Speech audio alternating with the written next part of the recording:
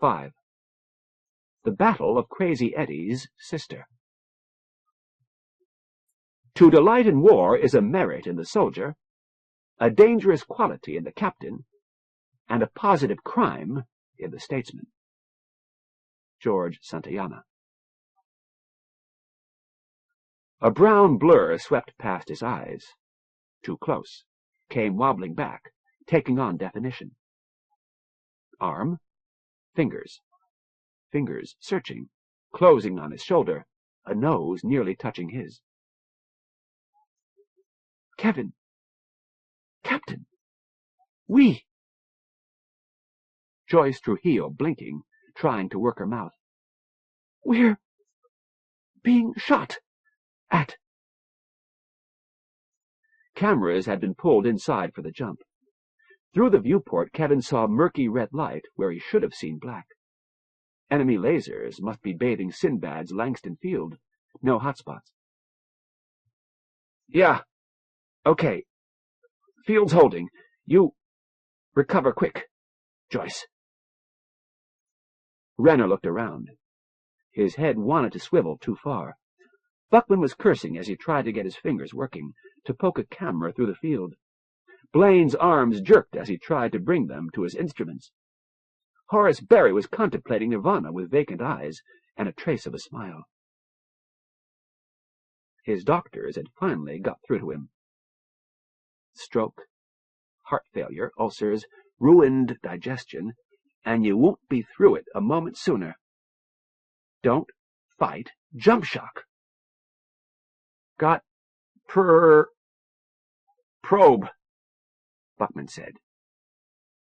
A picture appeared in Renner's monitor, and wobbled and hunted and found a green glare. There. One ship using lasers only. Who's gunnery officer? Me. Renner couldn't trust Blaine to kill. Navy trained, but raised by mediators.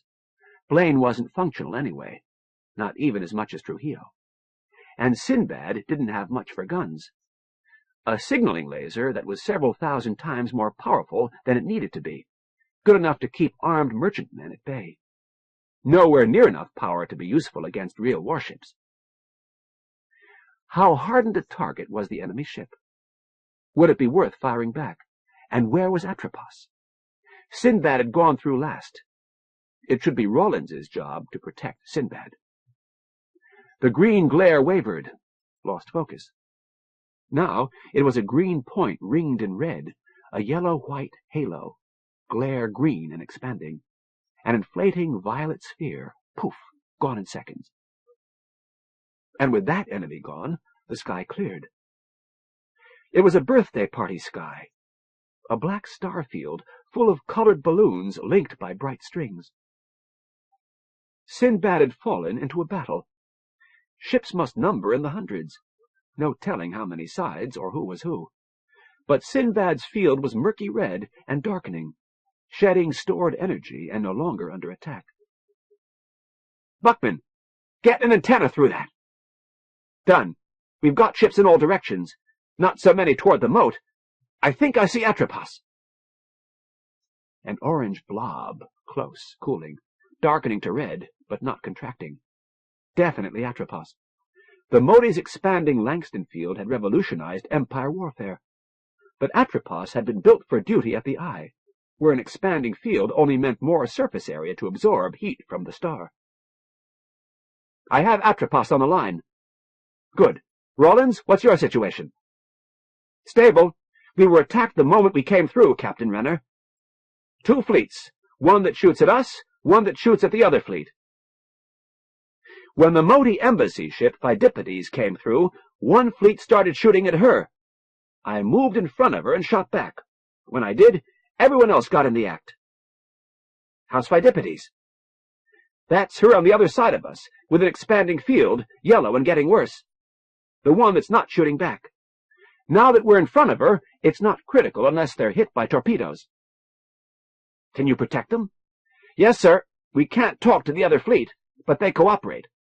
Between us, we slagged one of the enemy just after you came through. Commodore, we haven't seen torpedoes yet, just lasers and particle beams. We're in a general fleet engagement. But beyond watching over you and the Moti ship, I don't know the objective. It's all guns. All the ships have expanding fields. Sinbad, this is Pheidippides. Are you unhurt? The Moti was speaking in Horace Berry's voice, blurred by noise, probably still affected by jump shock, despite having gone through well before Sinbad. Renner grimaced. He said, "Carry on, Commander Rawlins. You're doing fine. I'll try to get information." It was pointless to remind the Motis that the passage was supposed to be safe. "Eudoxus, this is Renner. Who's shooting at us?" Static made a ragged silhouette of the Moti shape. "Call them. Genghis Khan and the Mongol horde. They're bandits, a large, well-established group. We were under attack from the Khanate when the crazy eddy point moved, but we thought they were after our comet." "Comet, Eudoxus?" "Resources, Kevin. We moved a comet out of the waste to feed the industrial needs of Medina's monitoring fleet at the new jump point we were expecting. Damn it. Most of them are protecting the comet." "Speed it up, Eudoxus. Who are we fighting? Do we have allies? How do we recognize them? How safe are you? You can't fight." "Protection is coming. Don't try to fight, Kevin. I will lead you away to our base, to safety. Medina's warriors are moving to protect us now. They'll guard our withdrawal." Renner saw it quite suddenly. "You're not from Mote Prime at all." No, the Moti said immediately. "On Mote Prime, they've blasted themselves back to the invention of the brick. Medina trading is at present based in the Oort Cloud, with allies in the Mote Beta moons and other regions. We've been using that wonderful protection field of yours to scoop up mass and debris, but a comet is better." The pattern of distant ships was changing, had been changing for some time. Brilliant points and larger colored dots, ships under attack and ships not under attack. Several hundreds of them were converging into place between Sinbad's position and the main congestion of warships. Pheidippides' field was cooling, shrinking, as her allies destroyed the ships that were attacking her. It wasn't easy to see what they were doing until you remembered the light speed gap. Even the nearest ships hadn't been seen to move for the first half-minute. The battle must be scattered up to 3 or 4 light minutes across, tens of millions of clicks. They were all... No. Only the nearby ships were reacting to the sudden appearance of 3 ships in the new jump point. Some had moved to protect Pheidippides and the Empire ships she escorted, some to attack. But far beyond, other glare-white sparks swarmed around the cold white glow of a comet's tail. It was war among the asteroid civilizations for possession of the eye point, the jump point into Empire space. Kevin Renner had led them right into it. Asteroid civilizations. And all his preparations had been made for Mote Prime. Bloody hell! Renner raged at himself. He couldn't even claim he'd been lied to, though of course he had. And now he was being told to run, but without knowing who was who. How could he argue? "Stand by," Renner said curtly. "Rawlins?" "Sir?" "You're better at analyzing battles than I am. Is there any way we can get a message back to Agamemnon?"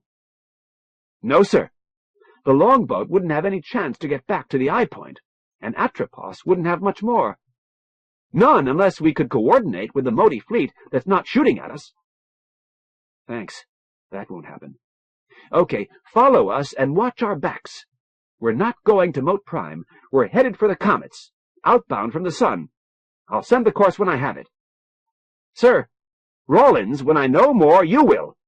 Now I have to talk to the Motis. Out." "No rest for the wicked," Joyce said. Renner grinned slightly and hit the control keys. "Eudoxus!" "Here, Kevin." Berry smiled softly, but said nothing. "There may be another ship coming through any time in the next 500 hours, Renner said. "A very valuable ship. With a—" He saw Chris Blaine easing into place off-camera. "A human female mediator aboard.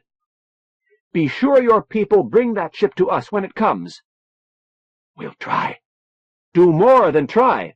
The ship is valuable, and 2 of the passengers are imperial aristocracy. Influential, very influential. Ah, I will convey the urgency of the request. Good. Now, where are you taking us? Medina trading is among the nearer comets, above the plane of the Moat planetary system. There is an immediate base closer, well defended. We'll go direct to Medina home unless we're interrupted, but on a course that lets us get to the base at need. Here is your course vector. Renner examined it. About 25 hours to turnover at something near 1.5 standard G. Everybody okay on that? It is better than being caught in a battle, Barry said. Renner glanced at the telltales, then caught Nabil's eyes. Nabil nodded slightly. Fair enough. Lead off, Renner said. Chris looked okay. So did Alicia. Barry was fully alert and mad as hell. Good. Renner could use their opinions. He said, Buckman, I need Atropos, but maintain the link to Pheidippides. I'm sounding acceleration warning. He let Sinbad's corridors turn raucous while he ran the thrust up to 1G. Nabil and Cynthia hovered around Barry like worker ants feeding a queen. Barry's medical monitors were drawing a forest of needles. But why wouldn't they? Horace Barry hadn't been shot at since... The outies at Pirot? Rape my lizard. Was it that long ago? And Blaine and Trujillo were staying well clear of each other's privacy bubbles, and neither was saying anything. There may not be as much help there as I thought. Pheidippides was easing away at a G.5, almost 2 mote gravities. Renner ran his thrust up to match. Atropos was aglow, black to glare green in a few seconds. The Modi ships looked tiny compared to the Empire cruiser, but they had expanding fields and Atropos didn't. Not good. But somewhere behind them a red point blossomed into a violet sun and dissipated. Atropos began to cool. Rollins was fast with his guns. The battle was mostly behind them now. Friendly and enemy ships looked too much alike. In the telescopes, each was unique. But one squadron was definitely deploying to form a barrier behind the 3 fleeing ships. Another group converged on a ship trying to get past the barrier force. Renner sighed. Until he knew more, what the hell else could he do but run? He made eye contact with Chris Blaine. Do you see anything I don't? Blaine shook his head and pointed to the battle screen. Rollins is right. It's unlikely we'd get a message back to Agamemnon even with help from Medina's fleet. And without Atropos, we're in big trouble. Other than that, we're fine. Rollins knows how to fight. And whoever our allies are, they're pretty good, and willing to take punishment for us. They'll be warriors, Renner said. Nightmare creatures like those statuettes in the Moti's time machine sculpture, perhaps altered by selective breeding for life in low gravity. Warriors on both sides. Horace? I think of nothing you have not. I feel as if I have deceived myself. Which you did, Buckman said, chuckling. Moat Beta? Joyce asked. We called the main Moat planet Moat Prime, Renner said. There's a gas giant we called Beta. And almost certainly another planet, Buckman said. Moat Gamma. Almost certainly a gas giant. There are also 2 large clusters of asteroids sharing the orbit of Moat Beta. Nearly all of them were moved into place. Moved, Joyce said. Isn't that a lot of work, moving asteroids? Sure is, Renner said. Enough. We're committed. Alea jacta est, Joyce said. Ankh? The die is cast. Barry translated. Indeed. Right. Okay, Mike's live again. All right, Eudoxus, Renner said. Keep talking. What in hell is a Berry's Fjunchklik doing in the Moat asteroids? Freddie Townsend woke when Kakumi's voice barked at him from the intercom. He woke quickly, as he always did when he slept at the bridge console. "Freddie, there's a radio message. General Communications Band. Talk to them. Freddie, you there?" Freddie reached tentatively for the console. The timer showed nearly an hour since the shift. His hand was steady, and his head felt clear. He flipped a switch to put the incoming message on the speakers. "Warning. You have entered an interdict zone.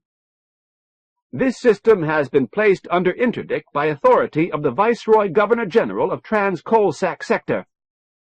This system is patrolled by the Imperial Navy. Broadcast your location and identity on this band and wait for instructions. Failure to comply may result in destruction of your ship. Warning." "Well, that's pretty explicit," Freddie said. He typed quickly on the control console. "Glendaruth, I think you should include something in your code so they can be sure it's you. That message wasn't friendly at all." "All right."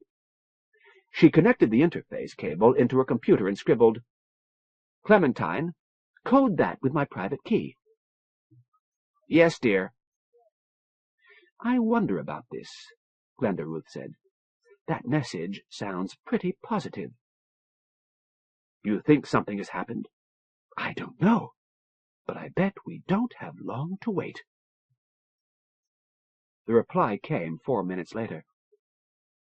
"Hecate, this is INSS Agamemnon. Request you rendezvous with us immediately. Vectors follow. We have messages for the Honorable Glenda Ruth Fowler Blaine. Belassingham." Freddie's fingers played. She'd seen him more tense, his fingers moving faster, during the Sauron Menace game, when the penalties for mistakes weren't so high. "Not far. We can be there in 10 minutes. Glendaruth, I can't find a blinker." "A what?" "Normally, they'd give us a laser spot to follow. This close, with 100 times mag, I should see something that big directly. Unless the Langston field is up. Nice that we were expected, though. And it's a request, at least so far." "They've gone stealth," Glendaruth said, "and no comment regarding Sinbad or my brother. Freddie, I think it's happened. The Moties are loose." "Uh-huh." He tapped at console keys. "Acceleration warning. Stand by for half-standard gravity." The Fjunchkliks of humans were very diverse, Eudoxus said, and so were their various fates. Captain Roderick Blaine's went mad. Sally Fowler's remained sane enough to advise, but was rarely considered trustworthy. Jacob Buckman's never had a problem. Chaplain Hardy's played abstract intellectual games. Even some of the masters found them interesting. Kevin, yours won so many arguments that she was made a teacher, but always under supervision. "Flattering," Renner said. "Did you meet her?" "No. I know these things due to observations by Horace Berry's Fjunchklik. That individual, shall we call her Berry 1?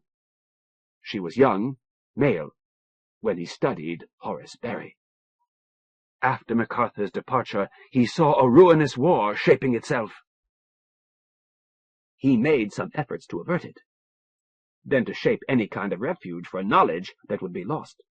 When these attempts had clearly failed, Berry 1 left her master. With a tangle of alliances and bluffs collapsing about her, she built and provisioned a spacecraft, reached the asteroids, and announced that her services were for sale." Eudoxus waited patiently through Kevin Renner's laughter. Others were laughing too, and even Berry was smiling in pride. Presently Renner said, "I take it you're Medina trading—" "No, Kevin. Medina hadn't the wealth or position by then.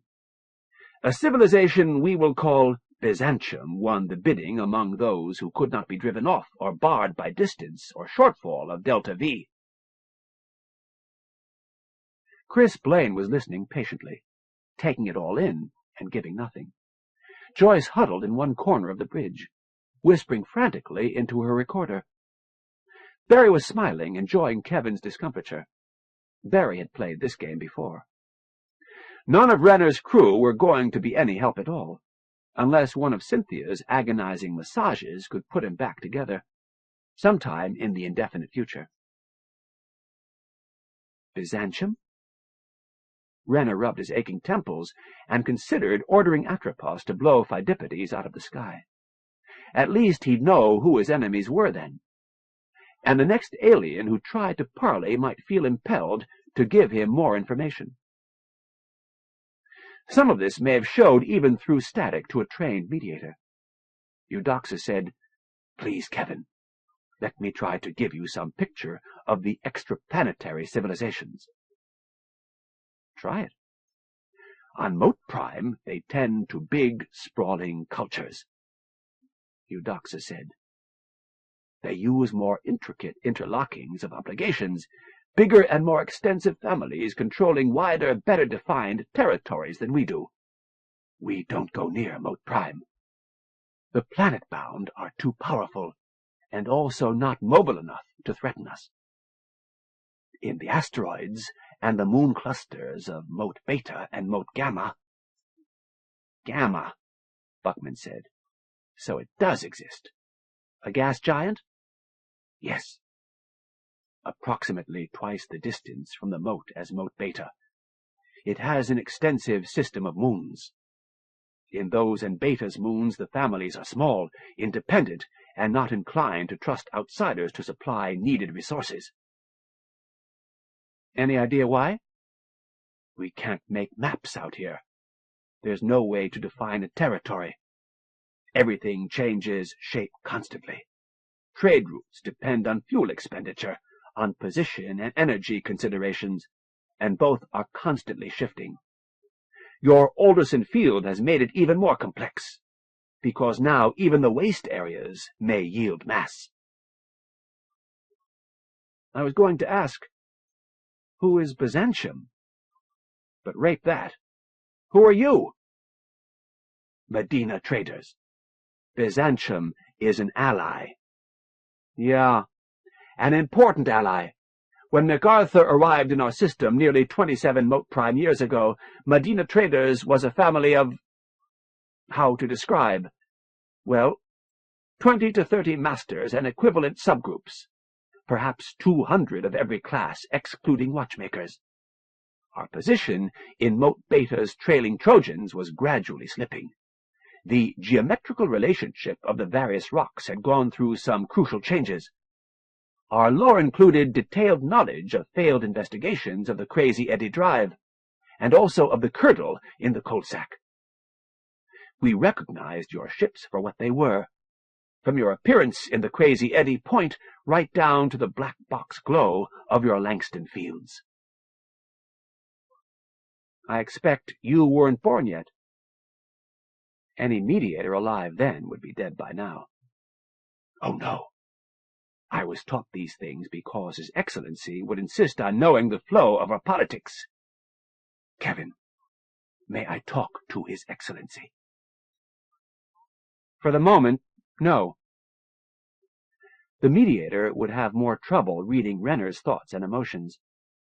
Barry, of course, was watching the monitor. He could interrupt if he saw need. The Moti nodded brusquely. The advent of interstellar aliens changed everything. We retreated from our position in the trailing Trojans in good order.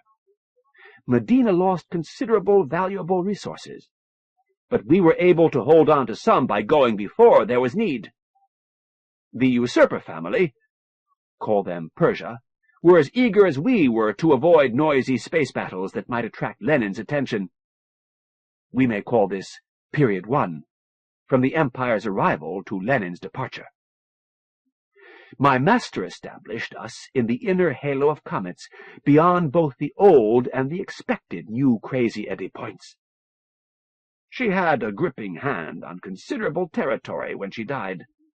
A vast volume enclosing little mass, near to nothing valuable at all. But in 30 years we would be just outward from the access point to the human-ruled empire. You follow?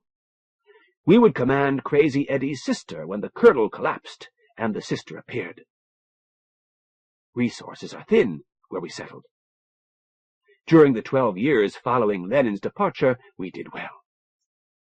Call that Period 2.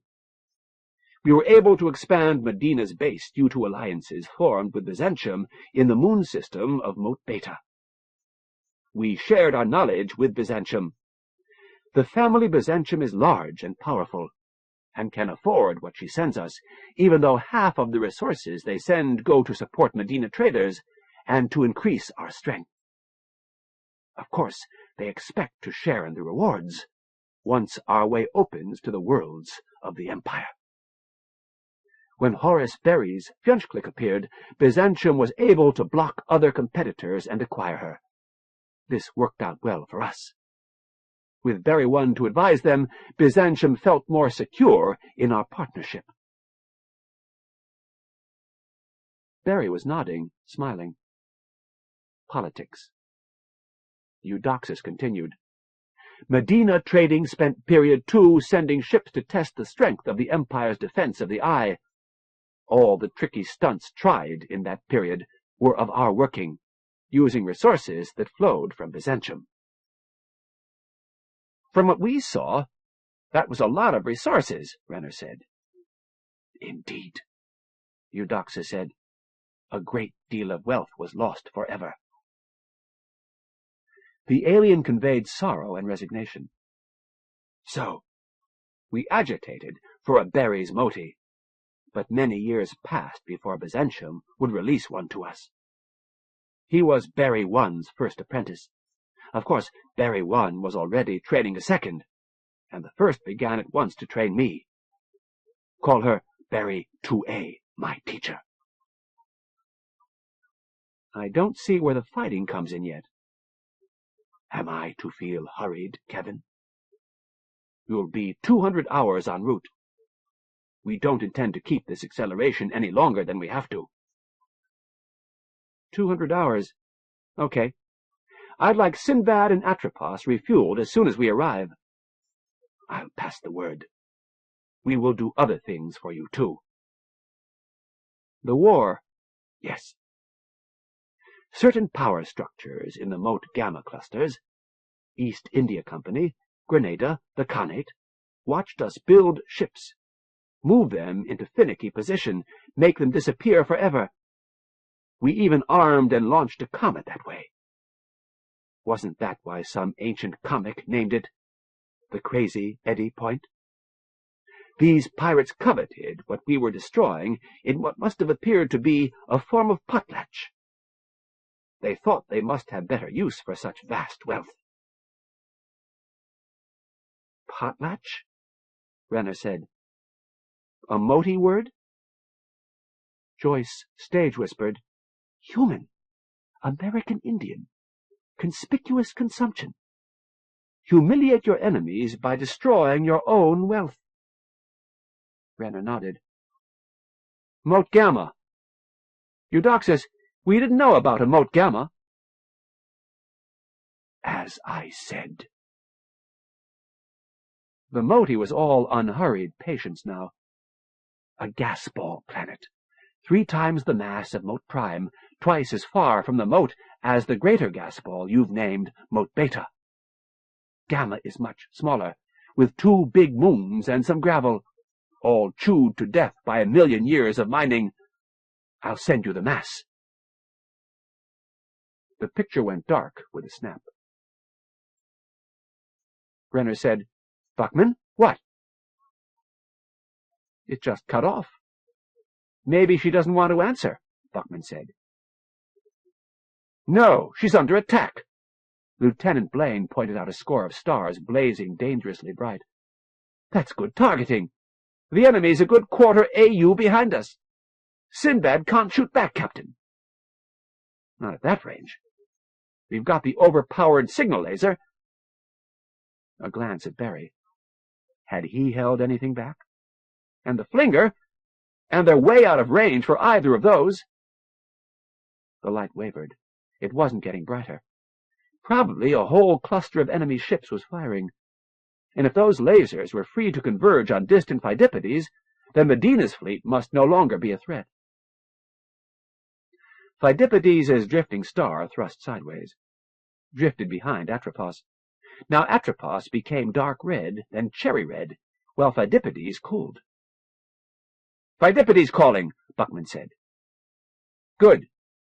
Eudoxus, what's your status?" "Temperature down. Can your warship handle the flux?" "Sure. Atropos has more mass and bigger accumulators than you do, and the enemy's breaking off. But damn it, there aren't any of your forces left of the comet, are there?"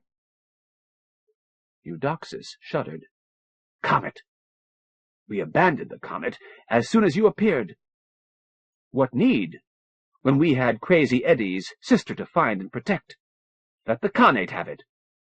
But a splinter group formerly belonging to the Khanate has virtually destroyed our main fleet, and now holds the sister. Call them the Crimean Tartars for the moment. They are new to us. The Crimeans hold the new jump point to the Red Dwarf, and there's reason to think they know what they have. They'll be hard to dislodge." Blaine was radiating distress. Renner said, "If they're there when Glenda Ruth comes through, we will all regret it."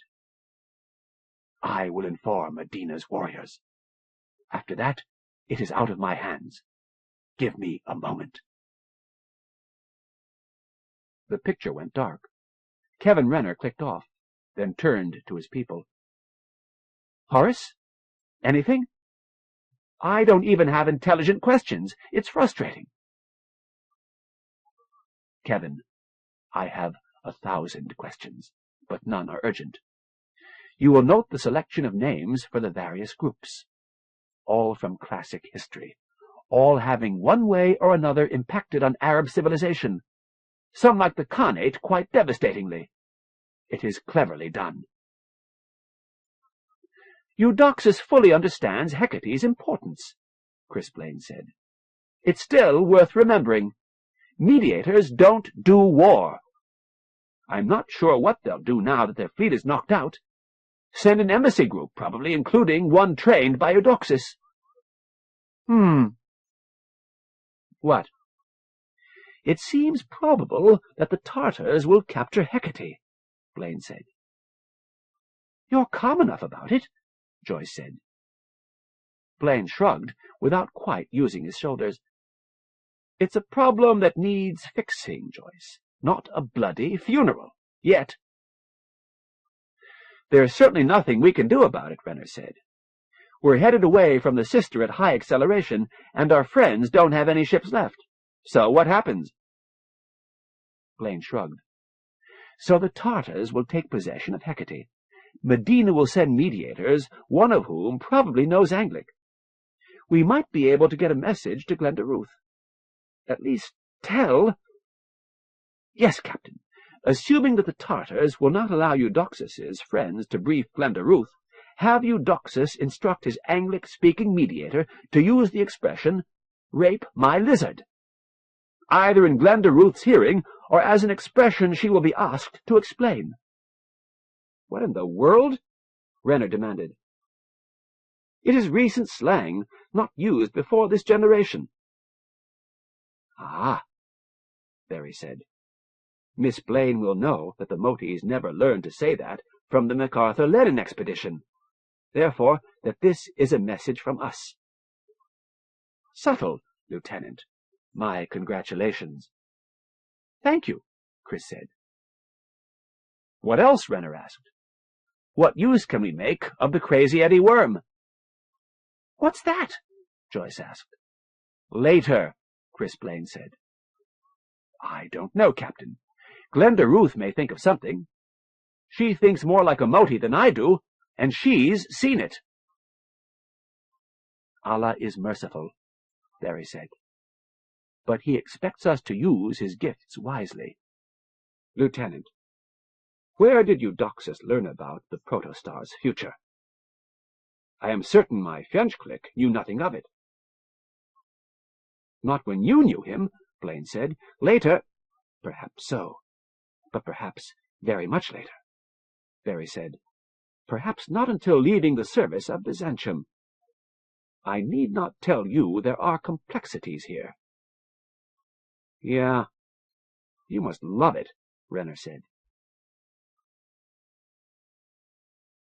Medina Trading's main base was 1 billion kilometers from the light and warmth of the moat, and 10 degrees up from the plane of moat system. It was at the inner edge of the cold and emptiness that lie beyond the farthest planets, the inner cometary halo. Medina's master could hold such a domain because there was so little of value. But Medina Trading needed a base nearer where the sister would form. But matter closer to the moat moves in faster orbits. In the 30 years since Empire ships appeared in moat system, Medina Trading had claimed 6 comets as temporary bases. Claim a comet. Build defenses and a mining operation. Pressure domes would expand to become homes. Finished products would arrive from Medina main base. Food, metals, technology for working hydrogen, energy shield generators, in exchange for spheroids of refined hydrogen ice. Some of Byzantium's tribute to Medina would be diverted to the inner base, and that could include power in the form of a collimated sunbeam. The base would house watchmakers and engineers, many ships, a few warriors, more masters, and always at least 1 pair of mediators. More would be better. Before the base could drift so far from Crazy Eddie's unborn sister as to be useless, the comet would be mined almost to nothing. Medina would claim another. 10 years ago, East India Company won the battle for the Crazy Eddie point. Medina's master had been forced to make them a partner, but hardly an equal partner. East India Company used its own wealth to test the Crazy Eddie point, while they watched for the sister in the wrong place. But they also demanded representation at Inner Base 5 and later 6. Unwanted representatives to be housed at Medina's expense. A family and entourage of spies.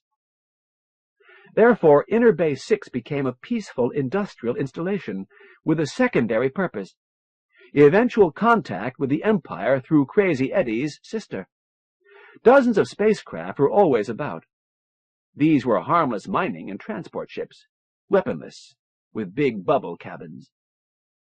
The sister might open at any time, and then these ships must carry mediators to meet the Empire of Man. Base 6's master kept mediators ready at all times. So did the East India presence. But contingency plans were made that East India Company was to know nothing of. 6. Hostile takeover. Power consists in one's capacity to link his will with the purpose of others, to lead by reason and the gift of cooperation. Woodrow Wilson. The great black blot must be Agamemnon. It was 20 clicks away and drifting closer, dead slow. 3 much smaller ships were clustered nearby. Freddy expanded the view. "Alien," he said. "Moties," Jennifer Banda said. Her grin was enormous, red mouth and white teeth in a dark face, lit only by starlight from the viewport. "Glenda Ruth, they look like the ships your father saw. At least that one does. Those others—" That one had a crude look. Most of it was a spherical tank. Forward, a smaller, more elaborate container. A cabin, bristled with sensors. It looked as if it could detach. Aft was a fat donut and a spine like a long, long stinger, a magnetic guide for a fusion flame. A second had a similar spherical tank and a smaller cabin, plus a tube that might be a cargo hold. A third was all tori. and looked as if it would spin for gravity, but was attached to a round-bottomed cone. A lander? All different, Glenda Ruth said. Will the Navy let us talk to them? Jennifer asked. I don't see why not, Freddie said. Hecate, this is Agamemnon, over. Frederick Townsend here. Centering communications beam, locked on, over. Locked on. I'm Commander Gregory Belassingham, Mr. Townsend. I take it the Moties have got loose, Freddie said. I wouldn't put it that way. There's a new Alderson path from this system to the moat, but no Moty ships have got past us here. So far as you know, Glenda Ruth said. Ma'am? I see 3 ships of 3 radically different designs, Glenda Ruth said. The message here is that you can't predict what they'll send next, Commander. Maybe something with a light sail and crew in frozen sleep. Maybe anything. And of course you didn't see all the ships that came through. There was a long pause. Miss Blaine, we have a recorded message for you. Thank you. Stand by to record. Standing by, Freddie said. Got it, thanks. Commander, can we talk to the Moties? Glenda Ruth asked. Another pause. Yes, but I want to listen in.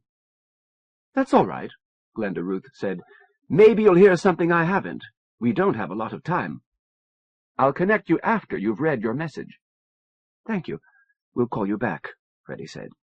Give us half an hour. By the way, what time are you on? It's 17:52 here. Thank you. We'll synchronize. Ship's time for Hecate was 14:30, early afternoon. They'd been on a 24-hour ship's day since they left Sparta. Commander, would you or any of your officers care to join us for dinner? Thank you, Mr. Townsend, but we're on general alert here. For all we know, there may be a fleet of Moti warships bearing down on us. Oh, yes, of course. Thank you. Half an hour, then. Not much here, Glenda Ruth said.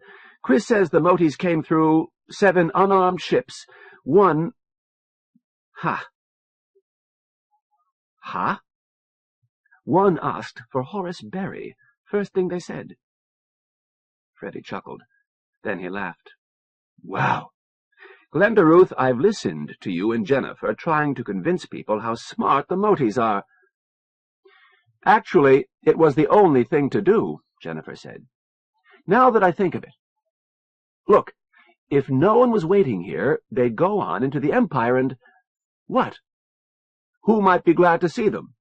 Traders, and Berry's the only trader they know about. Well, all right. But I still wish I could have seen his face when they asked for him, Freddie said. What else do we have?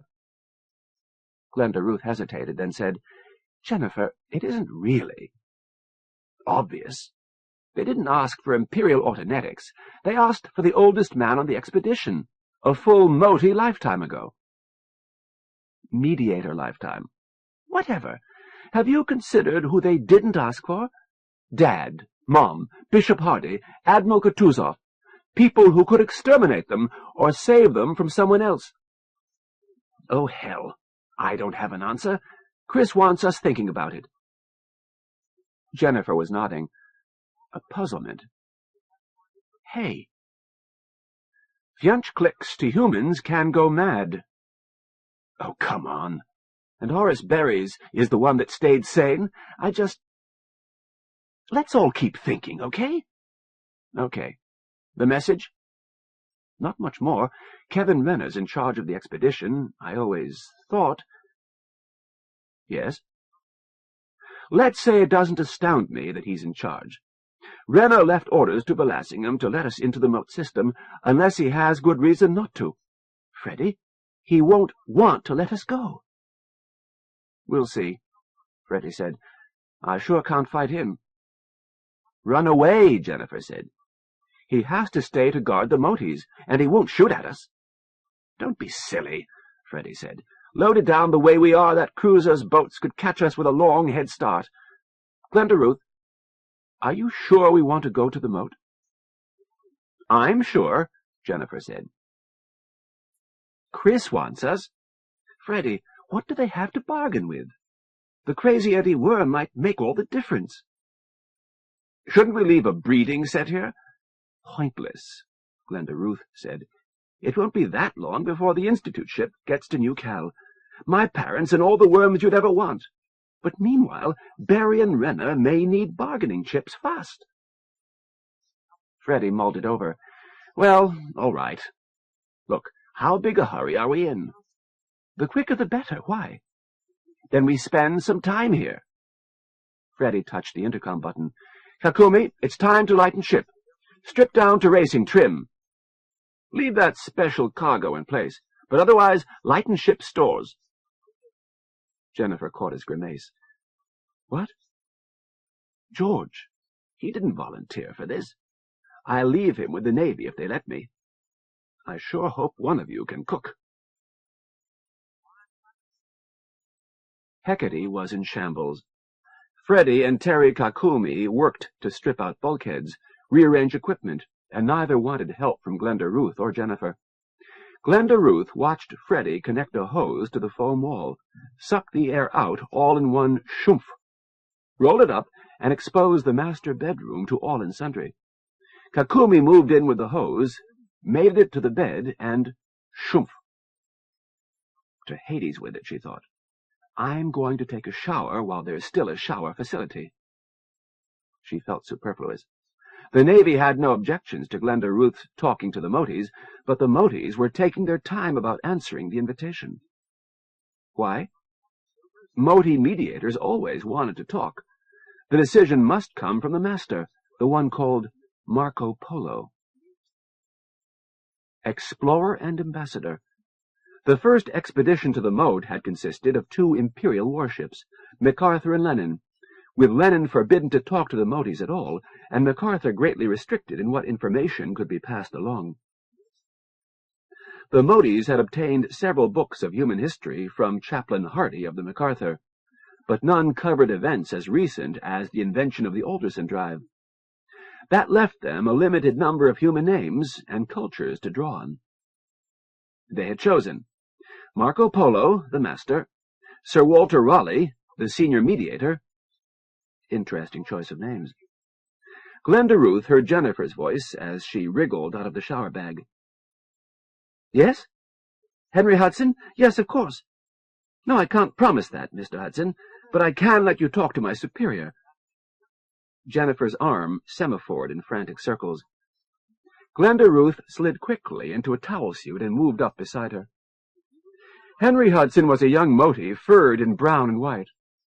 The pattern didn't match Glenda Ruth's memories of Jock and Charlie. Family markings differed, maybe. The creature seemed both strange and familiar. This one was probably no more than 12 Mote Prime years old, but Moties matured much faster than humans. And mediators aboard the other Motie ships would be watching everything. Glenda Ruth felt a surge of stage fright. Nothing to what Jennifer must be feeling. Good day to you, Ms. Ambassador, the Motie said. Brown-irised, man-like eyes looked directly into hers. Jennifer tells me you are Glenda Ruth Blaine, addressed formally as the Honorable Ms. Blaine. I call myself Henry Hudson, and I speak for Marco Polo, my master. Might I know the nature and extent of your political power? Glenda Ruth smiled with a hint of a deprecating shrug. Through family relationships, but none given formally. We came in some haste. I'll be granted some decision power just because I was here and others weren't, and my family— She trailed off. It felt like talking to a squid. The creature wasn't reacting right. She was vaguely aware that behind her Jennifer was speaking rapidly and quietly into a mic. A middy was in the second view screen, then an officer, then Belassingham himself. Good. He didn't try to interrupt. The Motie said, It delights me to speak to you regardless. The creature's Anglic was textbook perfect. Her arms— Your progenitors visited us before my birth, including your— father? Father and mother. Ah, How did it change them?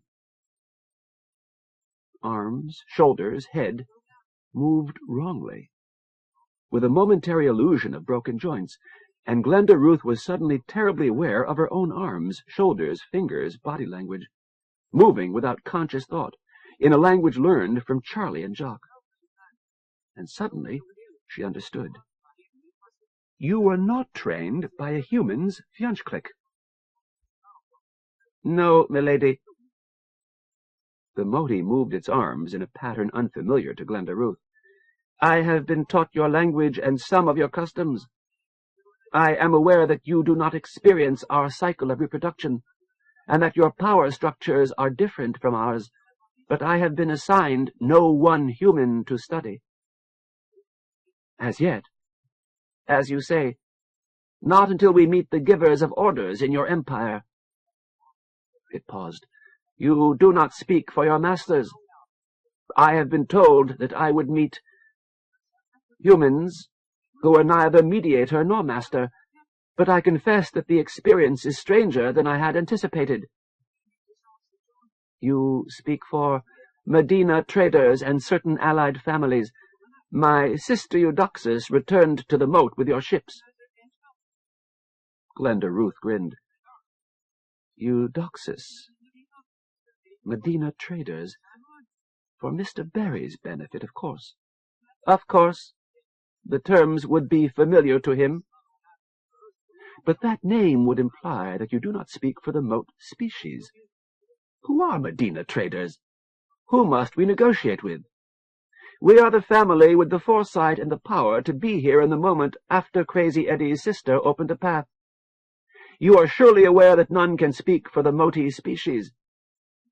It's a problem, isn't it? The Empire doesn't like that. Henry Hudson studied her for a moment. His own posture still showed nothing. You have learned Moti customs, some of them, but from a group I have never met. It paused again. I wish to consult the ambassador. Forgive me. The screen blanked. What's happening? Freddie asked. I'm not sure. Captain Belassingham, have you spoken with these Motis? Only formalities, my lady, Agamemnon's skipper said from the view-screen. We instructed them to take station here. They have requested to be taken to our seat of government, and we told them that would happen in due time, not much else. There's something odd happening, isn't there? Yes. Why did he have to go running to his superior? He doesn't represent King Peter, or anybody who knew King Peter's family. King Peter? Belassingham prompted. King Peter headed the Moti alliance that dealt with MacArthur and Lenin. They sent us our first group of Moti ambassadors, the ones I grew up with. But these Motis don't represent King Peter or any large Moti group. He doesn't even know the signals, the body language that Charlie and Jock taught me. Glenda Ruth's arms, torso, shoulders moved in twitchy intricacy as she recited. Irony, nerves, anger held in check. You ask too much. Trust my words. Trust me fully. Universal, simple stuff even a human can learn. Jennifer Banda wasn't breathing. Behind her unfocused eyes, she was trying to memorize what she had seen. I'm afraid that still doesn't mean anything to me, my lady, Belassingham said. This Moti represents a group that has been out of contact with King Peter's group for a very long time, Glenda Ruth said. Cycles. Several cycles. When Belassingham frowned in puzzlement, Jennifer added, But King Peter's organization was very powerful, widespread, very likely planet-wide. Planet-wide indeed. They had to be, Glenda Ruth said. So, any group would have touched so long... Jennifer fell silent. I still don't get it, but I guess I don't have to. So what are they consulting about? Belassingham demanded. I hope, Glenda Ruth said, I hope he's getting permission to tell us the truth. I am instructed to invite you to the moat system, Henry Hudson said, "to offer you any assistance we can to aid in that journey, and therefore terminate this conversation. I regret that this is necessary." "I had hoped you would tell us much more." "We will explain everything to those who have the power to make decisions," the Moti said. "My lady, you understand, when we talk to you, we will tell you more than we learn. Yet, if we convince you to aid us, we must also convince others."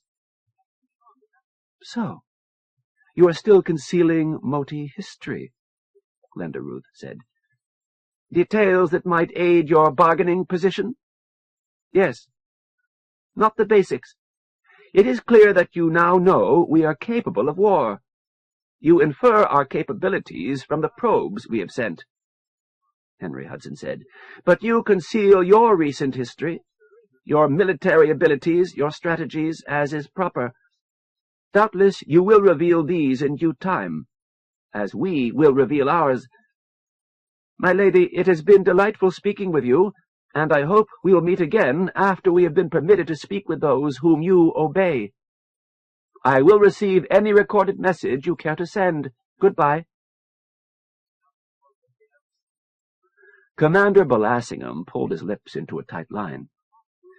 "Auntie, I don't like this much." Anton Rudakov, Agamemnon's sailing master, nodded in sympathy.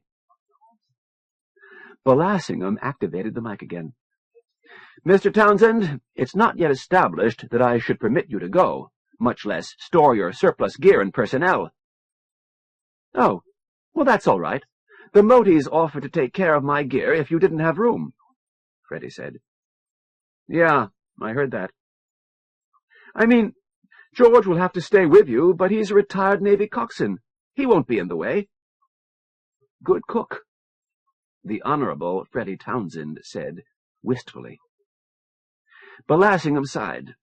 "Mr. Townsend, you want to go off to the Mote system. Your ship is unarmed. We've been shooting at Moti ships since before you were born." "We've been invited," Freddie said, "by the Motis, Eudoxus and Henry Hudson. We had recognition signals, and both say there won't be any shooting." "They say it. And you're headed into totally uncharted areas.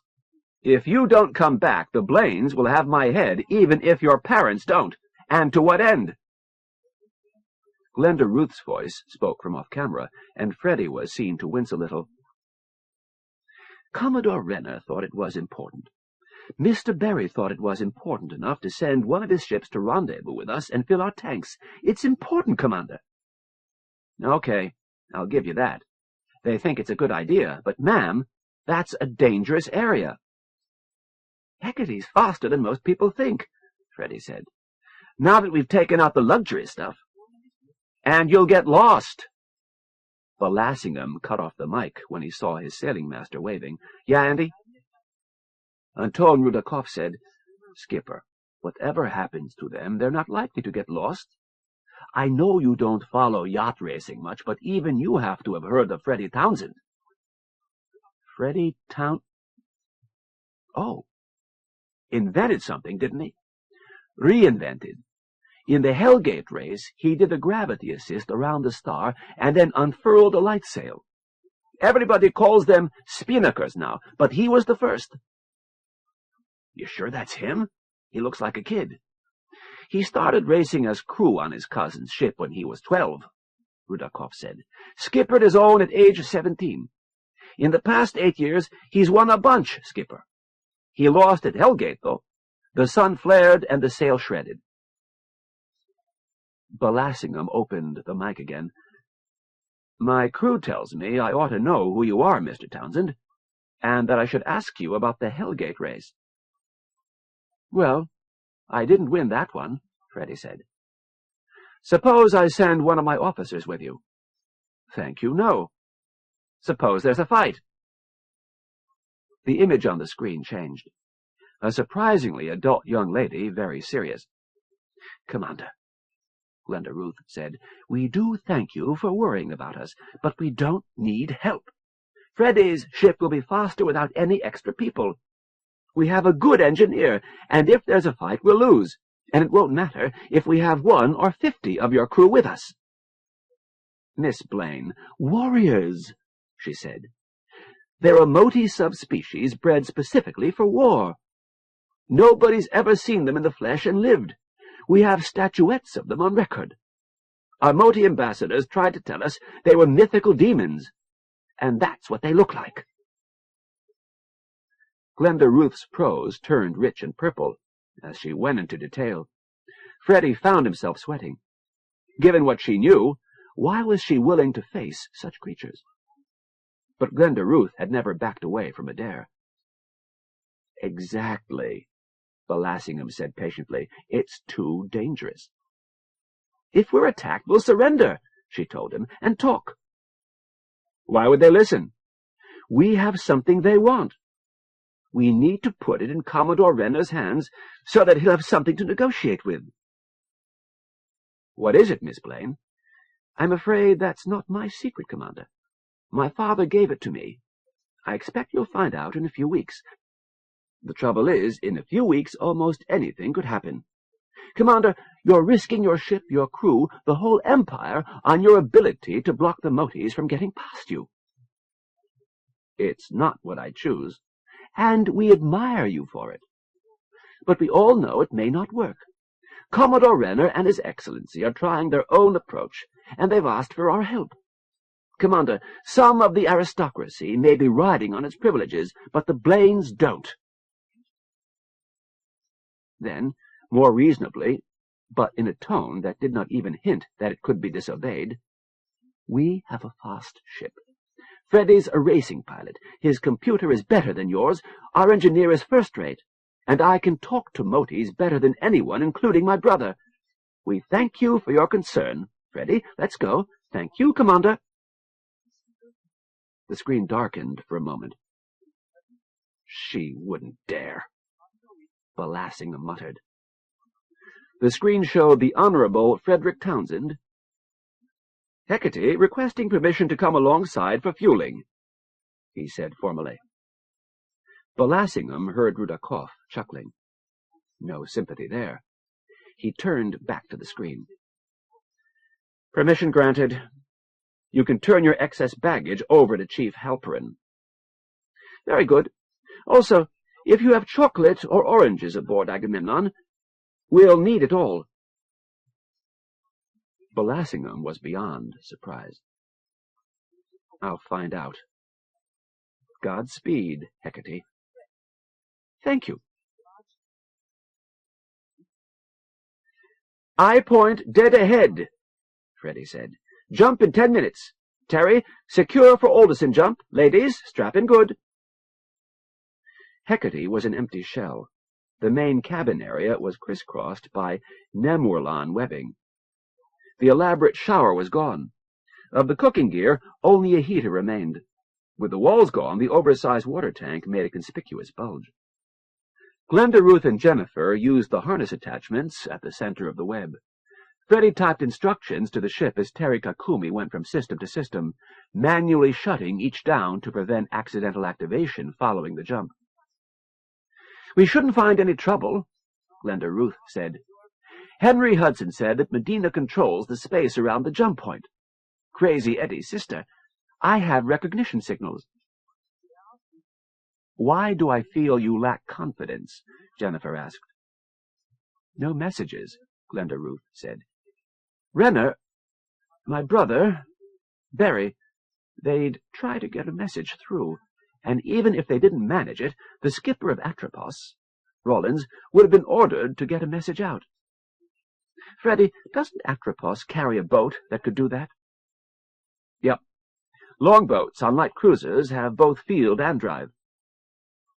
"Fuel?" Jennifer wondered. "There'd be enough to pop through and squirt a message," Freddie said. "Clear enough they couldn't do that. We might guess that somebody won't let 'em." "Which means we're about to jump into what?" Jennifer asked. "Maybe they'll shoot first, like we do at the blockade." "Not likely." Freddie turned back to his console. "He's right," Glenda Ruth said. "Look at it. They sent the unarmed embassy fleet. What could they gain by luring ships into the moat system and destroying them? That wouldn't make sense. And we know moties always make sense, Jennifer said banteringly, don't we? Want to go home? Glenda Ruth asked. Humph. Here we go, Freddie said. We'll go through at 9 kilometers a second relative to the moat. That's close enough to orbital velocity at the other end. Should keep us from running into anything. Other hand, it'll make it easy for anyone to catch us. That okay, Glenda Ruth? Yes. If the tiny note of uncertainty in her voice upset him, Freddie Townsend didn't show it. Stand by, then. Here we go. Crazy Eddie's sister was 100 hours and more than 100 million kilometers behind Sinbad. Almost everyone was asleep. Buckman was on watch, and Joyce Trujillo had wakened long before she wanted to. She saw it first.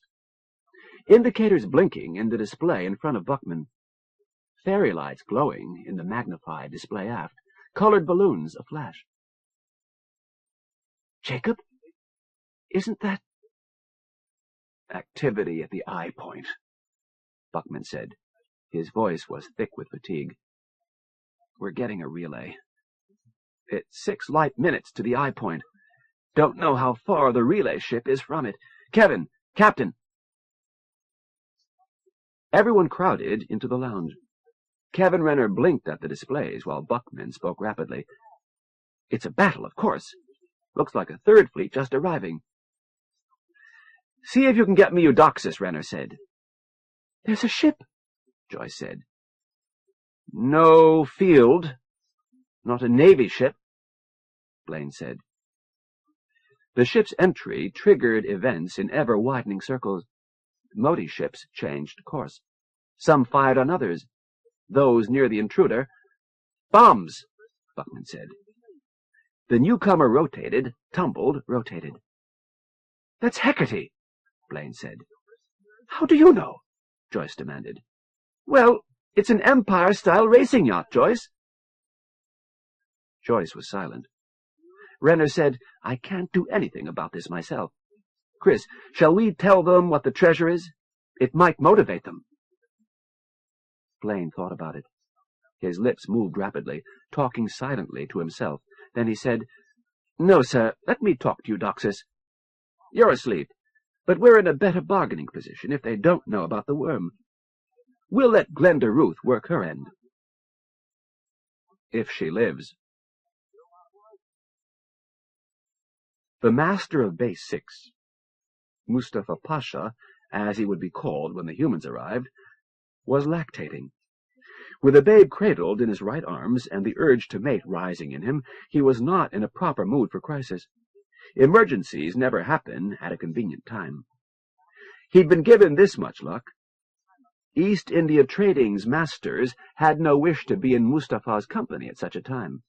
Most of them were keeping to their own dome and domains when East India's signal arrived. They must have heard in the same instant that Mustafa did. The crazy eddy point had moved.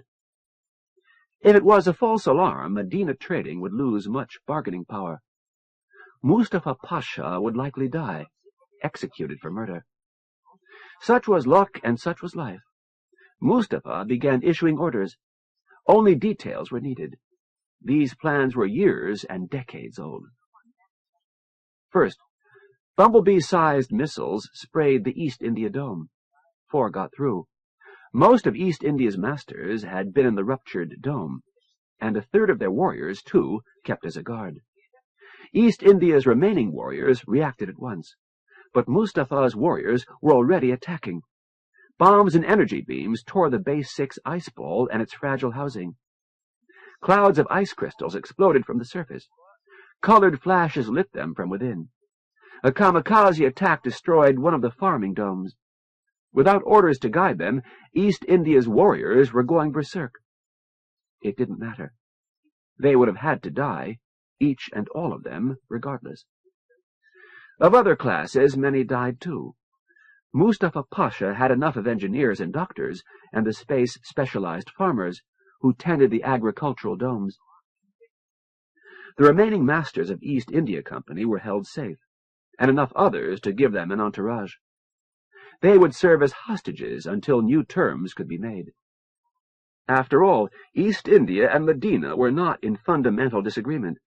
They must redivide certain resources and assign access to the powerful aliens on the far side of the Sister. But this was best thought of as a gambling game waged with lasers and gamma beams and projectiles, technology and false maps, and treachery.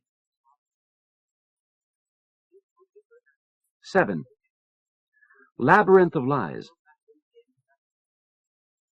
As for those with whom you have made a treaty, and who abrogate it every time, and do not fear God, if you meet them in battle, inflict on them such a defeat as would be a lesson for those who come after them, and that they may be warned, for God does not like those who are treacherous. Al-Quran. Freddy always recovered first, and Freddy was swearing in a lurid mumble as his fingers wobbled over the controls. Hecate's oversized attitude jets kicked the racing yacht about like a windball. Glenda Ruth surged in the elastic web, her vision wobbling about the cabin, uncontrolled. Jennifer was whimpering, trying to curl up. Terry offered no resistance to the turbulence, waiting until his body would obey him. "Freddy, lub," Glenda Ruth said, her tongue like a foreign invader in her mouth. "Freddy, calm down and talk to me about it." "Talk." Another surge, milder this time. "We're surrounded, embedded in an armada of teeny warships fighting another armada of teeny warships. Cossack direction. Nukes going flash. Radiation count is scary. I'm trying. I've got the water tank between us and that. If I can stop the lizard-raping rotation!" He was wailing like a child. "That will do it?" "Yeah, the water tank. That's what it's for, partly stop us from getting fried. Partly when I dive near a sun. That's got it. And there goes another bomb. Flash! Wouldn't you know, but I think it's block 2. He bashed at keys again. "Damn!" Held one key down. "There. Now I think it's safe to wake up the computer. But I'll send it a test problem before I give it control."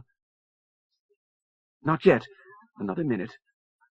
Anyway, when we dive near a sun to get a gravity assist, I don't want solar radiation sleeting through Hecate, so I mounted this mucking great water tank alongside the cabin for a shield, and I freeze it.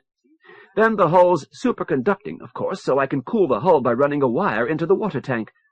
I can do serious aerobraking or get awfully close to a sun because it can't fry us without first boiling all that thermal mass of water. And even then I can vent the steam." Freddy sagged back. "And I guess the battle isn't going to fry us, but those ships might unless you talk to them. Computer's safe now. How are you doing?" "How do I sound?" "Lucid." "I'll try talking to them. I don't think I want to move, though. Can you connect me?" "Sure. One moment. Terry?" No answer. He stays out longer than me. "All right. You're on the frequency Henry Hudson gave us." She spoke the syllables she'd been told would show her to be an honored guest of Medina traders. Nothing. She spoke again. "That got a reaction," Freddy said. "2 of the ships out there, they've changed course. Others are shooting at them. Whoops!" "What?" A fierce green blaze bathed Freddy's face, from a screen she couldn't see. "Someone just tried to boil us! No real damage, but I sure hope they don't do it again. And look here! Can you see the screen?" An alien face. A brown and white. A mediator. It spoke alien words, nothing she recognized at all. It spoke again. "They hit us again!" Freddy said. "Not so hard, but do something." "Surrender," she said. "There's a word." "Use it! We can't take many more hits like that." "Right. Freddy, we'll have to open the airlock, both doors." He did things to the controls. "Whenever you say. Jennifer and Terry are sealed in. Suit integrity checks. Yours too. Whenever you say." "Leave the light on in the airlock. No other lights."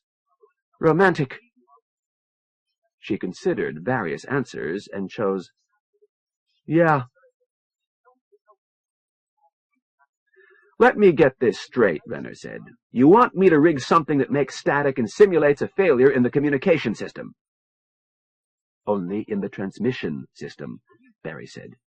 "Elementary politeness, Kevin. I wish sometimes to be able to observe the Motis while we are not ourselves observed. Let them see static, while we continue to receive their signals. Give the control to me, and do not use it except as I direct. Can you do this?" "Sure. It could even be real once or twice, but won't they be suspicious?" "Of course they will be suspicious. Thank you." "Need it right now?" "It would do no harm." "There are now 3 fleets at Crazy Eddie's, sister," Eudoxus said. "The new faction we will call the East India Trading Company, a group based in the Belt Asteroids, but with many ships. East India was a nominal ally of ours until a few hours ago." "What happened then?" Renner demanded. "They will be allies again when we have negotiated new changes in status. I will explain later. In any event, East India appears to be losing. So are we. The Crimean Tartars retain possession of your 3rd ship." 3 fleets. One's yours. Do you have any ships left?" "One intelligence ship, with a mediator aboard who is relaying data. Our other warships could do no good and have been ordered to retreat. No fighting ships remain near Crazy Eddie's, sister." "Damnation! What can you do?" "Inform my master. Request means to communicate with the Crimean Tartars. Learn what I can of their situation and goals, and ask what I may offer in trade." "You must tell me, Kevin. What must I ask for? What must we have? And what may they keep?" Kevin rubbed his face. Bristles. "The ship, Hecate, probably isn't worth saving. We want the humans, 3 to 5 humans back in good order. Tell them the Empire will be enraged if anything happens to those humans." "It will, too," Joyce said. "They once sent 100 ships to avenge the death of a Prince Imperial." "I hadn't heard that story," Renner said. "Thank you, Joyce." "Are these people that important?" Eudoxus demanded. "Not quite," Renner said. "Next thing to it, though. Eudoxus, there are goods, including trade goods, aboard Hecate. Some will be very valuable. Others, if possible, consult with the woman mediator on Hecate. Her name is—" He glanced at Chris Blaine and got a nod. "The Honorable Glenda Ruth Blaine." "Blaine. As I understand your naming conventions, she will be the daughter of a lord. A Lord Blaine. We know of a Lord Blaine." "That's the one," Renner said. "The commander of MacArthur. Second in command of your first expedition to us. You have not exaggerated her importance." "Right. So get Glenda Ruth's opinion as to what to do with those trade goods." "Their nature?" "Not known to me. I'd expect them to carry chocolate, though." "I never tasted chocolate," Eudoxus said. "The Tartars can have this consignment. We'll get more for you when we can. There may even be some aboard Atropos, okay?" "Thank you." "They will put restrictions on contacts with their guests." "Right. Stand by. I'll see if we have more instructions." "With your permission, I will begin making the Crimeans understand the importance of what they hold. Also to tell them of your life support requirements." "Good, thank you." Renner switched off. "Horace?" Barry had watched in silence. He sipped at the coffee Nabil had brought. One or another human might want to stay as liaison. Be prepared to give in on this, but ask for the return of all. I think it best not to mention the nature of the cargo." "Chocolate?" Joyce asked. Buckman said, "Signal from Eudoxus, urgent message." Chris Blaine inhaled sharply, started to say something, but didn't. "Everyone ready? Here goes." Renner thumbed the communications controls. "News, Eudoxus?" "Yes. Our observation ship reports that there are now 2 Crimean Tartar ships attached alongside Hecate. The ship itself does not appear to be harmed, and was sending messages just prior to its capture." Chris Blaine's relief was obvious. Captured was better than killed. "One message was a broadcast of a Medina trader's hailing signal," Eudoxus said. "The rest were to Crimean Tartar ships and were not intercepted. Stand by a moment. Here is one we recorded." The view screen showed a human in full space gear, helmet closed, attached to a web of restraining lines. "We come in peace. Fnam Yunch Sniff." "That latter is a Medina trader's recognition signal," Eudoxus said. "She could only have obtained it by speaking with our embassy ship." "That should help with your negotiations," Barry said. Ah, yes, Excellency. If they believe us, and they should, thank you." "Right," Renner said. "Stay on that. Anyone else? Good. Eudoxus, please call your master and establish negotiations with the Crimean Tartars." "We are beginning that now. I will be needed shortly." "Right. Then do something else for me. Call me back, and try to tell me who all these people are." Eudoxus nodded his head and shoulders, smiling, and vanished. The colored lights in the control display were the only lights in Hecate. Hecate's 4 crew waited in a vast, dark space, listening to clanking and thudding from the hull. They talked in whispers and rarely. With a sound like a gunshot, an elliptical section of hull blasted loose and into Hecate, edge on, straight toward Glenda Ruth. Jennifer shrieked. Freddie yelled warning. Glenda Ruth snapped her tether webbing loose and kicked herself clear. Almost clear. The mass banged her flailing foot and tumbled aft. Its course unaltered, and banged around back there where the cabin tapered to a rounded point. The cabin pressure fell rapidly, climbed, changed again, then stabilized. Glenda Ruth's unladylike swearing fell into a sudden silence. She hadn't seen the Moti enter. Its gripping hand found a handhold. The crude-looking gun in its right hands was pointed at Glenda Ruth. She screamed and covered her face, then hurriedly grabbed a handhold and spread her hands wide. Freddie asked, "Are you hurt?" "It cracked me on the shin. Stay tethered, guys. The Moti might have shot me because I was moving. Just wait it out." "It's a warrior," Jennifer said. "I think so. It's got toes, but—" "Yeah." Now the warrior was gripping handholds with its feet, through digital gloves. A second weapon had appeared, a spiked club. The warrior's head and shoulders swiveled rapidly. Its gun pointed everywhere. It leaped across the cabin, thudded against the wall, and scanned from there. When it was satisfied, it warble-whistled. Another Moti came through. It was squat compared to the greyhound look of the warrior.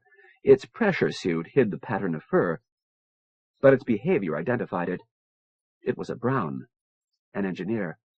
Another engineer followed and pulled a transparent balloon after it through the hole. Shapes moved within. The engineers converged on the controls, sliding past and around Hecate's crew, ignoring them. One began to play with the controls. Freddie seemed braced for disaster, but nothing much was happening. Another Moti entered. A pressure suit hid her fur. She was a bit larger than the engineers. A mediator? The engineers huddled with a new one, then kicked themselves aft. One opened the balloon and released 4 Moti shapes, each less than half a meter long. They began to work at the aft of Hecate's cabin. "Brownies," Jennifer said. Glenda Ruth peered close. The little ones were chocolate brown, darker than an engineer, and each of these had 4 arms. Watchmakers, brownies, the class that had destroyed MacArthur. All but one. The 4th was crawling carefully along the wall toward the bridge. It was a different color, cream and pale brown, and it had 3 arms. It launched from the wall, impacted against Jennifer, and clung. It chirped at her and waited for a response. Glenda Ruth spoke to the big Moti. "Hello? Can you speak?" The Moti watched her. "We come in peace for all mankind, and for your sake, too," Glenda Ruth said. "Can you understand me? We carry trade goods. We have the right to make binding treaties." The newest Moti disappeared through the hole, ignoring her. "I can't really tell, but that thing doesn't move like it has anything to say. I don't think it's a mediator," Glenda Ruth said. "Freddie, don't touch any controls." "Brace yourselves," Terry said. Glenda Ruth asked, "Why?" before she noticed that the warrior had anchored itself with 3 limbs out of 5. A moment later, the cabin shuddered and rocked. Freddie said, "That's torn it. Glenda Ruth, you—" There was thrust. It built up smoothly over 6 or 7 seconds to 1/10 of a gravity and stopped. Freddie said, "My readings don't connect to the rest of the ship. They've disconnected the cabin." Jennifer began to laugh.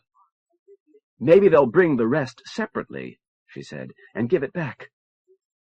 "Oh, thank you very much. Nevertheless, I fear Hecate's racing days are over. Any idea what's happening?" Glenda Ruth said carefully, "Uye one, aping te us, ave are." "What?" "Ah, what else?" "Henry Hudson and the Medina traders believe themselves in control here," she said. "Clearly they aren't." "Who is?" "I don't know. But it changes everything, doesn't it? The Empire will make no important deals with anyone who doesn't speak for all of the Motis." "Oh, all right." "Now what just happened?" "We've been captured by a warship. They don't understand what they have, but they can see it's valuable. So they'll be asking for orders. Eventually, they'll send a mediator, who may or may not know Anglic, Freddie." "There's air," Freddie said. "Best open up the suits to save the air tanks." Jennifer tentatively opened her faceplate. "Smells all right. Hey!" Terry Kakumi swiveled toward her. "What?" "It's a mediator pup," Jennifer said. "It has to be. Look, brown and white, and not much bigger than a watchmaker. That's what it is. Glenda Ruth." "Figures," Glenda Ruth said. "As soon as they knew they'd be dealing with humans, they bred a mediator, Jennifer. I think you've got a friend for life." Jennifer and the mediator pup considered each other wonderful. Jennifer cradled it in her arms and answered when it talked.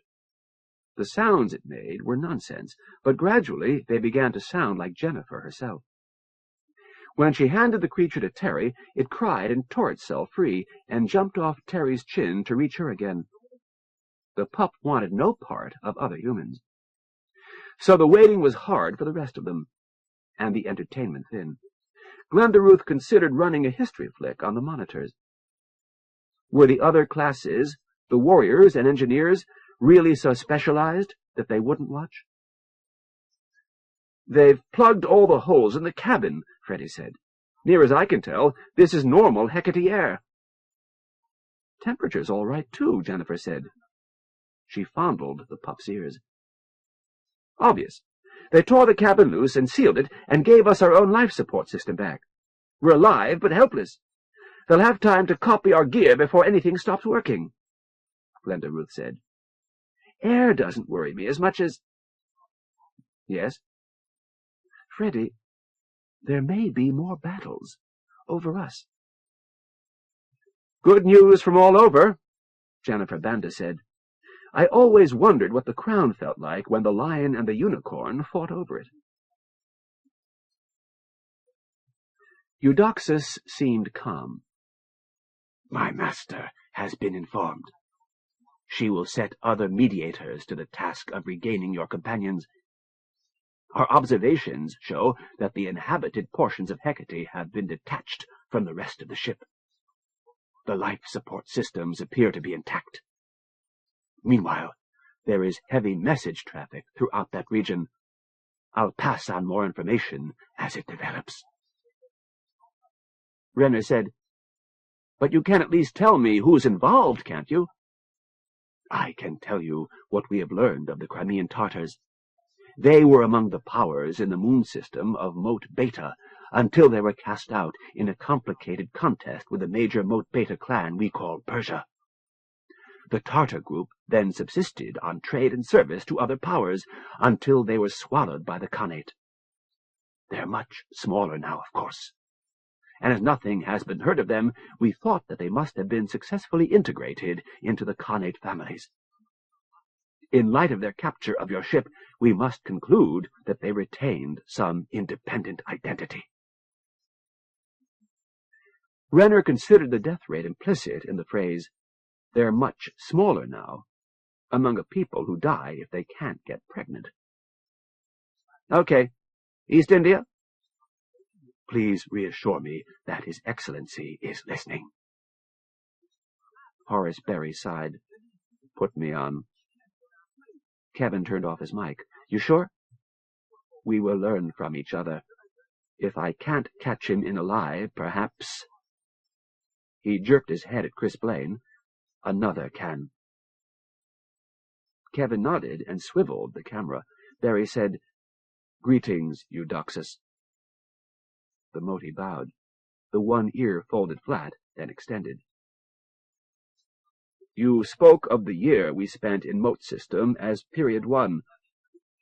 Period 2 you spent sending ships to break the Empire blockade at Murchison's Eye. Is it so? Yes, Excellency. Period 1 began as MacArthur intercepted a miner belonging to Medina Trading. Thereafter, a Mote Prime group headed by a powerful planetary master who called himself King Peter took control of communications with the human expedition. Was there a battle? Renner asked. None that you were intended to notice. I saw none, Renner said. His Excellency noticed the change. Eudoxus said, I know because— Yes, of course, Berry said. What I saw was that the Mote Prime group had no interest at all in the creature we had aboard. And although that engineer had sent a message to its home, nothing came of that. Bloody hell, Renner muttered. The skipper never thought of that, and neither did I. That also was clear, Eudoxus said. Only His Excellency understood the true situation. He looked expectantly at Berry. So, Period 1 ended with MacArthur destroyed and your battleship Lenin departing Mote System. The ship and its recorded observations sent back by our engineer you took aboard gave Medina knowledge of how to build an energy shield. Langston Field? Name of a human inventor. Kevin said, Right. The Moti was amused. Naming a tool for an engineer? Our wanderings began shortly after. Our master saw that there would be great changes, and Medina traders would not be powerful enough to hold where we were. Thus we traded what we had to Persia. They would take our territory and give us ships. Then during our withdrawal from the Mote Beta trailing Trojans, she said, our engineers developed a working Langston Field and traded it to Persia for more assistance in withdrawing to the comets. It was bad timing. If we had been larger and more powerful, we need not have abandoned our base at all. With what we gave them and what they had, Persia came to rule the Moat Beta moons. They didn't merely arm ships with your field. They skimmed through the remains of the Moat Beta ring. After 1,000,000 years of mining, the planet retained only a narrow ring of dust. But that was megatons of dust. One pass, and Persia had it all.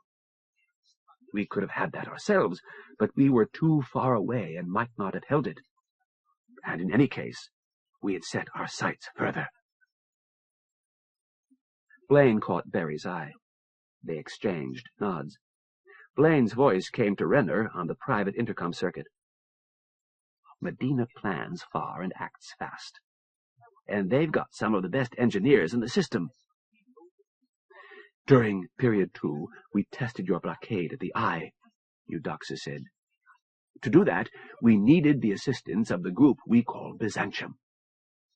This is a large and powerful coalition located in the Moat Gamma moons, far from Persia, far from our original home in Moat Beta's trailing Trojans. I may give you details of our negotiations with them. For the moment, continue your story. Well then, various bandits had already noted our activity. East India Company was one of those. This is the group I spoke of, asteroid-based, many ships, nominal allies of Medina until recently, and should be again if things go as planned. Still with me? The period during which the curdle in the coal sack might be expected to collapse is Period 3. King Peter of Moat Prime gave you data we knew to be incorrect. Data indicating that the curdle would not become a star for some time. Incidentally, King Peter's data were incorrect also. They did not expect the star to ignite for another 50 of your years. We knew better, and we had the advantage of knowing what the Empire had been told. Of course, we did not know precisely when the star would form, and indeed, the date we expected was years too early. Wow, Joyce said. Her voice was barely audible. Renner grinned slightly and looked to be sure that she was recording. Good. That gave them an extra copy for insurance. It would take study to be certain he understood everything Eudoxus was saying. Period 3 opens around 100,000 years ago. Eudoxus continued. We prepared to exploit the new opening. Medina traders began sending probes solely to determine whether the Crazy Eddy point had jumped. From your viewpoint, these ships would still have come sporadically, and we still shaped them to shake the Empire's composure. You were not to notice a difference. We could afford nothing so flamboyant as the Iceball fleet. Did that have any success? Chris Blaine wiggled his eyebrows off stage. Barry said, Only in exciting our admiration. Our later probes were cheaper, but still our resources were not expanding to match our tasks. While our estimates were better than King Peter's, we made ready too early, and it was costly to remain in a state of readiness. Power shifted among the Moat Gamma families. Medina's behavior was becoming too conspicuous. Our security was getting less attention than... Barry said, You were expanding too fast. Eudoxus, Barry 3A, nodded reluctantly. Wealth that should have gone to security went to feed our growing numbers. 80,000 hours ago, East India Company surged out of the Moat Gamma leading Trojans and took possession of the Crazy Eddy point. They replenished the cost of that mighty battle by dismantling 2 of our probes already en route to the Eye. Where was your ally, Byzantium? Far around its orbit. Too distant to interfere directly, preoccupied with local problems, and unable to send a large battle fleet. They were not happy, and they blamed us for our carelessness. But the Curdle's collapse was slow in coming, and nobody loves blockade duty. That's for damn sure, Renner thought, and caught an answering nod from Chris Blaine. Having been dispossessed, we did what we could to recover our position. Medina traders brought the East India Company in on part of the secret. Having taken the old Crazy Eddie Point, East India Company was given the obligations to. Byzantium gave them your Fjunchklik's second student's third apprentice. Kevin said, just so I don't get lost, Barry 1 has died. Medina Traders has Barry 3A, me. Byzantium still has Barry 2 and Barry 3B. Byzantium's Barry 3C went to East India Company. Another family bought Barry 3D, while they still had wealth. They may have sold some Barry 4s. Byzantium may be trading others. Barry stared at the misshapen shadow in wonder. Have I become the basis of your economy? Not extensively, Excellency. Not yet. Of course, I am become immensely more valuable since I have had the honor of speaking with you directly. Wonderful. Our own problem was that East India Company sent the cheapest possible probes.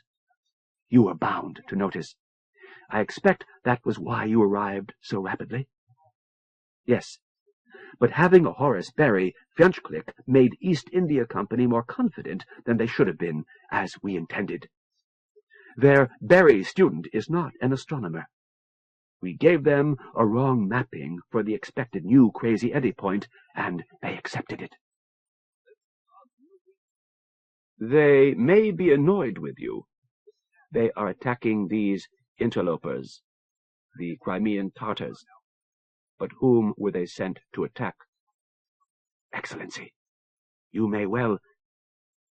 Excuse me, Eudoxus said, and the monitor screen went dark. Kevin said, Blaine? Chris Blaine said, the Moti ships got easier to hit 9 years ago, before my time, but the records show. The Crazy Eddie Squadron thought it was because we were getting better at it. Barry was nodding, enjoying himself. The word Byzantine might have been invented just for Motis, he said. Well, Kevin? We can make maps, computer maps, holograms that move. We should. Yes. Jacob? I've been doing that. Horace, I think your interests and mine may have converged at last. Have a look at this. All the monitors suddenly bloomed with an axial view of the moat system. For a moment it held, then began turning like a sluggish whirlpool. Now note. Buckman's pointer traced along the shaded ring of comets. Moat Gamma is resources for anyone in this region. A better source than the nearby comets, right? Because comets are so far apart. Where Moat Gamma is passing, there's an economic boom. When Gamma's gone, there's recession. Sanity check, Horace? Very likely. The boom would stretch over perhaps 20 degrees of arc before costs grow too great. Moat Beta would be too close to the sun for such an effect, and if... What are these marks? The old jump point to the eye. The new one. Right. They weren't moving. Matter flowed around and past them. The Crazy Eddie points. And the new jump to the Red Dwarf, Crazy Eddie's sister.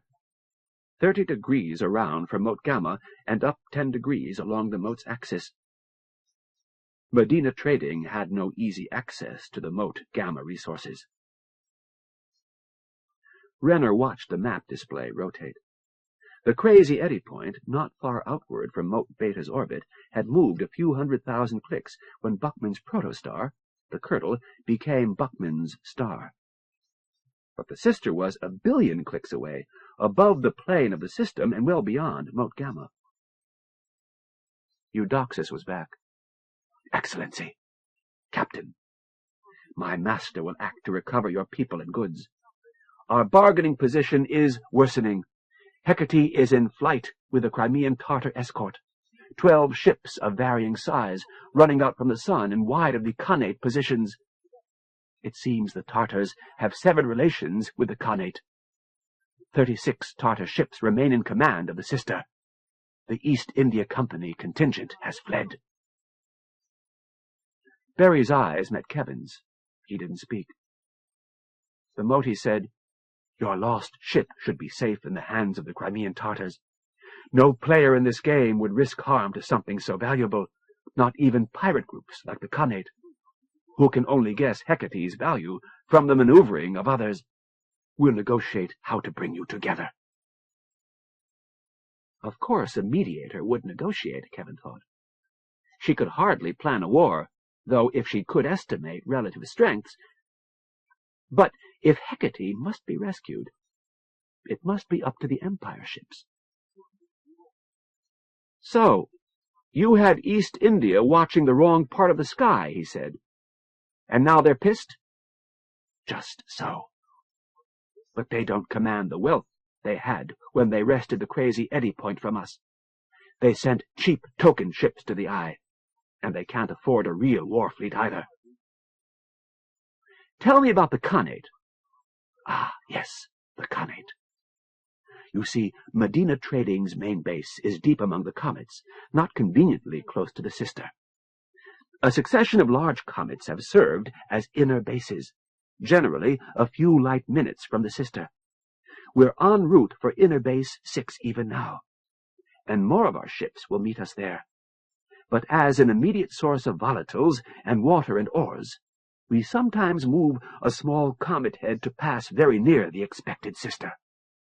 The Khanate is based in a cluster of comets outward and forward of Medina Trading. They expect wealth to surge their way when Mote Gamma moves into place in 50,000 hours. Meanwhile, they survive as bandits. They must have wondered at the mad placement of our small comet, but they covet the resources. But the Crimean Tartars seem to know why we wanted resources in place." Barry asked, "Might they be working with someone else?" "Instruct me," said the Moti. "Merely a question, Eudoxus. Who knew of the sister?" "Medina and Byzantium and East India, and whoever else might deduce the truth from observation. East India was given a false locus for the sister, but were you truly prepared to deal fairly with Byzantium?" "Of course," Eudoxus said.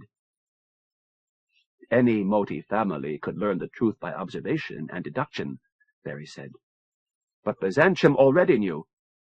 Perhaps Byzantium grew unhappy with the notion that Medina would command the sister, so far from Byzantium's sway. Then Byzantium might seek allies easier to dominate." "Ah!" "Only a passing thought. Finish your tale, Eudoxus." The Moti needed a moment to react. "Tale? Easily told. We were already embattled when East India signaled that a token ship intended for the crazy Eddy Point had failed to pop through to the Eye. We sent tokens along the arms of the Ark where the sister was to be expected. An expedition of 10 ships was launched after, provisioned and manned well in advance, and all running from the firefight with the Khanate fleet. The rest of the Medina fleet followed in a guarded retreat, abandoning our little comet, intending to take possession of Crazy Eddy's sister. By then, East India Company's neutrino gauges and telescopes must have seen the action. They have reason for complaint, as you point out. They took our territory by force. Then they donated resources to the exercise. 10 years or more worth of their pitiful token ships. Now they learn that the sister is not where they were told. But Medina's fleet is in place. They sent ships. None of this surprised us much.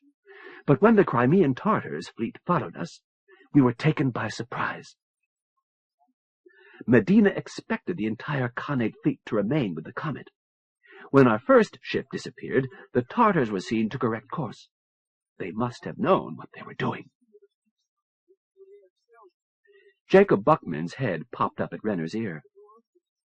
They knew better than Medina. Renner turned. Talk to me. Why did the Khanate attack now? Now puts the Tartars in just the right position to take the sister. It looks like some genius among the Tartars figured out exactly when the curdle would collapse. Uh-huh. Eudoxus, you concur? It's not my field, Captain Renner. I'll ask. Or they might have been told. By whom? By anyone. Do you believe I have told you of all the families here? Okay, go on. The Tartars destroyed 2 of the 10 Medina expedition ships. 1 missed the sister. The rest of us reached the Orange Dwarf. Our fleet tried to hold the sister until Byzantium's reinforcements could arrive, but these were not expected soon, or with confidence. Moat Beta is too far, but they held long enough for us all to pop through into an ongoing battle. But not long enough to protect Hecate. No. And that brings us to present time. In 10 hours, we will reach Inner Base 6. 8. Medina Base 6. Rebellious angels are worse than unbelieving men. St. Augustine, City of God.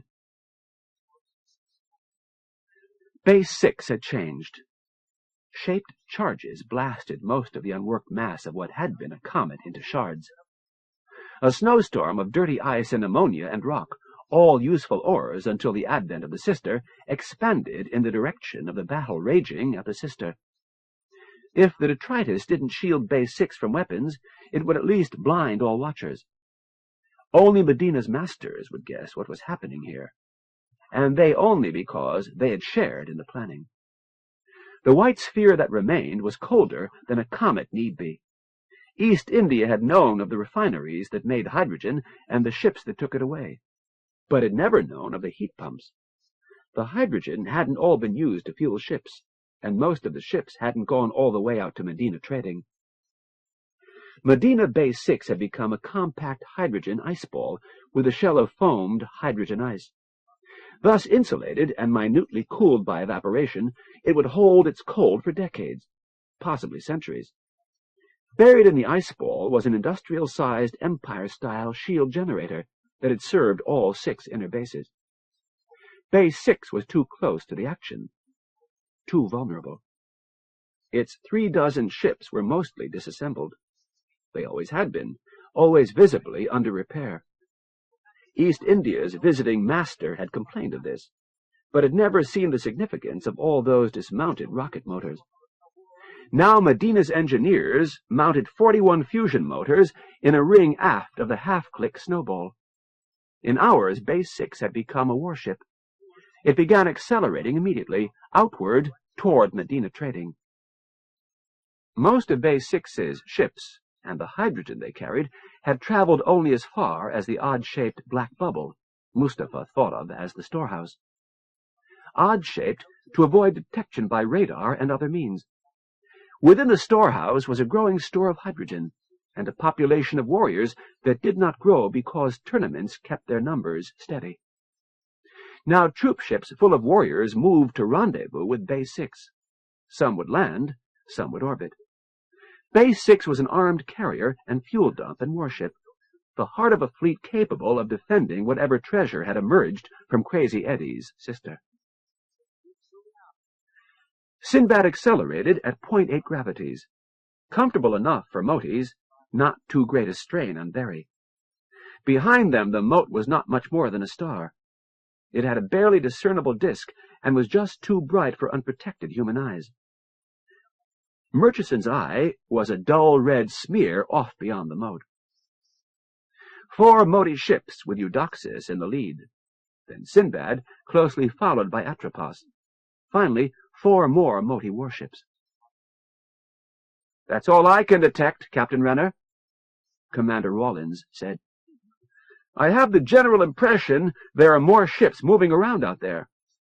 We get a sudden detection flash, but nothing we can lock onto, like Stealthed ships that change shape. Thank you. Sir, we watched the Modi ships during the battle. This gives us another look. Have any conclusions? They're pretty good. High performance. We saw nothing but gun actions, no torpedoes. Their ships tend to be small. We could certainly defeat any 4 of what we've seen so far, barring big surprises. I would not rule out surprises. No, sir, I sure don't. Captain, can you explain what's going on? Do I detect a note of pathos? All right, it's time for a council of war while we have secure communications. Renner thumbed the intercom. Please have Lieutenant Blaine come up. And if His Excellency is up to a conversation, he ought to listen in. Rawlins, we're not going to Moat Prime. They're out of it. The important players are all off-planet civilizations, and there are a lot of those. The one that was best prepared for the new eye point is Medina Trading, ruled by Caliph Almahad, and his chief negotiator is Eudoxus. The mediator we're following, all names chosen by Eudoxus. Okay so far? Yes, sir. Who are we fighting? There are a whole bunch of factions. Renner's fingers danced. I made notes. Here. Got it.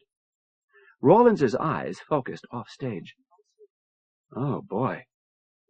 And that's just the important ones. Khanate's got the comet. Nobody cares. The Tartars hold the new jump point and the ship. Oh, my God. Yeah. Hecate is a civilian ship piloted by the Honorable Frederick Townsend, with Chris Blaine's sister, Glenda Ruth Fowler Blaine, aboard as passenger. Oh, my God. Captain, Lord Blaine isn't going to be happy about that. Are we going to rescue them? Could we? Rawlins was quiet for a moment. I don't know, but I'd sure as hell hate to go back without trying. I see your point, but Eudoxus doesn't think we have enough ships, even with yours. Right now the best evidence is that they're safe, and our Modi allies are trying to deal with the Tartars. Meanwhile, we're headed for a Medina traders base. Until recently, it was a joint base with East India Trading, but apparently there has been a readjustment of that alliance. Readjustment? That's the word Eudoxus used. Somebody else to fight? Maybe. Chris Blaine came to the bridge and took a place near Renner. Commander Rawlins said, Are things usually this complicated with Modis? Captain, what the hell is our objective? Good question, Renner said. First is to survive. Second, get Glenda Ruth Blaine back. She's got a cargo that may change things, may affect our third objective, which is bringing order out of chaos. Cargo? Renner said. Lieutenant Blaine? Yes, sir. As Captain Renner said, there's another objective to consider. The Motis are loose, and that's got to be dealt with by us or a battle fleet. Only there's no battle fleet.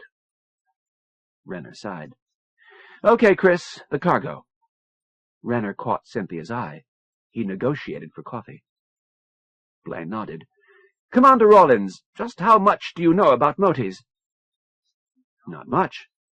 I skipped the classes on Moti society back in the blockade squadron, studied their tactics, but I didn't see any need to understand them, since all we were supposed to do was kill them.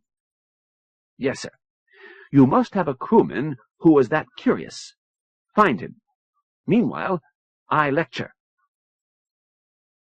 To begin with, we all know Motis are a strongly differentiated species. Masters are the only Moti class that really counts, whereas the mediators do all the communicating.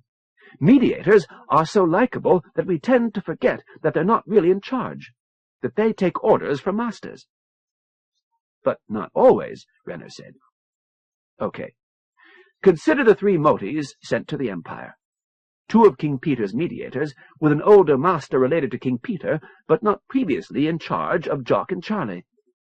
That gave Jock and Charlie some leeway. They didn't have to obey every order Ivan gave, although they usually did. There must have been rules, but I never learned them. Ivan only lasted 6 years, and then they were on their own. I once asked Jock what Ivan's last orders were. Jock told me, "Act in such a way as to decrease the risk to our kind in the long term. Keep each other sane, make us look good." I think she left out considerable detail, and mediators would lie to us if Ivan had told them to. So, here we are back in Moat System, and everything we know is a little bit wrong.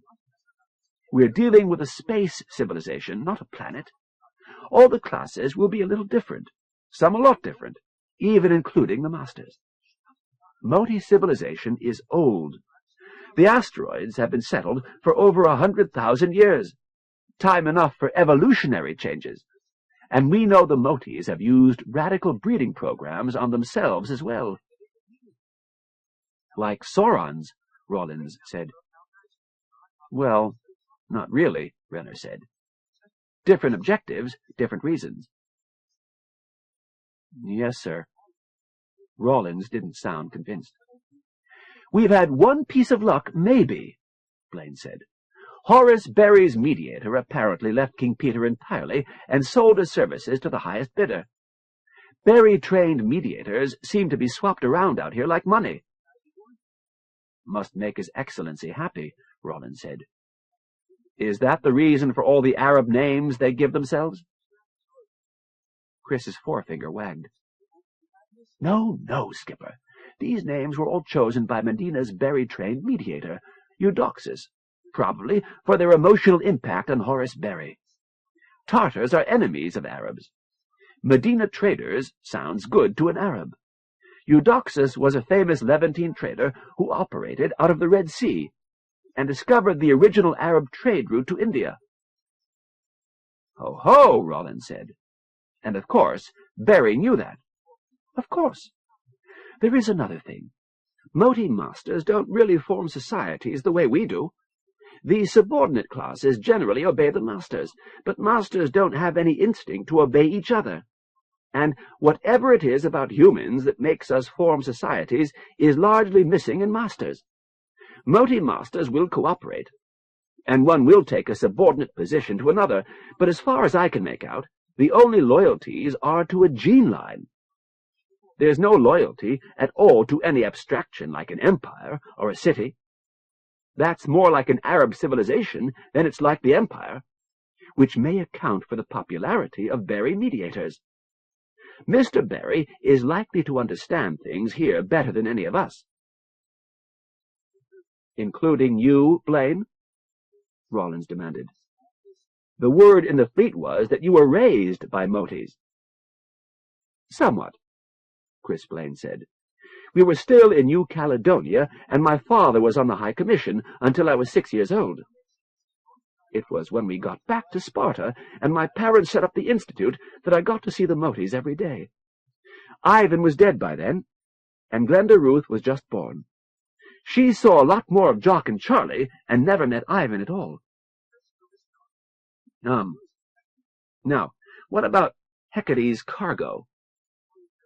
Renner said, "Chris, let me. You've never even seen the crazy Eddie Worm. You were on blockade." "Hold it, Captain!" There was a snap in Blaine's voice. "Commander Rawlins, the Worm is a whole cod of sorts. Sir, are you sure you want to know more?" Though he was pretty sure lieutenants didn't talk that way to captains, Renner held his tongue. Rawlins said frostily, "Why wouldn't I want to know, Lieutenant?" "If you know and you talk to Motis, they'll learn it," Blaine said. "Commander, until you've been around Motis, you just can't understand how quickly they learn to interpret everything you say or do." "I may have an idea," Rawlins said. "A year aboard my ship and nobody in the wardroom will play poker with you." "Yes, sir. They may learn from Captain Renner anyway, but probably not. He's had more experience dealing with Motis. They won't learn from His Excellency or me." "Won't learn what?" They turned to see Joyce May Ling coming into Sinbad's lounge.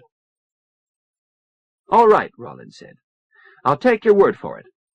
It's valuable, and it's better that I don't know about this crazy Eddie worm. Captain Renner, if the objective is to recover Miss Blaine and her cargo, how do we go about doing it?" "That's the question," Renner said. "We negotiate." Barry was on screen. "Forgive me, I was invited to listen. Commander Rollins, what is important now is that we appear to be ready to fight, and that the Moties believe that overwhelming Imperial forces will come to our rescue in the not-too-distant future, so that it is better for the Moties to conclude an agreement with us now while they still have strength." "Yeah, and that they don't learn just how far the blockade fleet is from us. Only it's not so far, sir. Into the Crazy Eddy Point and back with the squadron. Except that whatever's left there will shoot before listening.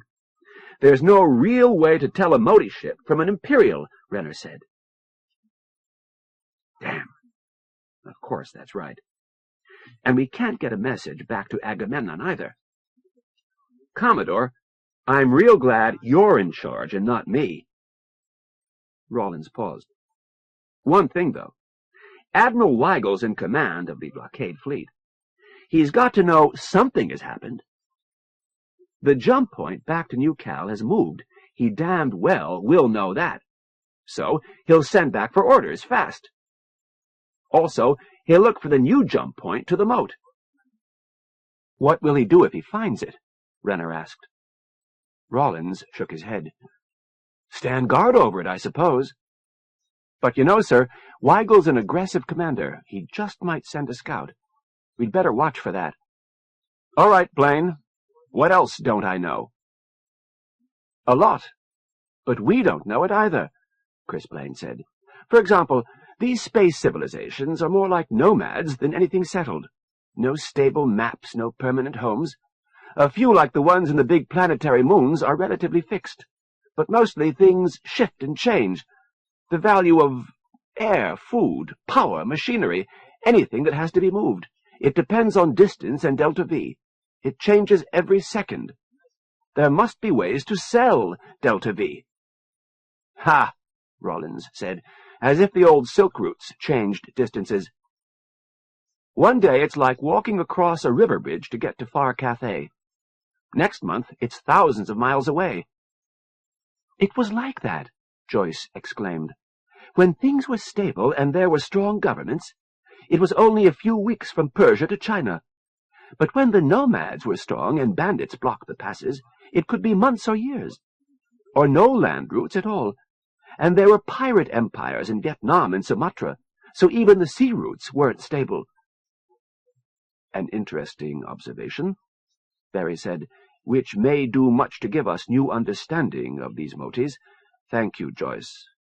Kevin, perhaps we should assume these Moties are more similar to Bedouin Arabs than to your empire." "Wonderful," Renner said. "The only Arabs I know are you and Nabil." "Face," Joyce said. "Arabs are concerned with saving face, even more than Chinese. Appearances are very important. Maybe to the Moties, too?" "I didn't notice that on Mote Prime," Renner said, "but maybe I wouldn't have. But, you know, they did have stories about everything. The paintings, the statuary, they made up stories to hide their past. And they did put the best face they could on things. On the other hand, it occurs to me that Chris and Glenda Ruth, me, all of us only knew Mote Prime Moties, which means none of us are real experts." "Except His Excellency," Chris Blaine said. "Look at how valuable Barry mediators are. Of course, they're expecting the Empire to be much more like Mr. Barry sees it than as we do." "As I saw it nearly 30 years ago, Lieutenant," Barry said. "Damnation," Rollins said. "Commodore, this is way over my head. Only thing I'm sure of, if we let something happen to Lord Blaine's daughter, my career is finished. Well, I guess I know what to do. Keep the guns and torpedoes ready and wait for orders. Commodore, you tell me what to shoot at. I'll try to shoot it, but I sure don't know any more than that. Join the club. Signing off. Renner thumbed the switch. Joyce turned to Chris Blaine. All right. What's the crazy Eddie Worm? I can't tell you, Chris said. She turned to Renner. The deal was I learn everything. Now you're going back on that? Chris Blaine said, Joyce, do you want to be forbidden to talk to Moties? No, of course not. And you can't do that. We can't do that. Joyce, we can't fall 30 stories unless somebody's pushed us off a balcony. There are things you can't know. If you know them, you can't talk to Moties, because then the Moties would know them too. She didn't believe him, not even when Kevin nodded at her. Kevin! Renner vaguely knew he was asleep, and someone was trying to wake him, and he didn't care. Come on, Kevin. Come on, open the bloody circuit. Your attention, please, Captain Renner. God damn it, Kevin. Yeah. Buckman, what? It's a message from nowhere, Kevin. Nowhere we know about, anyway. I just got it. Message from nowhere. Important. What is it? It was a general broadcast, wide beam. Must have cost a lot of power to send. Kevin, there's a cover message and a complete library of astronomy for the past 100,000 years. More, I think. You were asleep, so before I woke you, I did some tests. I sampled their observations to see how they match the New Caledonia database over the past few hundred years. It all verifies. All I tested does, anyway. Kevin, I think you've got to do something about this. Oh, and Pheidippides wants to talk. Atropos wants to talk. Yeah. Renner found his uniform and wrestled his legs into it. Verification. Well? Loci for some of the more obvious stars check out. I started a program to verify the orbits of Murchison's Eye and the Mote. Then I came and got you. It should be finished by now. Okay, let's go.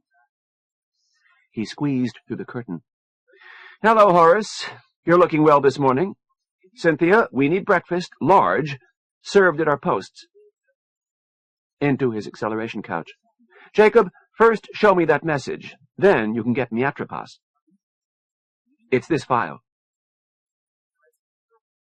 The message was printed out on Kevin's screen, but it gave the impression of being written on a scroll. Greetings, O Caliph, from afar, from the newest of your servants. You may think of us as the library at Alexandria. Our locus is described in this vector. We give you this record of all of our history's observations of this region of the sky. We have watched the skies for countless ages, and we offer all this to you that you will be pleased with us and know how useful we can be. Remember us, O Caliph, when you come into our kingdom. Renner was at a loss for words. Not so Barry. This tells us many things, he said, not the least of which is that they have a Berry apprentice mediator. What else? They know nothing of us. They're powerless and poor. They have no way to engage in dialogue with us, which may imply that they fear Medina, or that they are light hours away. Both, I'd say, Blaine said, but they're certainly a long way off towards Mote Gamma. They've got good detection. They broadcast across just over 2 billion kilometers. Even so, they must be poverty-stricken, or they would have sent something, if only a relay to project a narrower beam. Barry dreamed, his face calm and perfectly still. Yes. As is, look what they've done. They've spilled their secrets across the sky.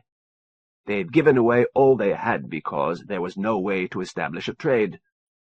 Perhaps the strangers are not strangers to gratitude. Exactly right, for those with no power at all. Thanks, there is more. They believe we are powerful, or likely to become so. This argues that others do also. The question is, why? Certainly, we are not now. Thanks, Horace. Buckman, what have you got? New program just finishing. Their orbits for the eye and the mote check against what I've got, with a minor margin of error. 100,000 years of observations? That, or 2, or 3. Okay, get me— Wait one, Kevin. This is finished.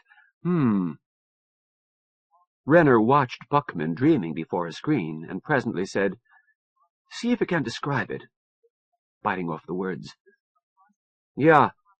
It's a reiterative program to predict the collapse of Buckman's protostar.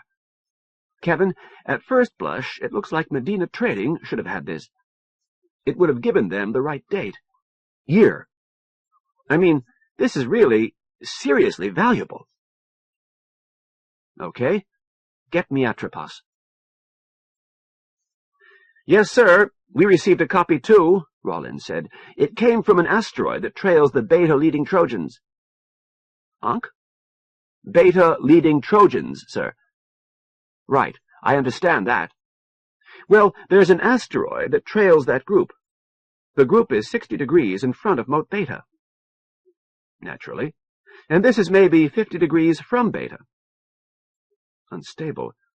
Had to be nudged, right, Jacob? Anything else, Rollins?" "Yeah, my sailing master is a science buff, and he hasn't stopped playing with that since he got it." Eudoxus's sneer was clear and blatant, if hard to describe. "Library at Alexandria, forsooth. Their claim would have been valid once. They're near broken now. They still had some of their wealth 10 years ago." "That would be when they bought a berry mediator," Kevin surmised. The Moti didn't visibly react. "Yes, they bought their berry Fünschklick from Persia. They were maintaining their ancient tradition of collecting and codifying knowledge. Perhaps they still are. They're the oldest family we know of. They've traded in information throughout history. They've had to move countless times. They were in the leading Trojans of Beta 8,000 years ago, at the killing of the doctors." "We heard of that," Renner said. Something made him add, "No, I guess we didn't." "Was there a killing of the doctors on Mote Prime?" "I'm not surprised," Eudoxus said. "It must seem so obvious. Doctors make population problems worse, yes?" "Obvious, right." "Here, it was very successful. Alexandria refused to participate, and so did some other forgotten civilizations. They must all have been destroyed by the victors. Alexandria alone kept their doctors. Afterward, they bred a basic stock and sold crossbreeds and tailored mutations. But other cultures have sequestered their own breeding stock, doctors and other rare castes, and Alexandria has fallen on hard times." "Should we be dealing with them?" Renner asked. He noticed Barry's attention fully on the screen. "It does no harm," Eudoxus said. "They are considered a bit strange, but they're no threat, and they can be useful." Barry was nodding to himself. When Renner broke the connection with Eudoxus, Barry said, "Interesting. Strange. No threat. Librarians. Kevin, this group is poor, but it is permitted to keep its resources." He smiled softly. "Whatever our final decisions, they should include Alexandria." "Okay, we're closing on it," Buckman said. He enlarged the image on the screen. A dark object surrounded by a glare. "Ah, and now Eudoxus is relaying a better picture." The Moti ship had run on ahead and was nearly alongside the Moti base. The screens showed a ring of fusion fire linking black candle flames. Fusion rocket motors, 40 or more, bright enough to wash out the sensors. The light washed out some detail, but the motors ringed one side of a highly regular ice ball. Most of the ice ball was webbed in colored lines and studded here and there with domes connected by bright bands on the surface. Some of the domes were transparent. There were ships, too, scores of them on the ice and in the space around it. The instruments aboard Atropos were superior to what Sinbad carried. A man aboard Atropos was relaying data. Mass, 65,000 tons. 1 click by half a click by half a click. Albedo, 96%. My God, it's huge, Renner said. Not so bloody big for a comet, but it's not a comet anymore. It's a carrier spacecraft.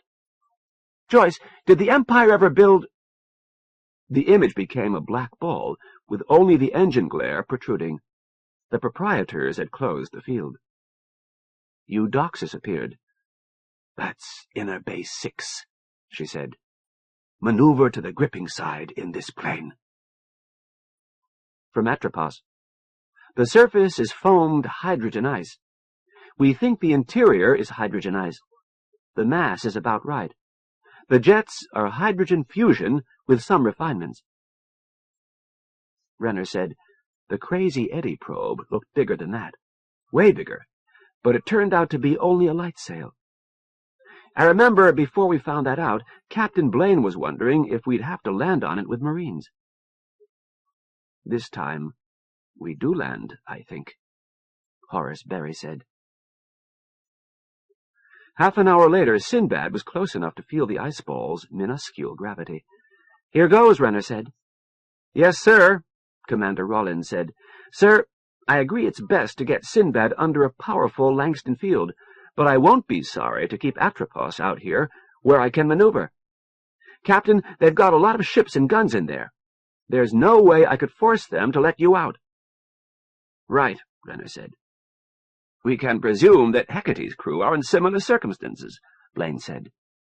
"The Motis of Mote Prime were gracious hosts," Berry said. "We believe these Motis are even more similar to Arabs." "Yeah. Well, it's one way to find out if Motis have the same ideas about hospitality that Arabs do," Renner said. "As Allah wills. I am ready, Kevin." The black shield disappeared. Sinbad sank toward Base 6. Pheidippides moved ahead, veering away toward its own mooring. Chris pointed. "I think that must be ours." Renner laughed. "Yeah. My God. It's a mosque." It was magnificent. It was human, the only shape down there that wasn't utilitarian and alien. Light and airy, a bubble of painted masonry afloat on the ice field. The structure couldn't have been marble. It might well have been carved ice. It was far more mosque-like than the castle King Peter's people had built them on Mote Prime, and considerably smaller. A mosque with a cavity in it. A vertical channel or well, from which cables were even now snaking toward Sinbad. The black field closed over the black sky. The stars disappeared. Atropos, on station well away from Base 6, was now out of communication. Renner felt Sinbad's vulnerability. Sinbad was winched toward the well in the mosque. It would fit exactly. "Close fit," Buckman said. "After what we saw on Mote Prime, there isn't much Moti engineers can do that would surprise me. Looks like they have transfer bays matching the airlocks." Sinbad was pulled inexorably into the docking bay. Those transfer bays were unfinished, mere holes, and Moti engineers were waiting in the bays, prepared to finish them on the spot. Fuel began to flow into Sinbad. Good, they'd kept that promise. It was nearly an hour before the Motis finished connecting Sinbad to an antenna extended through the restored field. By then Renner was savage with impatience. He pulled himself under control because if he didn't, Rollins wouldn't, and said, "Atropos, this is Sinbad. Testing." "Atropos here, sir. Locked on. Stand by for—" "I'm here," said Rollins. "Right, Commander. We can figure that anything said here is monitored by the Motis. I want you to keep testing this circuit. Be sure we have communications." "Yes, sir. And if we don't?" "Try to reestablish. But the instant you're out of touch with Sinbad, you're in command. Do what you think best. You'll recall the last orders you got from Belassingham. Of course, you'll stay at full alert status unless I tell you to stand down." "Yes, sir. Understood." "Do you expect real trouble, Captain Renner?" "Not from here. I think the Motis here will be perfect hosts. Of course they told us they had a major readjustment of their relationship with the East India Company. That sounded sticky. Yes, sir. I'll try to find out what that involved. I'll leave the circuits open on standby. Renner touched switches. And that's done. Horace, I think it's time. Joyce, do you really want to carry— It only masses 8 kilograms. Joyce hefted the gyro-stabilized pickup camera. It wriggled within its sleeve like a thing alive. Renner touched indicators. Inner lock, override, outer lock. Sinbad's airlock doors swung in and out. On a corridor decorated in Moorish abstracts, and good air with a trace of chemicals in it. Chris Blaine waited impatiently as Eudoxus explained to Horace Berry. "We really don't have room for your warriors to accompany us," she said. "Of course, you don't expect to be escorted by warriors any more than I do. But a master of your importance would. My master will have his warriors present when you meet." "It is no matter." Berry waved to indicate Blaine, Cynthia, Nabil, and Joyce. "My friends will have to substitute. In future years, we will find new customs for meetings between humans and motis." "Thank you." Eudoxus paused. "There's another small matter. We're hoping you won't need your travel chair, Excellency, but we can rebuild the corridors if we must." Berry smiled. "You are gracious hosts. Thank you. But for the moment, Nabil can carry a portable medical unit that will suffice for my needs. Lead on." "All right. Kevin?" "I'd better stay in contact with Atropos," Renner said. He was captain. He could not leave his ship. The corridors bustled with activity. There were engineers and watchmakers everywhere. Blaine glanced over Nabil's shoulder at Berry's medical readouts. Calm. Total calm. Perhaps even frighteningly calm. They entered a dome, a flattened sphere. Through a forest of vines they looked out on the surface. White snow, pastel domes, lines in primary colors. And Joyce looked behind her, then dashed that way and pointed a pickup camera between 2 masses of dark greenery. The mosque was magnificent. Joyce held for a moment, then zoomed on Sinbad, its single minaret, the piece that made it an artistic whole. She said, "We'll want to go out." "No problem," Eudoxus said. "Your viewers would feel cheated if they couldn't see it all." "Sensory deprivation?" Joyce only nodded. An instant later she stumbled as she saw how much she was telling Eudoxus about herself. Chris let his grin show through. Now the corridor dipped beneath the ice. Branches ran off to the sides and up. Here and there were discreet vertical slits, like arrow notches in an ancient keep. Narrower tubes crossed the corridor above head height. Motis popped through these like leaves in a storm. Down they went, deep into the interior of Base 6. The corridor opened into a large chamber. 2 grotesque shapes stood by a door at the far end. Chris saw Eudoxus's tension as they passed inside. He looked behind him and was not terribly surprised to see 2 more of the spiky horrors. "Warriors," Joyce muttered. "Frightening efficiency. Almost beautiful." She waved her pickup. Nabil and Cynthia were on hair triggers. One of the warrior shapes moved to open the door. They were escorted into another large chamber. A white moti nursed a pup at the far end. To that one's left stood 2 warriors, and to their left was another white and a brown and white. Eudoxus spoke rapidly in a language the humans didn't understand. The other mediator instantly interrupted with splayed arms and an angry bark. "Hracht! Our masters spoke that this talk will speak in Anglic," that one said. He seemed unaware that he had the full, dangerous attention of every warrior in the room. "Then we speak these same thoughts in the trade language. Need is sorrowful. but given recent change in levels, we demand. Else East India Trading Company will not act for you or with you.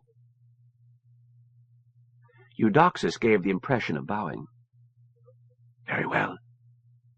I have the honor to present His Excellency Horace Hussein al-Shamlan Berry, magnate of the Empire, director of the Imperial Traders Association. Your Excellency, my master, Admiral Mustafa Pasha, our associate master of the East India Company, Lord Cornwallis. The young mediator who speaks for Lord Cornwallis may be called Wordsworth. Eudoxus gestured to his master. Mustafa spoke slowly and carefully. Excellency, welcome to Inner Base 6, Eudoxus translated.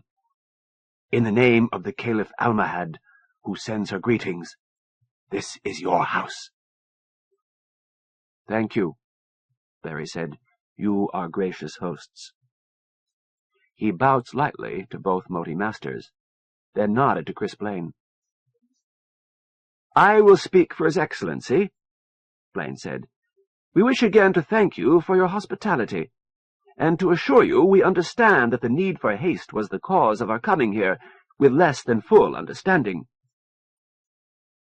Joyce moved to one side, so that she could see everyone. Her pickup wriggled in her hands and made a tiny whirring sound. One of the warriors started a rapid movement that was halted by a short bark from Admiral Mustafa. Chris Blaine turned to the other mediator. Wordsworth, please assure Lord Cornwallis that we are pleased to meet him. Her, Wordsworth said.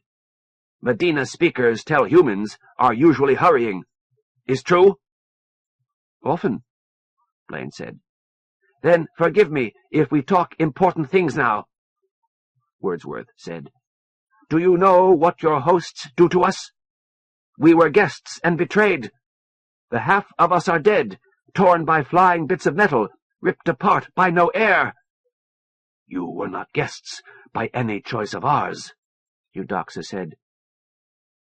As all here are well aware, you forced yourselves into an alliance, and you did not do your part.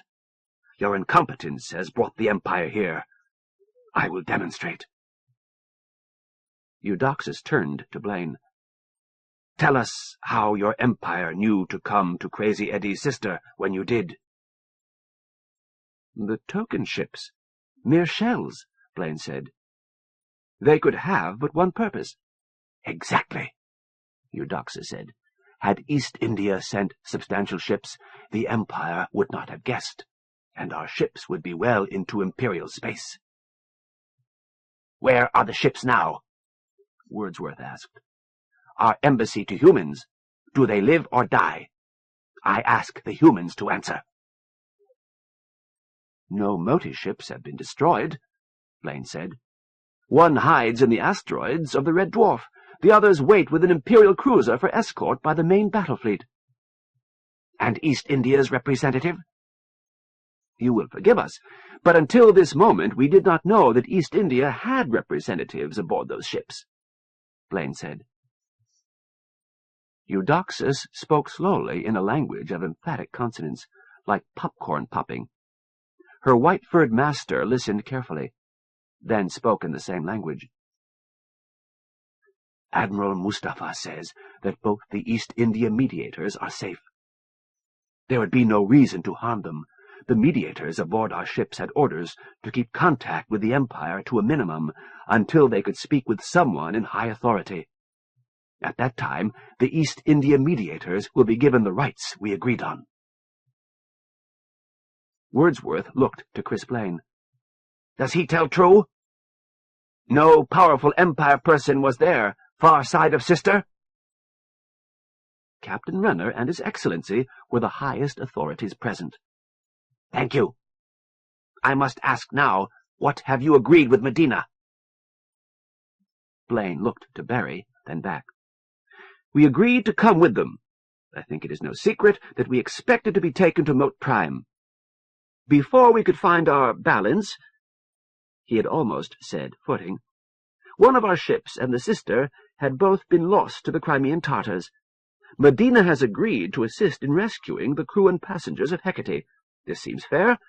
Their duplicity caused our loss. Can you speak for your empire? No, but if all of us here are agreed, that will have great influence.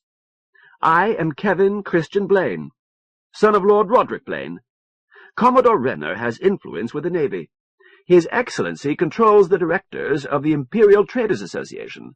Joyce Mei-Ling Trujillo speaks for the news services, empire-wide. What we agree to will be heard at all levels of the empire. Wordsworth asked, "How do we stand, measured along Medina trading? Have Medina told you? Is there agreement about us, you and Medina trading?" No. We were told that you were partners with Medina, and that a readjustment of status was being negotiated. I do not understand. That you and Medina are partners now talking about changes in agreements. That is spoke with massive delicacy, Wordsworth said. He spoke slowly to his master and received a lengthy reply. We can agree to readjustment, Wordsworth said. We know we do not have equals with Medina, but we insist we be heard in all discussions. You are not in a position to insist, Eudoxus said. Wordsworth gave the Moti equivalent of a shrug. For us has been worse. Crimean Tartars flee from their former gang lords. They need to know. They need friends. How if they come to us for refuge? If they carry to us human guests and gripping hand on the sister to trade? You could not. Medina lost the crazy eddy point because too many masters, too little wealth, move in awkward orbits. Resources badly handled, Chris translated, tentatively. Was bad mistake. Do not do it again. East India yet has wealth like yours in mass. Crimean Tartars do not know value of what they took. East India can work with Crimean Tartars and humans, or we can work with humans, or we can work with humans and Medina. What do you wish? The silence that followed was not empty. Warriors and mediators and masters shifted constantly. Handholds and footholds, positions, flickering fingers and arms. Chris let it run for several seconds, but he couldn't read the silence, so he broke it. What is it you're dividing? Do you know? Access to the Empire, and the stars beyond our own, Eudoxus said instantly.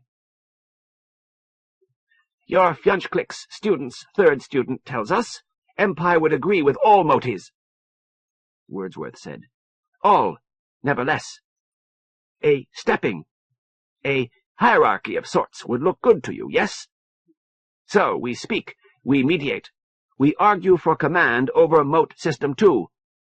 Some Moti families will control Mote System. We wish we'll be part of families.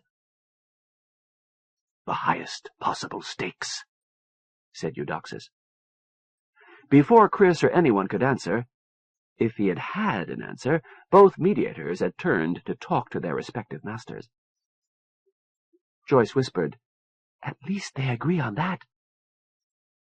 Blaine nodded. He was more interested in getting Horace Berry's reaction. Berry caught the query, eyebrow lift, tilt of head, and said, "There's motive here for an arbitrarily large number of murders." Eudoxus's head and shoulders suddenly snapped around to face Joyce Trujillo. "What do you know of our breeding habits?" Chris considered throwing his arm across her face. Too bloody late. And it would have told the mediators what he knew. Eudoxus didn't even wait for her answer, only for the emotions that chased across her face. "So, you would deal with the Motis united. How can you expect us to stay united? Our histories tell that we've tried to unite before and failed always." "Neither problems nor opportunities last forever," Berry said. "And what neither Motis nor humans can do, Motis and humans together may accomplish," Allah is merciful. King Peter's ambassadors must have told you much, Eudoxus said. What happened to them?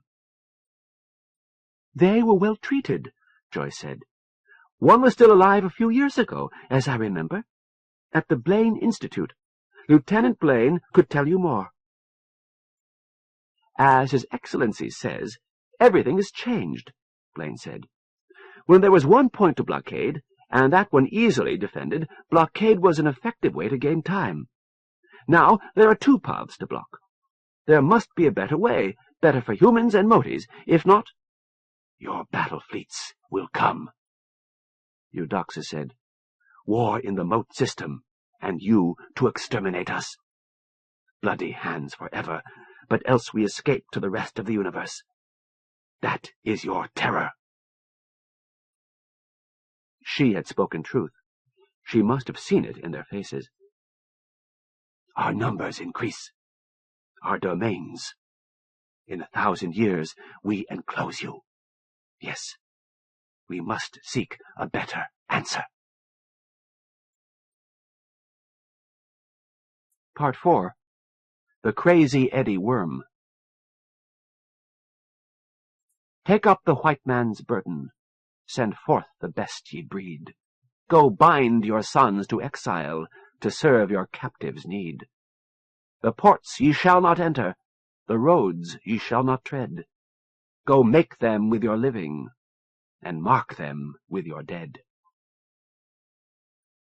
Rudyard Kipling, The White Man's Burden. The United States and the Philippine Islands, 1899. 1. The Tartars. Knowledge is valuable when charity informs it. St. Augustine, City of God. Through the windows they could see the beheaded corpse of Hecate. A scar gaped along half its length. The gap where Hecate's cabin had been. The rest of the hull had been mounted alongside a silver sausage, one of their captors' ships. It flew 300 meters distant, keeping pace with their own captor. A slender spine projected aft. The drive flame was a faint violet-white glow running along the spine. Hecate's severed cabin rode the flank of another such sausage. From inside they could see almost nothing of that. Just a silver membrane bulging with fluid, centimeters away, and a rigid cabin forward. But they saw Hecate's host ship well enough. Freddy had set their remaining telescope to following it. The sausage was banded with color-coded lines and chains of handholds and catwalks and moties. The maze ran round Hecate, too. Moties in pressure suits moved over the hull like lice. They found the light sail, Freddy's spinnaker. In minutes they had spread several acres of silver film to inflate ahead of the nose. That won't add much to the thrust, Jennifer said. Why not? It's there, Terry Kakumi said. Blink, and it's a signal device. Blink again, and it's heat shielding. They do love to fiddle. It'll heat their cabin some, Freddy said. Hecate rotted before their eyes. Engineers and tiny watchmakers stripped away sections of hull and plated them over their own ship. They found automated cameras at nose and tail and amidships, an officially approved model, all identical, which the moties seemed to find confusing. Hecate's fuel tank they studied, and then left intact. They worked inside the cut end until the engineer was able to pull loose a glass tank festooned with tubing. Damn it! That's our sewage recycling system, Freddy said. We'll starve. We have the goodies locker, Jennifer said. A week's supplies, maybe. It's a double time limit. Will the sewage crowd us out before we starve for lack of basic protocarb? Stay tuned. The men were edgy, talking to distract themselves. But Jennifer was calm, even happy, cradling a 6-kilogram alien who clung to her with 3 arms, watching her face intently, sometimes trying to imitate the sounds she made. And Glenda Ruth was frightened when she thought about it, and frustrated, and uncomfortable, and alive as never before, playing a game she'd begun learning in the cradle. She worked on Freddy's back, running her thumbs along basic shoulder muscles, probing deep. Freddie subsided with a grunt of unwilling satisfaction. He asked, "Do you suppose they'll keep the data cubes? I've got some good recordings of the battle." Hecate dwindled. They took half the hull to make a curved mirror to relay light from the light sail. Kilometers of wiring went into the nose of the captor craft. A small craft arrived from somewhere else. Some of the wiring, 4 cameras, and all of Hecate's little attitude jets went aboard. The engineer pilot traded places with the replacement, and away it went. The Modis exposed Hecate's drive, moved it aft, set it to firing. Then they were all over it, tuning, testing. Presently their own drive went off, leaving Hecate's running. "Something of a compliment," Glenda Ruth said. Freddie nodded. Jennifer asked, "Does it bother you?" Hecate— Freddie's shoulders set hard. He said, "Not all that much. A racing yacht. We change anything at the slightest excuse. The idea's to win. It's not like—" To Glenda Ruth, "Not like your dad losing his battleship, his first command. He still flinches if you mention MacArthur." Glenda Ruth resumed, trying to soften the knots in Freddie's shoulders. They could hear the rustling. Engineers and watchmakers were moving over the surface of their own life bubble. What was happening out there? "Then again, Hecate is where you and I got together. I do hate—" "The bed's quite safe." His tension softened. "We get it back from Belassingham. We can build a ship around it." The mediator pup looked into Jennifer's eyes and said, distinctly, "Go eat." Jennifer let go, and the pup pushed off from Jennifer's chest, setting her rotating, sailing unerringly to impact the engineer. The cabin was a swarm with Motis. The warrior would remain in place for minutes at a time, then bound about the cabin like a spider on amphetamines, and presently come to rest again. The engineer and 3 skinny half-meter watchmakers and a slender creature with a hairlip and long, delicate fingers and toes had reshaped the hole in the cabin wall into an oval airlock. The engineer had found the safe near the cabin's forward cone, tapped at the code readout, then left it alone.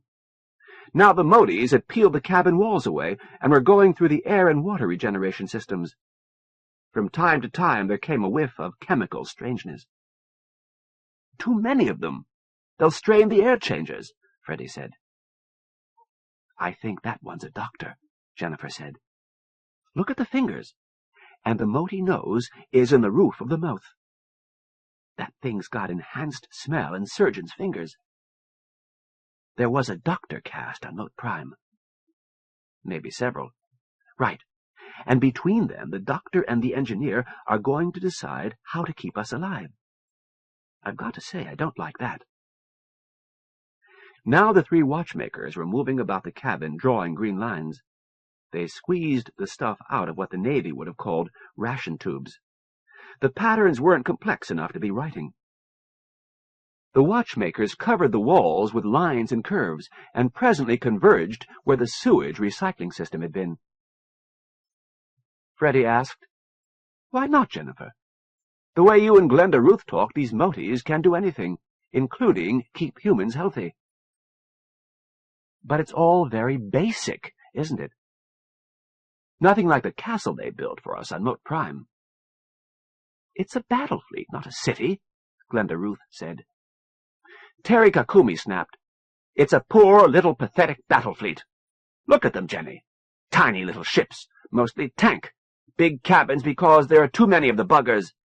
Motors that do a meter per sec, squared at best. What's left for weapons?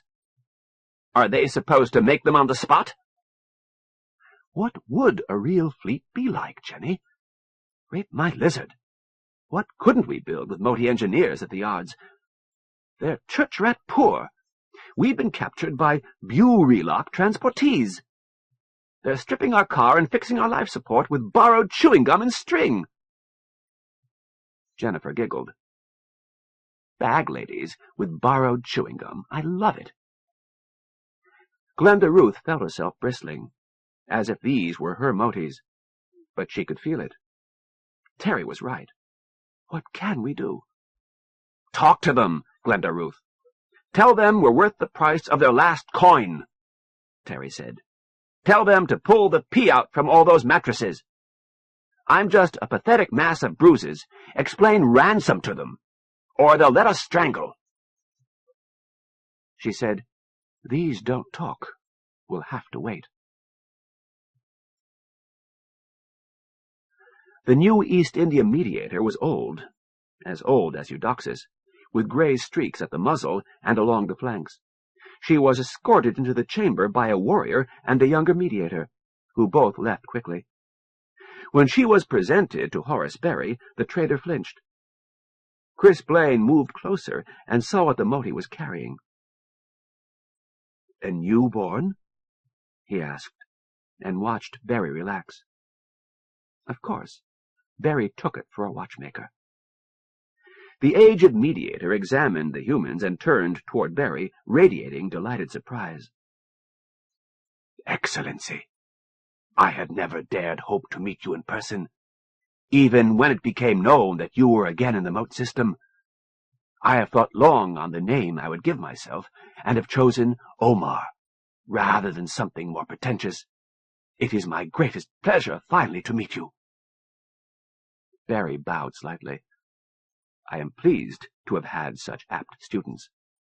"And my new apprentice.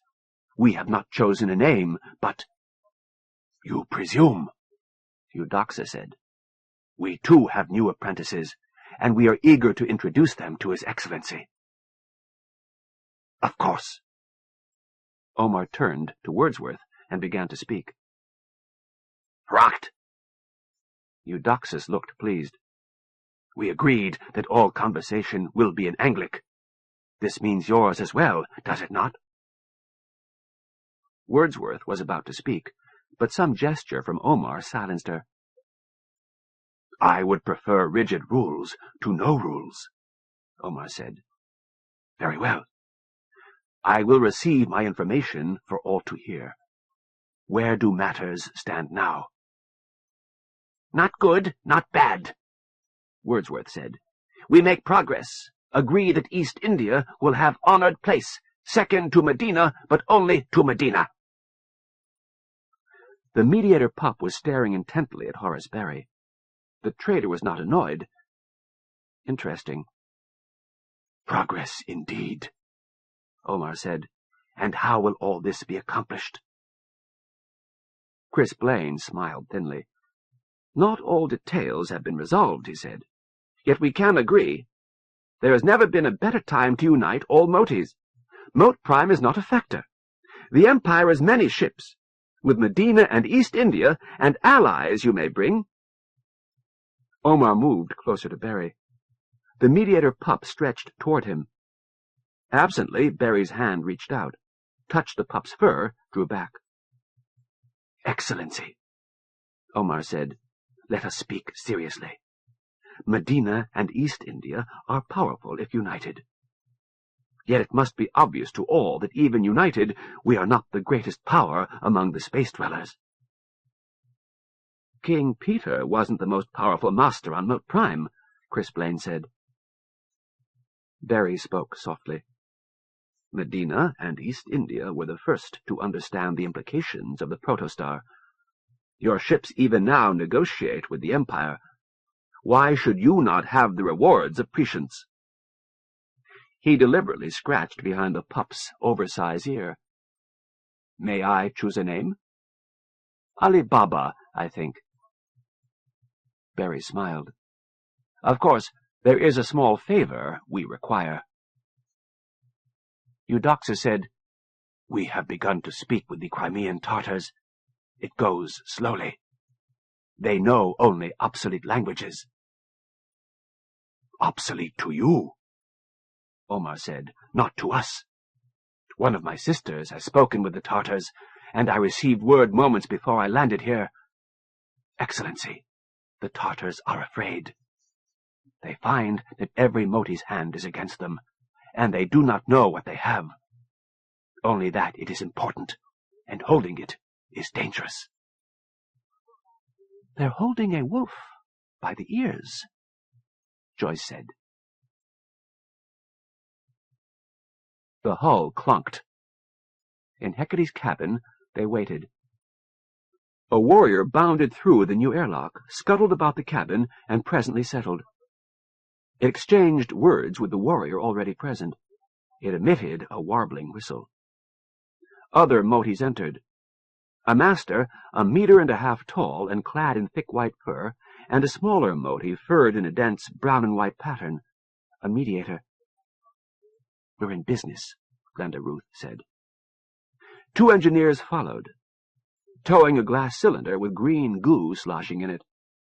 Hecate's sewage recycler. 6-fingered hands had been at work on it, but it didn't seem greatly changed. "Another compliment," Freddie said.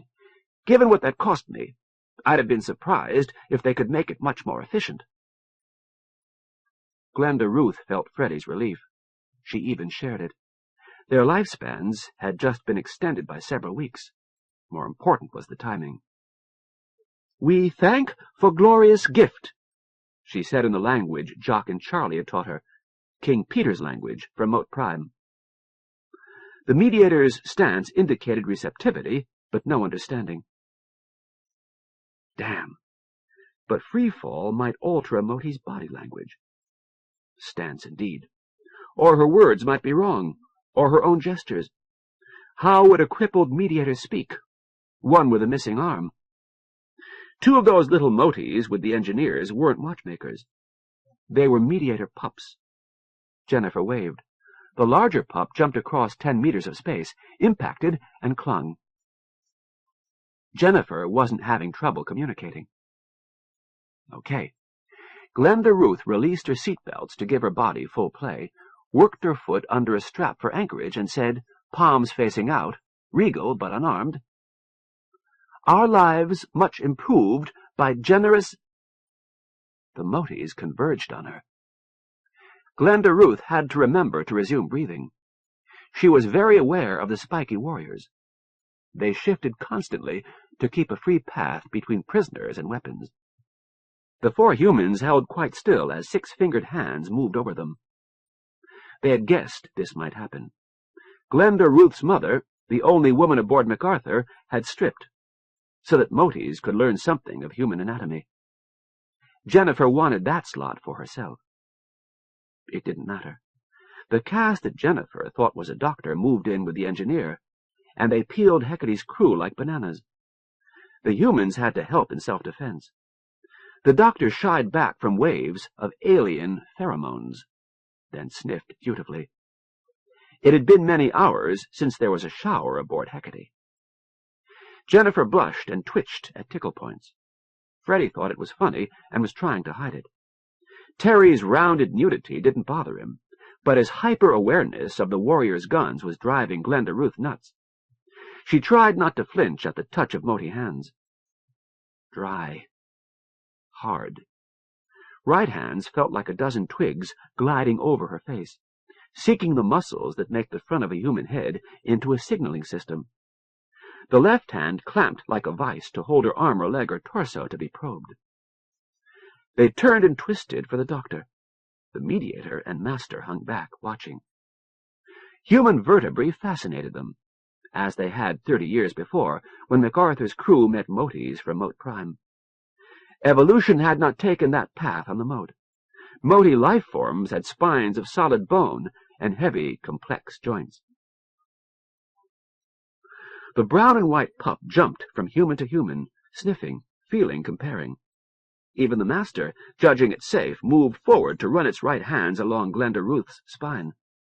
Jennifer collapsed in giggling that was half sobs, sandbagged by everyone's favorite memory from summer vacation. Outside the museum on Mote Prime, a master's dozen fingers explored Kevin Renner's back. Renner shifted into light. Right. A little lower. Okay. Scratch right there. Ah. They couldn't talk under such circumstances. Glenda Ruth tried. They had to educate the mediator. give it words to learn. But the other's embarrassment was just too strong. Glenda Ruth quickly gave up. The doctor and engineer began talking to the master, pointing, demonstrating, explaining. The white-furred Moti took it all in. It asked short questions. That one inflection, query, brought verbal responses, or another, command, caused action. And the Motis resumed their examination. One question sent the engineer to join its watchmakers at work in the air recycler. Another had it comparing Freddie and Terry, Jennifer and Glenda Ruth. Hands, hair, toes, spines again, genitals. Will you stop that giggling? The mediator watched, and finally they were allowed to put their clothes on. They found it hard to look at each other. The master and his attendants were still talking. "We should have guessed," Glenda Ruth said. "Masters do talk. It's different from the mediator skill. They have to organize data from a dozen different castes, professions." Clothed, it was all right to speak again. Jennifer said, "I think the doctor's nearsighted. In a surgeon, that's probably good." The adult mediator took the second mediator pup from its engineer parent. She crossed to the bridge, caught herself, and offered the little Moti to Freddie. Clearly an offer, not a demand. Freddie looked at Glenda Ruth. He was showing surprise, no distaste, and a touch of hope. She said, "Take it." "Why, Freddie?" Freddie immediately reached out, smiling, and accepted the thing into his arms. "Why, Freddie? Why not me?" It clung with 5 limbs, its hands exploring Freddie's head and shoulders, where his skin was exposed. Presently, it pulled back to watch his face. Motis caught on to that one quick, the notion of a mobile face. "Why not me? Or Terry?" The master spoke. The engineer led the mediator to the safe door. The mediator began playing with the code readout. "Damn," Glenda Ruth said. The others looked at her. If she let the others know exactly what she had in mind, a mediator would know it, now or later. Could she get some help on this? She pointed at the safe and shouted, "Show signs of distress, damn it! It's too soon!" Distress. Right. Freddie spasmed, pointed to the safe with an outflung arm, and flung the other across his averted eyes, crying, "Weep! Wail!" Glenda Ruth choked back a laugh. The pup was trying to imitate him, right arms pointing, left across its eyes. Terry's hand closed on her ankle. "The warriors! They—" She looked. They would. "Freddie, love, cut it!" What was that about? She shook her head. "Anyway, you made the point." One of the warriors scuttled forward and anchored itself next to the safe, gun pointed back toward the humans. The safe door slid open. A watchmaker scuttled in. It handed out a laboratory-sealed environment jar as large as itself, then a plastic jar of dark powder, a stack of documents, a roll of gold coins. The engineer examined the gold and said something to the master. The master answered. The engineer put the papers back, and the cocoa. It examined the jar. "Don't touch that!" Glenda Ruth shouted. No Moti would understand, but the mediator would remember. The engineer opened the seals. There was a pop. The warrior's head snapped around to catch the same puff of gas that caught the engineer. Glenda Ruth wondered if they would be shot. The warriors didn't shoot.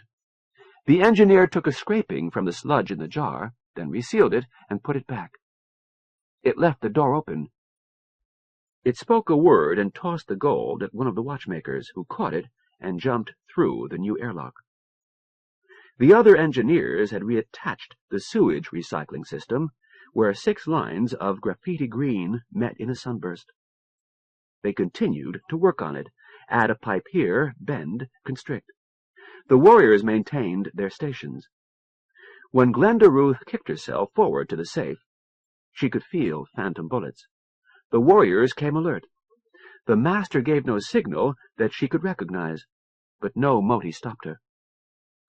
Thanks to the Moti's parsimonious lowering of cabin pressure, the canister's pressure had sprayed perhaps 10% of the encysted eggs of the crazy eddy worm into the cabin as an aerosol. Most of the contents were intact. There was a mild odor of petroleum and other pollutants, the natural state of water on Mote Prime, fading rapidly as the air filters did their work. The Motis clearly didn't like the smell any more than the humans did. It wouldn't have bothered planet-dwelling Motis. They've evolved in space, Glenda Ruth thought. Space-dwelling Motis who don't detest pollution will die of it. Glenda Ruth carefully wiped the rim and resealed the canister, and glared at the engineer. It might be vital to be able to claim that the Motis had been infected by accident.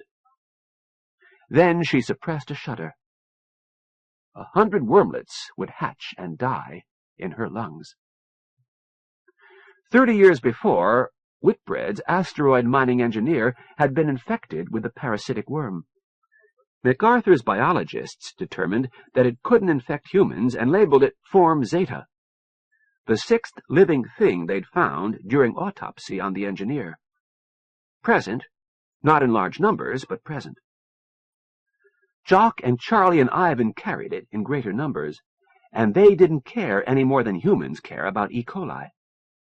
Parasite Zeta did no harm beyond consuming a few calories, which was why the Blaine Institute biologists had used it as the base for their genetic engineering experiments. It would be interesting to know if the parasite was normal among these space-evolved Motis. Not that it mattered. Surely it would live. And this worm was different. And it would not survive in human lungs. But just the thought. The mediator spoke at her shoulder, and she jumped. It said, "Mediators, talk. No Horace Berry Fjunchclick, but we talk." "Good," said Glenda Ruth. "Let's talk. Please leave our trade goods alone.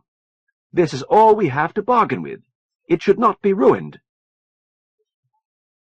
And now the crazy eddy worm was growing in an engineer, a female. Had the warrior been female too? Would it affect these watchmakers? How many masters were aboard? Too many, of course. More than their captors would actually want, but 3, 4, and the clock was counting down. "Your lordship's presence is requested," the voice said. My lord, I must insist. Rod Blaine, wake up, damn it!" Rod sat bolt upright. "All right, all ready." "What is it?" Sally asked. She sat up with a look of concern. "The children." Rod spoke to the ceiling. "Who?" "Lord Orkovsky. He says the situation is urgent," the telephone said. Rod Blaine swung his feet over the edge of the bed and found his slippers. "Talk to him in the study. Send coffee." He turned to Sally. "Not the kids. The Foreign Secretary wouldn't call us in the middle of the night about that." He went across the hall to his study and sat at his desk. "I'm here. No visuals. All right, Roger, what's up?" "The Motis are loose." "How?" "Actually, it's not quite that bad." Lord Roger Orkovsky, Secretary of State for External Affairs, sounded like a diplomat under stress. "You'll recall there was some question of when Dr. Buckman's protostar would collapse." Yes, of course. "Well, it's happened, and the Motis were ready for it. Due to some clever thinking, Chris is mentioned in the dispatches, Mercer had sent everything he could scrape up out to where the new Alderson point would form. So, we were ready too. Almost ready. Details later. We got a whole bunch of reports at once. about stellar geometry and such. You'll have to read them all. What's important is that there are some Moti ships with an ambassador on board cooling their heels under Navy detention, while we decide what to do about them. And Mercer wants a battle fleet. Rod was aware that Sally had come up behind him. "Roger," she said. "Good morning, Sally. Sorry to yank you up like this." "Are the children all right?" "I was just getting to that," Orkovsky said. "We don't know. Chris volunteered to be Navy liaison aboard Barry's ship, Sinbad. Commodore Kevin Renner commanding." "Commodore?" "Yeah, that's complicated too." "So, they went into the Mote system," Rod said. "Right. Sinbad, a light cruiser, Atropos, Commander Rollins, and a Moti ship. The reports say the first person the Motis wanted to talk to was Horace Berry." "Roger, that doesn't make sense," Sally said. "Maybe not, but it's true. Look, I'd better give you the rest of this. There'll be a cabinet meeting in the palace in 2 hours. We want you there, both of you.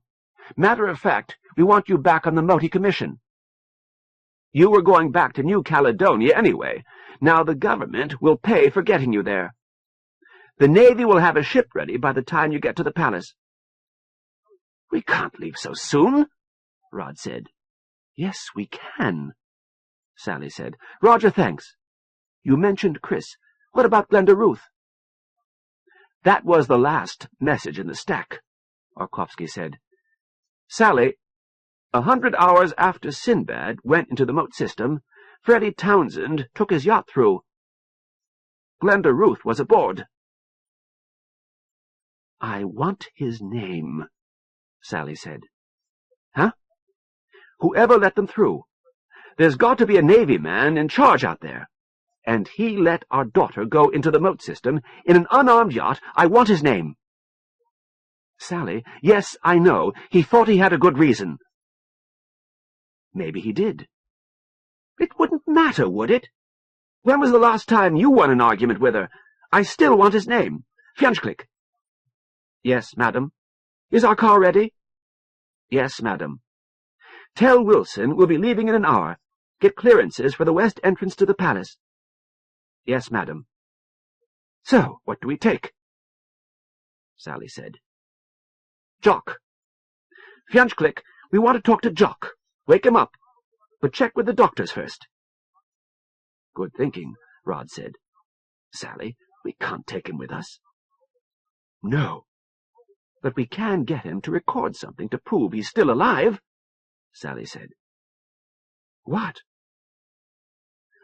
Rod held a sheath of facsimile papers.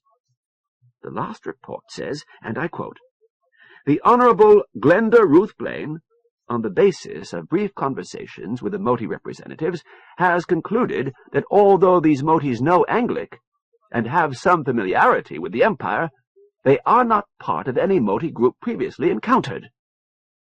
I don't think they believe her." "More fools they." "Madam," the ceiling said, "Jock has been awakened. Do you want visuals?" "Yes, thank you." Brown and white fur streaked with gray. "Good morning, Sally. If you don't mind, I'll have chocolate while we talk." "By all means. Good morning. Jock, the Motis are loose." "Ah?" "You knew about the protostar." "I know what you have told me about the protostar. You said that it would collapse within the next 100 years. I take it that was wrong, that it has already happened?" "You got it," Rod said. "Jock, we have a problem. Motis that Glenda Ruth believes aren't part of King Peter's group have got out of the Mote system. So far they appear to be stuck in a red dwarf backwater, but we all know the Empire can't keep up 2 blockades." "And you and Sally have been given the problem of what to do about the Motis," Jock said. "Have they made you an admiral yet?" "No. They will, and they'll give you a fleet."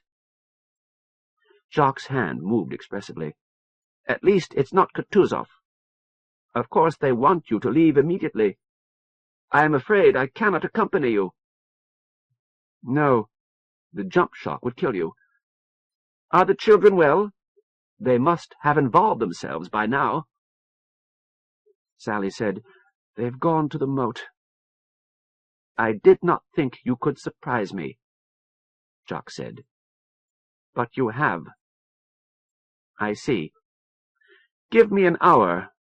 I will make what records I can. In what language? Rod asked. In several. I will need recent pictures of Chris and Glenda Ruth, as well as of myself. We have a meeting. Of course. We will discuss this when you're done with that. The Moti paused, and somehow the Moti's smile was a grin of triumph. So, the horse learned to sing, after all. I hadn't expected this, Jennifer said. We're infested with Motis. Freddie, I can't keep thinking of this ship as Hecate. Freddie Townsend looked around. Yeah, Hecate's cabin mounted on a ship of unknown name. Bandit 1, and we'll just hang numbers on the rest of the fleet. Glenda Ruth said, We could ask. And she shied back before he snarled, I won't ask Victoria. She'd give us the name of this Moti ship like we're strap-on cargo. Jennifer said, A two-headed ship. 2 captains. We've never seen the master that gives the orders. Cerberus? 5 watchmakers, 2 warriors, 3 engineers nursing 2 mediator pups. The old mediator, they now called Victoria, a master, a doctor, and a lean, spidery variant that scuttled back and forth through Cerberus's big new airlock. Perhaps bearing messages, had all made their nests in the cabin. The change had come gradually, while they slept. Glenda Ruth remembered, waking from time to time in a shifting pattern of variously shaped Motis. 12 hours of that, then she woke choking and weeping. The doctor had examined them, and then meeped at the young male master they'd named Merlin, who warbled at the engineers, who readjusted the air and sewage recyclers until the air was back to standard. But it was still thick with Moti smells, and every human's eyes were still red. The green strips painted along the walls had grown into vines, furry green tubes as thick as Glenda Ruth's leg. The various Motis used the lines to mark off their territories. They'd turned Cerberus's original airlock into a toilet. One toilet with a variety of attachments. The engineers had worked on Cerberus's original toilet, too. It worked better now. They've put screens up. Both toilets, Glenda Ruth said. We're talking now. Can you tell them to leave us some room? I'll give it another try, but you can guess the answer. This much is more personal room than they've ever seen in one spot. An engineer arrived with food. All the Motis converged except one warrior. Glenda Ruth said, Jennifer, go and see what they're eating. The meal was democratic. The young master called Merlin supervised distribution and sent a watchmaker with food for the warrior on guard. Merlin looked around when Jennifer came near. Victoria said he was a young male. This was not obvious, given he was helping to nurse the mediator pups. The human presence didn't disturb him. Jennifer looked about her, spoke a few words to Victoria. The mediator swam to join Glenda Ruth. Victoria had been learning Anglic much faster than Glenda Ruth could learn Ortcloud Recent. She said, About food? I thought you have your own. I'd like to know if this is like what we eat, she told it. We'll ask doctor and engineer. I would like to feed you cocoa. Why? On the planet, they liked cocoa. If you like cocoa, we have something to trade. You said What is in safe box is trade goods. We should not take without giving. Cocoa in safe? Yes. Victoria brought her flat face close. Trade space with us. Past the star hole is all the worlds, all within your gripping hand. Give us the worlds. Take what you want. Take tools you see. Tell tools you want. Engineers make that. Take any cast of us. Tell what shape and kind you want. You wait. Your children will have. Glenda Ruth said, This is not so simple. We know how your numbers grow. Stillness. We think we have an answer, but it's still not easy. Many Moti families will need to work together, as Motis do not always do. Glenda Ruth, who is Crazy Eddie you speak of? Glenda Ruth was only surprised for a moment. Planet-dwelling Motis told us about Crazy Eddie. Maybe you know him with another name. Maybe. Crazy Eddie isn't one person. He is a kind of person, the kind who tries to stop change when change is too massive to stop. We tell children about Spoof, who throws away garbage because it smells bad. Something like that. Spoof? Shifoofs? She couldn't quite make that sound. Jennifer had rejoined them, and now she carried the older pup. She said, We had a very powerful master long ago. Joseph Stalin had the power of life and death over all of his people, in hundreds of millions. Jennifer glanced at Glenda Ruth. Stop or go? Uncertain, Glenda Ruth nodded. Jennifer went on. Advisors told Stalin that there was a shortage of copper tube in his domain. Stalin gave his orders. Everywhere, across 1/10 of the land area of our world, what was made of copper was melted down to make tubes. Communication lines disappeared. Tractor parts, other tools. Wherever copper was needed, it was made pipes instead. Spoof. We know him, Victoria said. Spoof is found everywhere, in every caste. Spoof breeds watchmakers for sale to other nests. No need for cage. They take care of selves. Jennifer was delighted. Yes, there's a painting in a museum on Moat Prime. She was about to convey an unfortunate nuance, and Glenda Ruth couldn't stop her.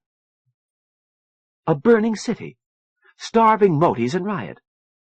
A mediator stands on a car to be seen and heard and shouts, Return to your tasks. Victoria nodded head and shoulders. When possibilities close, Crazy Eddie doesn't see. Glenda Ruth said, In Stalin's domain, 50 years after, things changed. More communication, better tools and transport.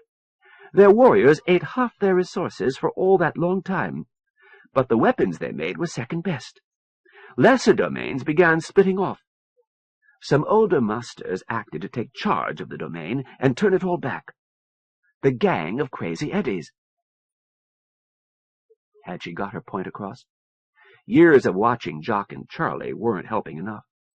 Too much of mediator body language was conscious, was arbitrary. She said, When possibilities open, Crazy Eddie doesn't see. The mediator thought that over.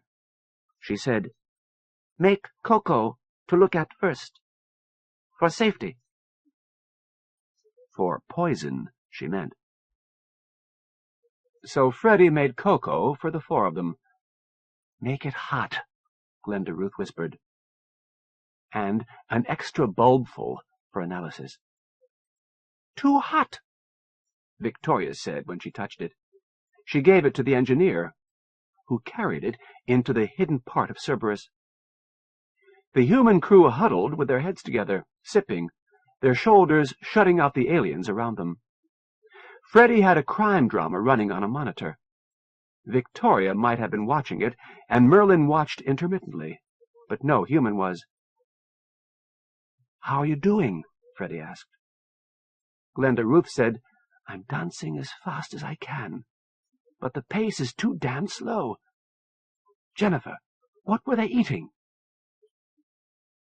Jennifer was running her hand along the pup's back as if it were a cat, but her hand kept stopping to feel the weird geometry. She said, "Just one dish.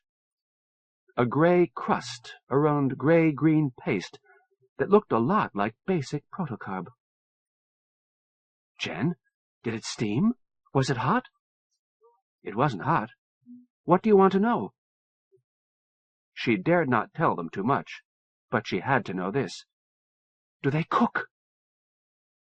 "Glenda Ruth, the air coming through the new lock is warmer than it is here, but there's no smell of cooking."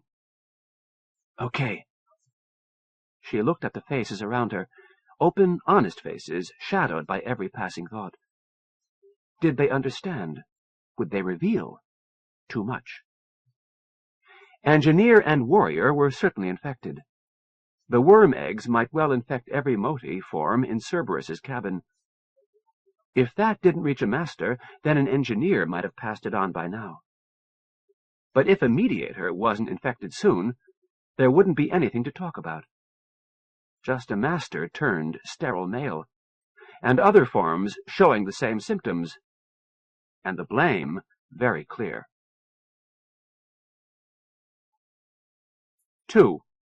Vermin City. And in that state of nature, no arts, no letters, no society, and, which is worst of all, continual fear and danger of violent death, and the life of man, solitary, poor, nasty, brutish, and short. Thomas Hobbes, Leviathan. From the beginning, Freddy Townsend had been concerned about his equipment. "I know we're prisoners," he told Victoria, as soon as the mediator would understand. "I know you can take what you want." "Leave your stuff alone if play to win," Victoria said. "Need some stuff for now." "Good. You think about future. You want us happy for future?" "Say instead, we want you not hating us for future." "Good, good. Then get them to leave my telescope the hell alone. It's this whole complex, here and here, all of this stuff." "Engineers make it better." "Don't want better. Want this stuff the way it is," Freddy said distinctly. He had watched what happened to Hecate. He believed, and so did Glenda Ruth, that the Motis would strip the telescope of anything they wanted, leaving a tube and 2 lenses to be improved to their heart's content. They must have convinced Victoria. Victoria must have convinced one of the masters. Days later, the scope and its computerized direction-finding and data recording systems still matched Empire racing specs. Freddy's fingers behind her ear teased Glenda Ruth awake. The smaller pup was clinging to his back, a tiny skewed head above his left shoulder, wearing the generic smile. But Freddy looked quite solemn. Glenda Ruth followed his pointing finger to a screen and— What? Display of a broken kaleidoscope? Numbers indicated that she was looking aft, under 100-power magnification, via Freddy's telescope. "We're decelerating. Whole fleet. To that," Freddy said. A shattered mirror on star-dusted black. Mirrors. Lots of mirrors. Circles and ribbons and scraps and one great triangle. The mirrors weren't rotating, but some of what they illuminated was, on an eccentric axis. Sunlight off the mirrors set it to glowing like the city of God. "Schizophrenia City," Jennifer said. Glenda Ruth winced. "Pandemonium," she said. "John Milton's capital of hell." If this was Captor Fleet's home base, they were indeed mad. Pandemonium was backlit, showing mostly black, but she could see the lack of pattern. There were blocks and spires and tubes, considerable fine structure, very spread out. as an artistic whole, it wasn't whole. Jennifer said, cities do grow this way, if there's no street plan, but in space? That's dangerous. Dangerous, her pup said emphatically. Freddy's pup peeked out of his arms and nodded wisely. Glenda Ruth called, Victoria? Something's happening, Terry Kakumi said. Light flashed here, there. A chunk of Pandemonium City broke free, 6% or 8% of the whole, rotated to use its section of mirror as a shield, and pulled away. Ruby light sputtered at it belatedly. Civil war, maybe. Maybe a lifeboat running away from us. I don't think they see Captor Fleet as friends. Yeah, Terry.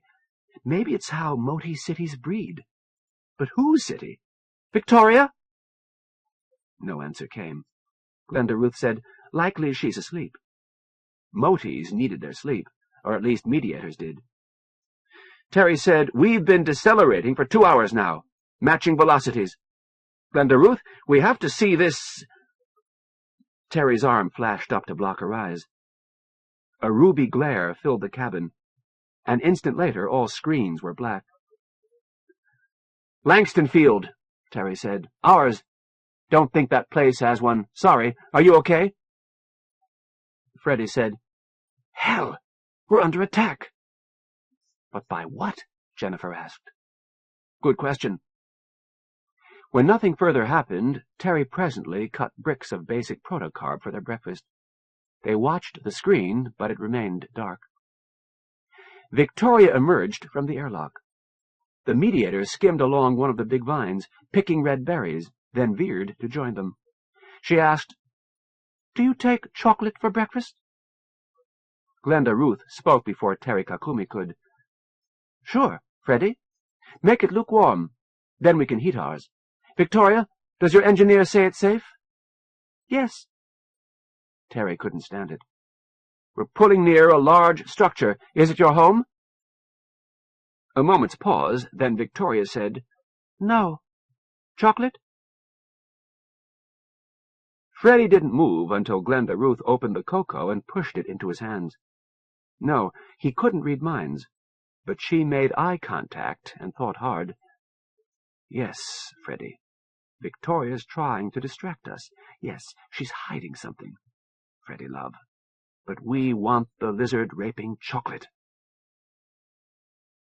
Freddy set to work meticulously measuring powder, shaking it with boiled water, adding the basic protocarb product most crew called milk. He poured it into squeezers and handed one, lukewarm, to the mediator. The others he set heating in the microwave. Victoria sipped without waiting. Her eyes widened. Strange. Good. She sipped again. Good. This is the least of what Empire can offer. More to the point is the meeting of unlike minds. And elbow space. Terry's patience was short. The city? It's resources, Terry, Victoria said. We will take them. Aha. We want to observe the battle on sight, Terry Kakumi said. If not a battle, Terry. Pest control. No master in there, no mediators, not even engineers. What are they, then? They're shooting at us. Watchmakers and... I don't know your word. Only animals. Destructive small animals, dangerous when cornered. Use resources we need. Vermin, Glenda Ruth said. Thank you, vermin. Yes, they're shooting, but we can protect ourselves. What is it you want? I want to go in with you, with a camera. Terry took the bulb Glenda Ruth handed him, but didn't drink. She sipped the chocolate, a bit too hot, and that was good. Heat would kill what her fingertip had added to the cocoa powder. You would see our weapons in use. I know your nature, Terry Kakumi. Warrior engineer as close as your generalist species comes, but able to talk well. Freddy suppressed a smile, but Terry showed his teeth. You wouldn't use your serious weapons for varmin control, Victoria. Whatever it is that has you so embarrassed, it's something we have to know. Later would be worse. Nasty surprises breed nasty surprises. The screen cleared. Pandemonium glowed before its mirrors. Cerberus's watchmakers had pushed a probe through the field. Victoria sipped and thought, and said, "I will ask Ozma." Merlin nested in the forepart of the cabin. He was young, with clean white fur you ached to touch. He had never been female. He spent much of his time watching the humans and, if Glenda Ruth was indeed learning some basic captor language, if she'd correctly judged his body language, discussing them with Victoria, the doctor, the engineers, the warriors.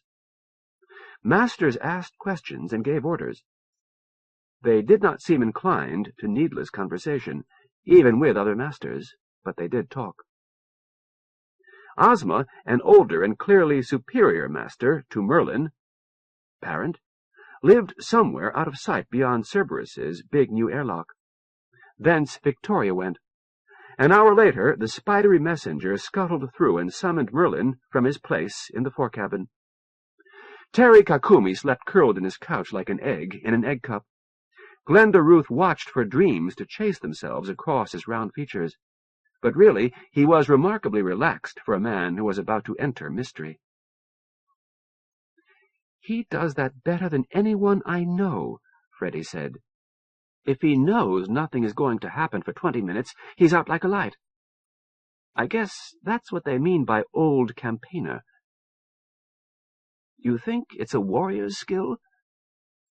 It never would have occurred to me before. Sauron, eh?" The chaotic industrial complex was considerably closer now. Its shape had changed, had closed around the gap left by the one departing section, which was still in view a few kilometers away, under desultory thrust. There was motion on the surface, a doubly silent rustling, windows glinting, not many, small vehicles racing along wire tracks, mirrors rippling as they swung to block a laser spear, a sudden spray of missiles? Tiny ships?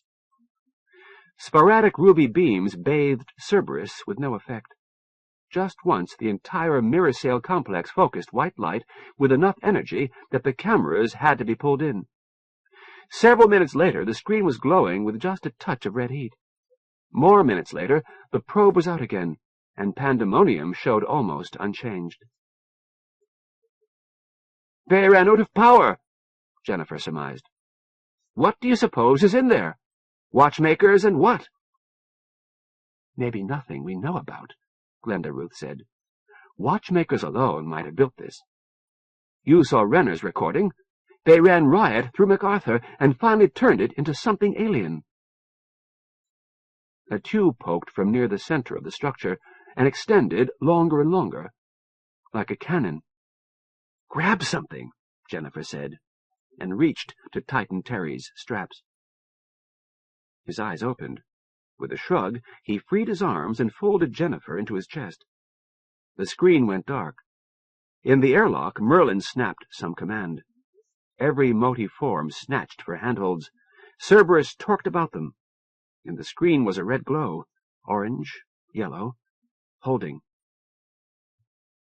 Victoria popped up beside Merlin, with several other motif shapes behind her. They all held close to their handholds. A messenger was towing one of their pressure suits. "Terry, you may travel with us unarmed," Victoria said. "You'll want hands for your camera anyway. We have restored it to the state you are accustomed to. Don't try to leave your escorts." Terry took the camera from the engineer. He made adjustments. One of the screens, lit with a close view of Victoria, blurred, then sharper. Terry said, "How long?" "Suit up now." The field was orange and cooling. Terry and Freddie examined the suit, whispering. Hecate's pressure suits had been confiscated and stowed on the other side of the oval airlock. They were hard suits, rigid pieces shaped to slide over one another, with a fishbowl helmet. Now green-gray sludge in a flaccid plastic bag rode the jet pack on the suit's back. The helmet's view had been expanded. The sun-blind visor was gone. The helmet itself was no longer quite symmetrical. "You trust it?" "No choice, boss. I'm bored." Terry worked his way into the suit. Before he'd finished, the engineer and 3 watchmakers were already at work on him. Freddie and Jennifer smiled to watch. Glenda Ruth's stomach was a hard knot. He could die. Terry was zipped up when the alarms sounded again. He knew that one, anchor against attack. When the screen cleared, pandemonium was very close. The pipe still protruded near the center of the complex, but it pointed askew of Cerberus. More conspicuously, the mirrors were gone, shredded, trailing outward in Comet's configuration. "It was a double attack on us," Terry said, for his companion's benefit.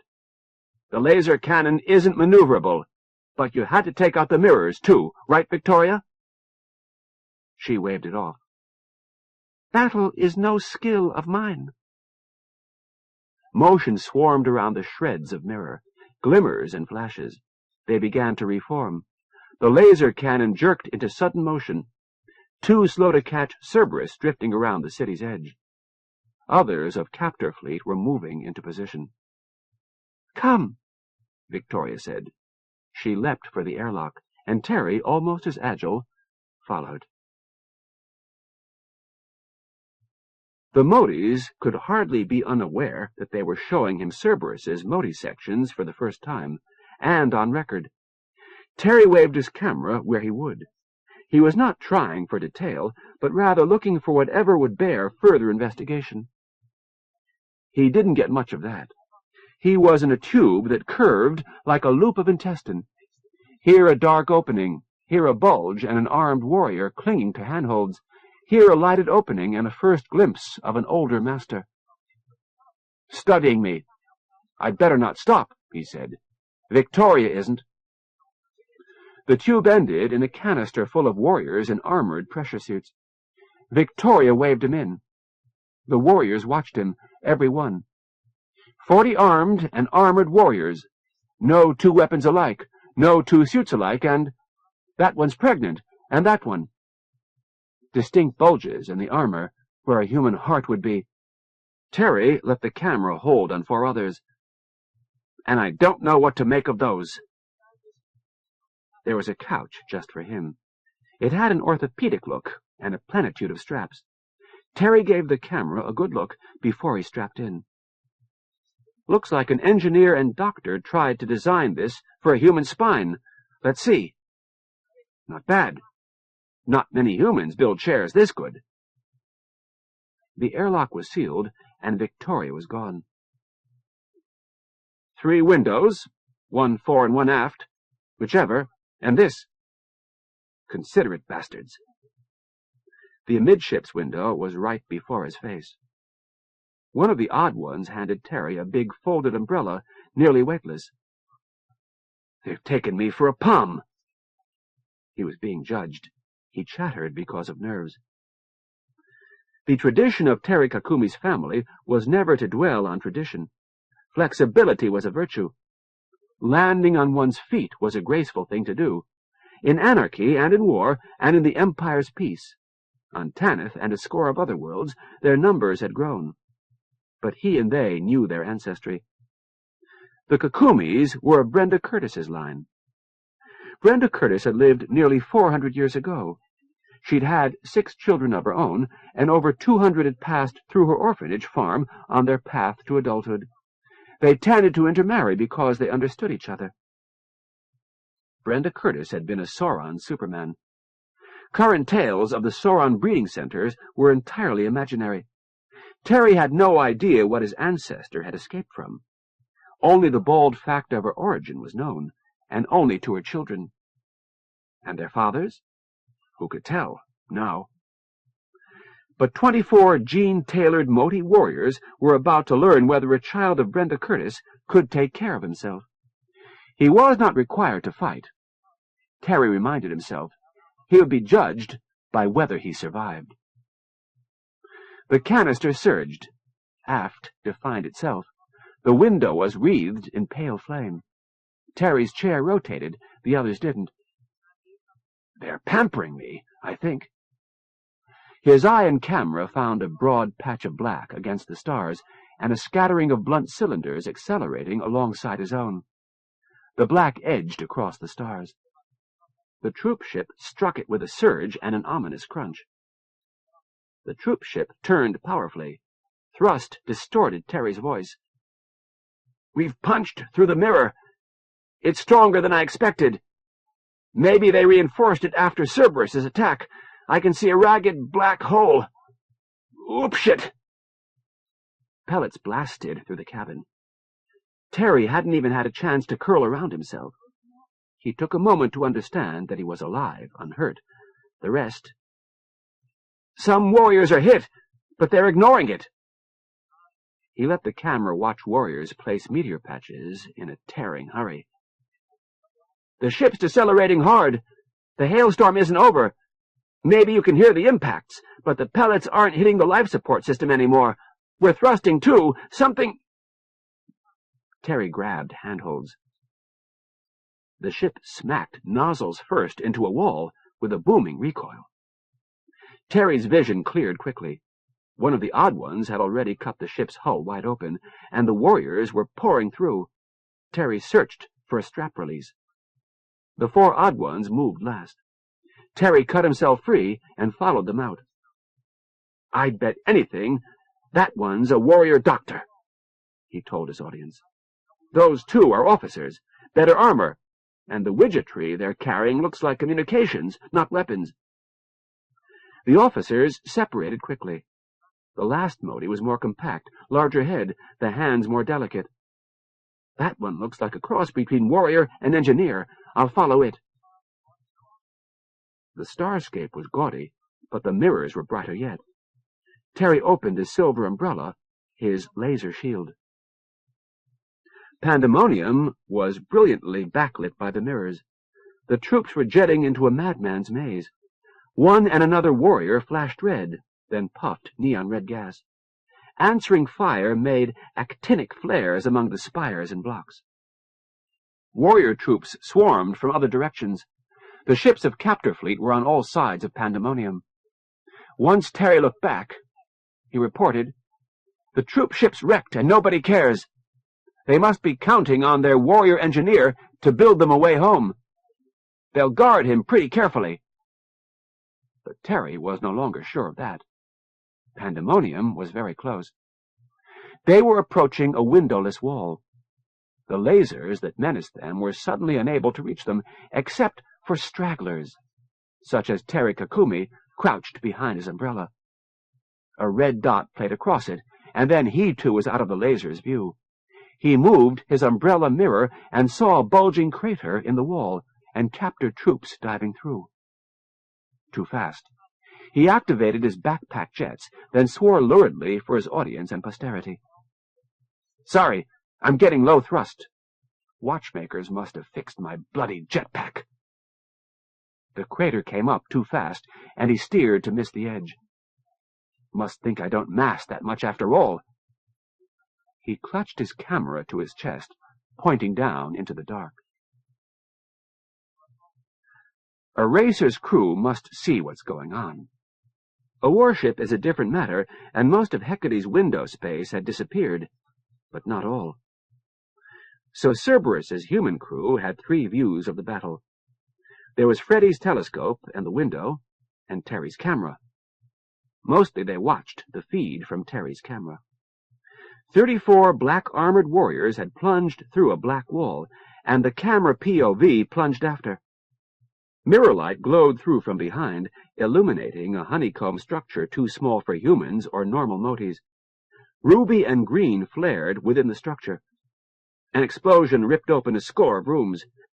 Then tiny forms in silver armor were jetting among the larger warrior shapes, riding bullet-shaped rockets no larger than themselves, swerving at terrific accelerations, or just blasting through walls and warriors and into space, carrying dead passengers.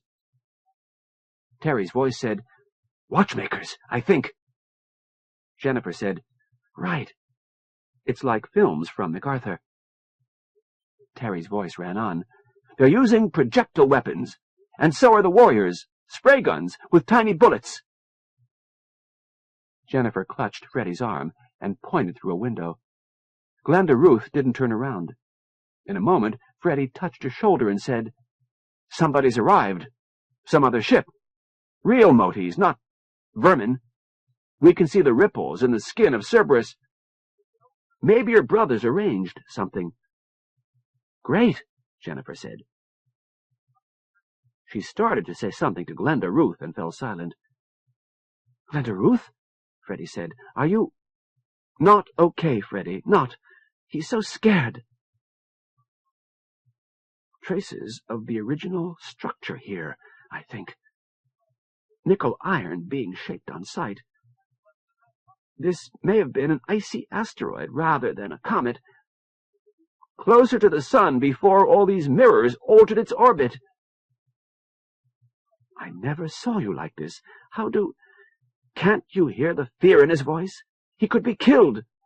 That's why mediators can't stand battle.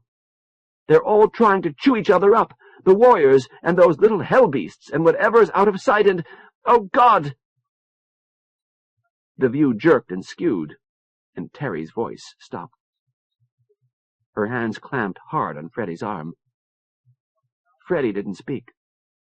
Glenda Ruth saw that her nails had drawn blood. Her voice rose into a hysterical whine. "They shot him!" This looked solid. Some kind of support strut. Terry had dodged behind it when the bullets sprayed across him. He huddled behind it, reaching. Engineers and watchmakers had been at work on his suit, and he could only hope. There, the pouch of meteor patches. He pulled one open. His fingertip traced 3 tiny holes across his chest carapace, between his right nipple and his right shoulder. They'd nearly closed themselves. The hiss had dwindled. The patch covered all 3. But the hiss continued, and he wondered how he would reach his back. The pain and wet were just over his shoulder blade. The warriors had gone on. A big Moti head poked around a partition. Big was friendly. Looked him over. "Officer?" and withdrew. Another such shape floated nearby, leaking fog through scores of tiny holes, its laser weapon spinning nearby. Maybe the little demons had gone after it deliberately. It was the warrior engineer. Doctors probably aren't intelligent. Terry had forgotten his audience. He was talking to himself. Probably. One to treat any class, but none to treat a human. Who's going to treat me? 3 bullets through my right lung. With his fingers on the edge of the second patch, he reached behind him, forced it past the pain, then rubbed his back across the support strut. The hiss stopped. A cough would have worried him. He'd be coughing blood before this was over. Meanwhile, for his audience, these were high-velocity slugs intended to penetrate armor. Fast but small. No tumble, no stopping power. They're for watchmakers or something not much bigger. Infections aren't any danger out here. Ronald Reagan was shot through the lung with a bigger bullet than these. 70 years old in FDA-era medicine. And he went on to finish 2 terms as President of the United States of America. And Reagan hadn't had Brenda Curtis for an ancestor. "I'm going for the gun," Terry said, and leapt. Turning, he snatched the warrior engineer's laser rifle and impacted his feet against a wall, the camera and gun turned down. The wall shuddered, and his camera caught 6 silver shapes plunging through. His gun caught them, too, in a spray of projectiles. There was no answering fire, only a twinkling of edged weapons. His tiny bullets were cutting them up good, but 6 had become 20, jumping in pursuit as Terry Kakumi's recoil and suit jets hurled him up through the crater hole. And now they were all bright in mirror light and starlight, and Terry held his camera on the swarm. A fireball blasted out of pandemonium, half behind an angular bulge. Terry didn't bother with it. The camera recorded the shock wave surging through the city. His breathing was going ragged. He'd have to stop talking soon, but they don't fit the suits. There are slack parts. 6-limbed suits. Watchmaker suits. With one limb tied down and... He coughed and stopped trying. Let the camera speak for him. They wore borrowed pressure suits with the lower left arm tied down. Half of them had used up their jets and jumped anyway. Animals. Others were fleeing the light. But 3 turned and made for Terry. He held the camera on them and slashed them with high-V pellets. Nice. 2 merely died, but one silver suit, filleted, puffed its occupant, thrashing into space. They weren't watchmakers at all. They were something nastier. I never saw. Freddy peered at the display. Victoria? What in hell? Victoria was missing. Glenda Ruth? I've seen him before. She didn't want to look. She made herself look and considered what she was seeing. She said, the zoo on Moat Prime, and watched them, remembering. 4th floor, a moaty city, struck by disaster, cars overturned and rusted in littered, broken streets. Aircraft had embedded their wreckage in the ruins of fire-scorched buildings. Weeds grew from cracks in the pavement.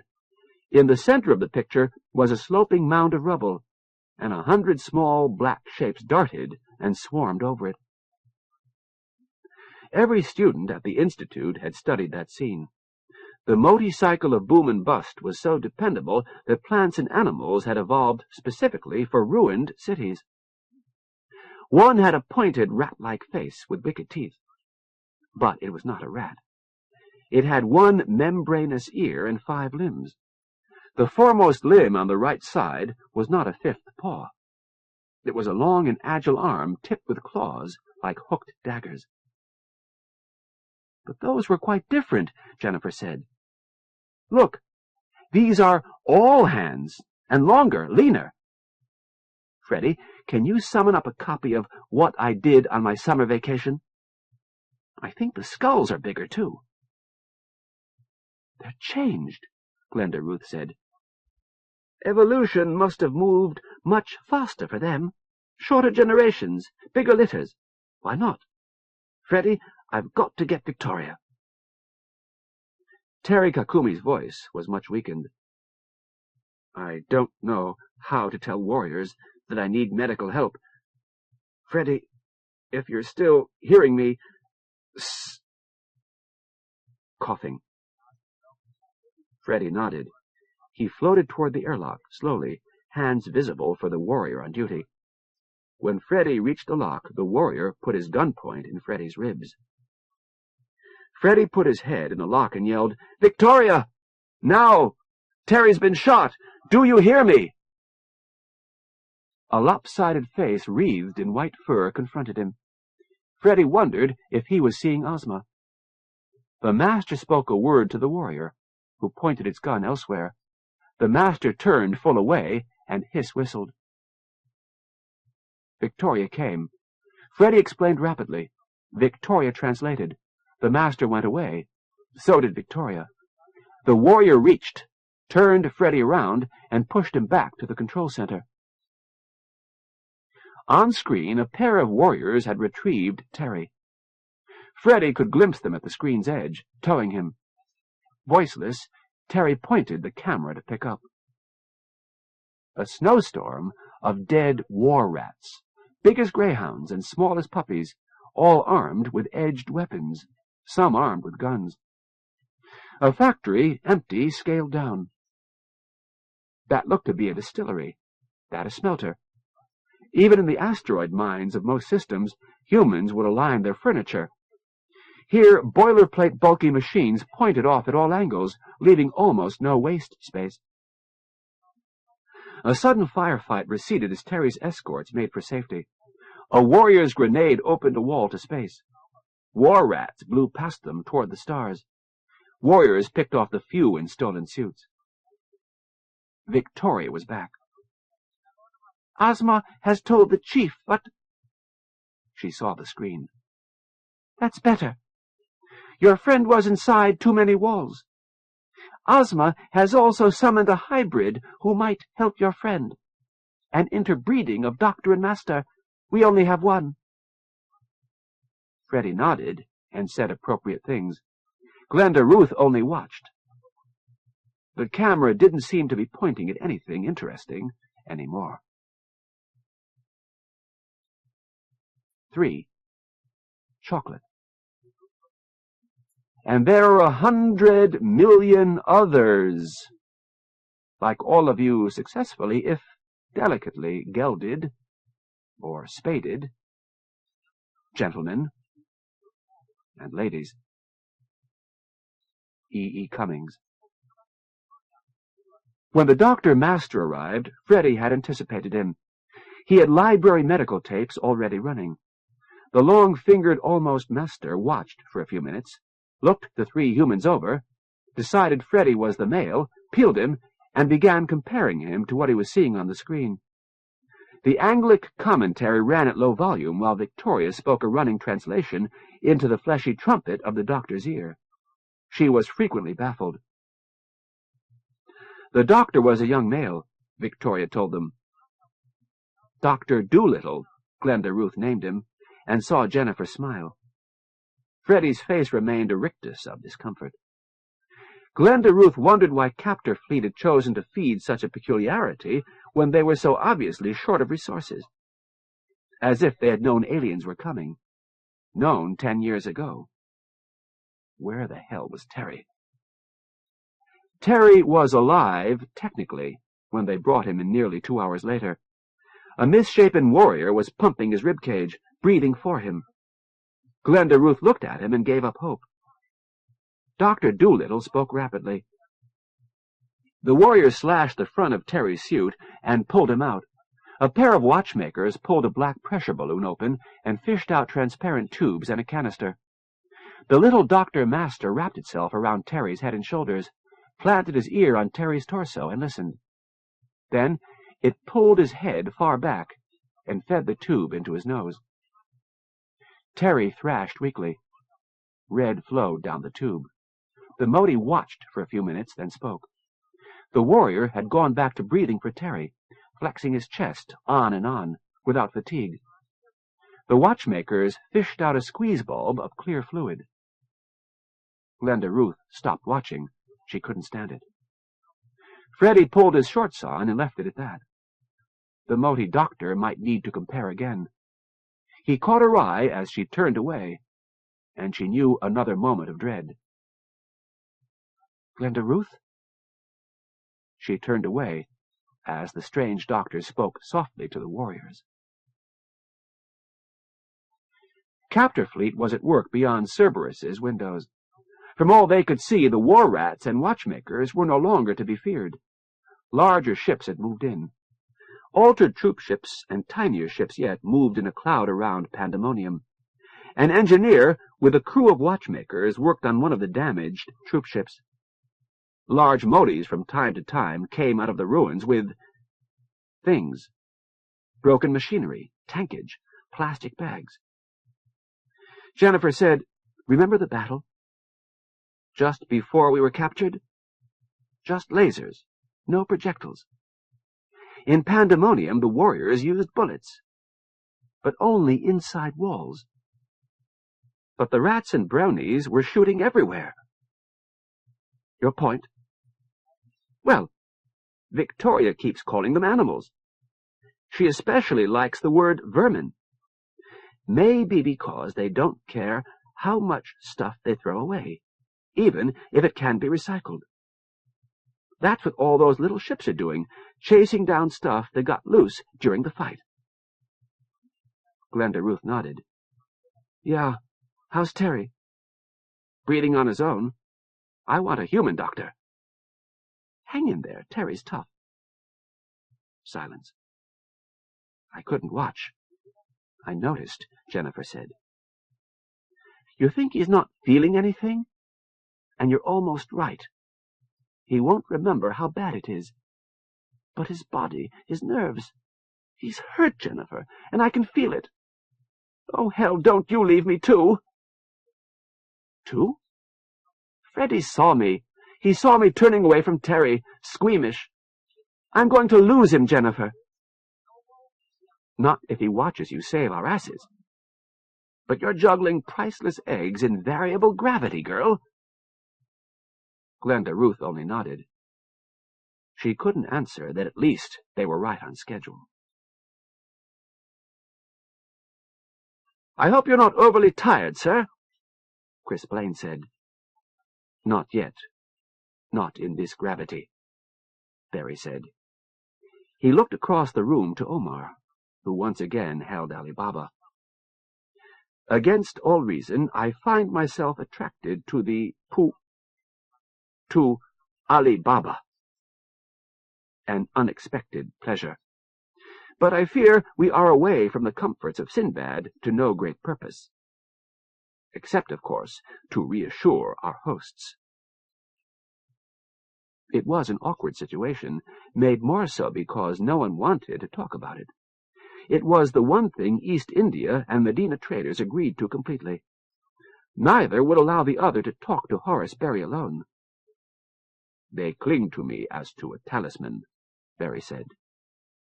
Or a credit card, Blaine said, and Barry glared. The outer door opened, and a thin, spidery shape entered. The Moti went to Omar, and waited patiently as Omar and Eudoxus gathered around it, then chattered excitedly. Something important, Blaine said. He thumbed the microphone of his communicator. Captain, an East India messenger just came in. Whatever it's saying has got both the mediators listening hard. Could it be about Hecate? Renner's voice asked. I don't... Stand by one, Renner said. What? Joyce demanded. What's happening? She edged closer to the Motis, pickup camera whirring softly. Rollins has spotted a fleet, Renner said. A big one, coming from in-system. Hyperbolic orbit. Accelerating like they've got lots of power. Warships, Blaine said. Sure sounds like it, Renner said. Don't know whose, but they're heading this way. Excellency, we have news, Omar said. Thank you, Excellency. The humans are all safe. One, the ship's engineer, was injured in a way that I do not quite understand. But I am assured it was through no fault of the Crimean Tartars, who have been persuaded of the value of their guests. One of my apprentices, very young and inexperienced, but fluent in Anglic, has been accepted by the Tartars, and will presently be allowed to speak with the humans. Omar beamed. He will, of course, be pleased to invite a representative of our Medina allies, as soon as one arrives. This is splendid news, Barry said. We are in your debt. I wonder if we might prevail upon Medina's hospitality for one more favor. You have but to ask, presuming it is possible, Eudoxus said. A message, Barry said. It would be well for all concerned if Lord Blaine were informed that his offspring are safe. Eudoxus and Omar looked at each other. Ali Baba's attention remained fixed on Barry. An interesting notion, Eudoxus said, but one that presents considerable technical difficulties. Neither East India nor Medina controls Crazy Eddie's sister, nor do the Crimean Tartars. The Khanate now holds that point, and even now gathers more warships to consolidate their hold, their own and others. We fear that they have created a formidable alliance, one which may even now be growing. A combined action of Medina and East India might suffice to escort one ship to the sister, Omar said. But as East India has more ships in that area, our losses would be greater. We would require compensation. I had in mind something simpler, Barry said. Send a message through the Crazy Eddie point to Murchison's Eye. Take one of your flimsy token chips. Wrap a transmitter in a thick layer of suitably ablative material with a mechanical device to turn it on once through. Let it broadcast its location. Message cubes inside should survive long enough to be retrieved. Simple mechanical device, Omar said. Jump shock is an experience previously described to us, which I have now twice experienced, Eudoxus said. It is formidable. Excellency, I need hardly point out that the contents of a message to your blockade battle fleet will be of great interest to all of us. Will you summon that fleet here? I think not, Barry said. But surely it would be to our advantage to have those not inconsiderable resources at our disposal. He looked significantly at the Moti warriors. And of course we will continue to enjoy your gracious hospitality as we negotiate. Eudoxus and Omar exchanged looks. Then Eudoxus began to speak, slowly and carefully, in the glottal language the Motis had been using to speak to their masters. Both masters replied, each to a mediator, never to each other. The messenger was sent out. 2 came back. They delivered messages to each of the mediators. The masters spoke quickly and curtly, the mediators at greater length. The discussion continued for a long time as Joyce's pick-up word. Barry waited with a look of serene calm. Ali Baba aped his look, a study of serious concentration. Blaine reported developments to Sinbad and Renner. Finally, Eudoxus spoke. It seems you are correct, Excellency. We may have need of your fleet. We count 5 fleets probably converging on us. 1 is from Byzantium. We have reports that the masters of the Moat Beta Moons, the group we have called the Persian Empire, are gathering a fleet. The Khanate has summoned allies to their aid in holding the Sister. There comes another large group from Sunward. In other words, everyone who has warships is becoming involved, Joyce Trujillo said. Just so, Omar said, and thus our masters are agreed. The partnership between Medina and East India shall be renewed. When that is accomplished, it would be well to summon whatever resources your empire can bring. Before they kill us all, Joyce said. Omar bowed. Just so. Engineers had erected a screen around the area where Dr. Doolittle and his aides worked on Terry. Freddie was back there for 10 hours, while Jennifer and Glenda Ruth waited alone. Finally, he came out. I'll have to go back presently, he said. They want my opinions. Mostly I don't know, but I can work the data retrieval system for Dr. Doolittle. It's mostly in charts. Some of it I have to read to him with gestures.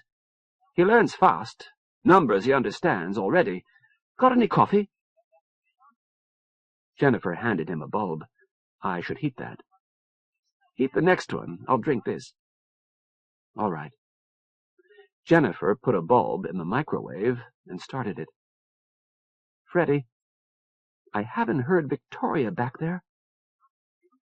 She's been gone for hours. One of the others, I think the engineer that's been improving Hecate, came and got her. And that was the last I saw of her. Sometimes I talk into a mic and Dr. Doolittle listens to what has to be a translation, but I don't know who's on the other end. Freddie sipped the lukewarm coffee. Good stuff, thanks. When can I see him? Jennifer's cry was more nearly a wail. Freddie looked to Glenda Ruth. Glenda Ruth dropped her pensive look and shuddered. I think you should wait to be asked. Something odd is happening. I'm scared, Jennifer said. We talked about He grew up on Tanith, you know. Freddy, he will be all right. If the Moties can manage it, he will be, Freddy said. They're going all out. They have some instrument the size of a spatball racket that puts a 3D image of Terry's insides on our Tri-V screen. They've got him stabilized. Blood pressure has been the same for hours now. It had not been instantly obvious. The looming bulk of the Mosque had been a block of water ice permeated by tunnels when Sinbad docked. But engineers had been at work, carving rooms out of the ice, insulating, decorating. The lounge, located just outside Sinbad's airlock, had been growing during the negotiations. Now there was a small kitchen, a wardrobe, and a half-completed mini-gym besides the conversation pit with Moti and human chairs and couches. Chris feared it would be the size of Serpin's city before they accomplished anything. Eudoxus spoke long and earnestly to the master called Admiral Mustafa Pasha.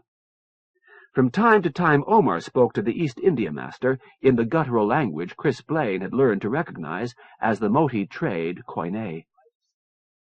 Ali Baba moved from Berry to Omar and back, but his attention was always on Berry.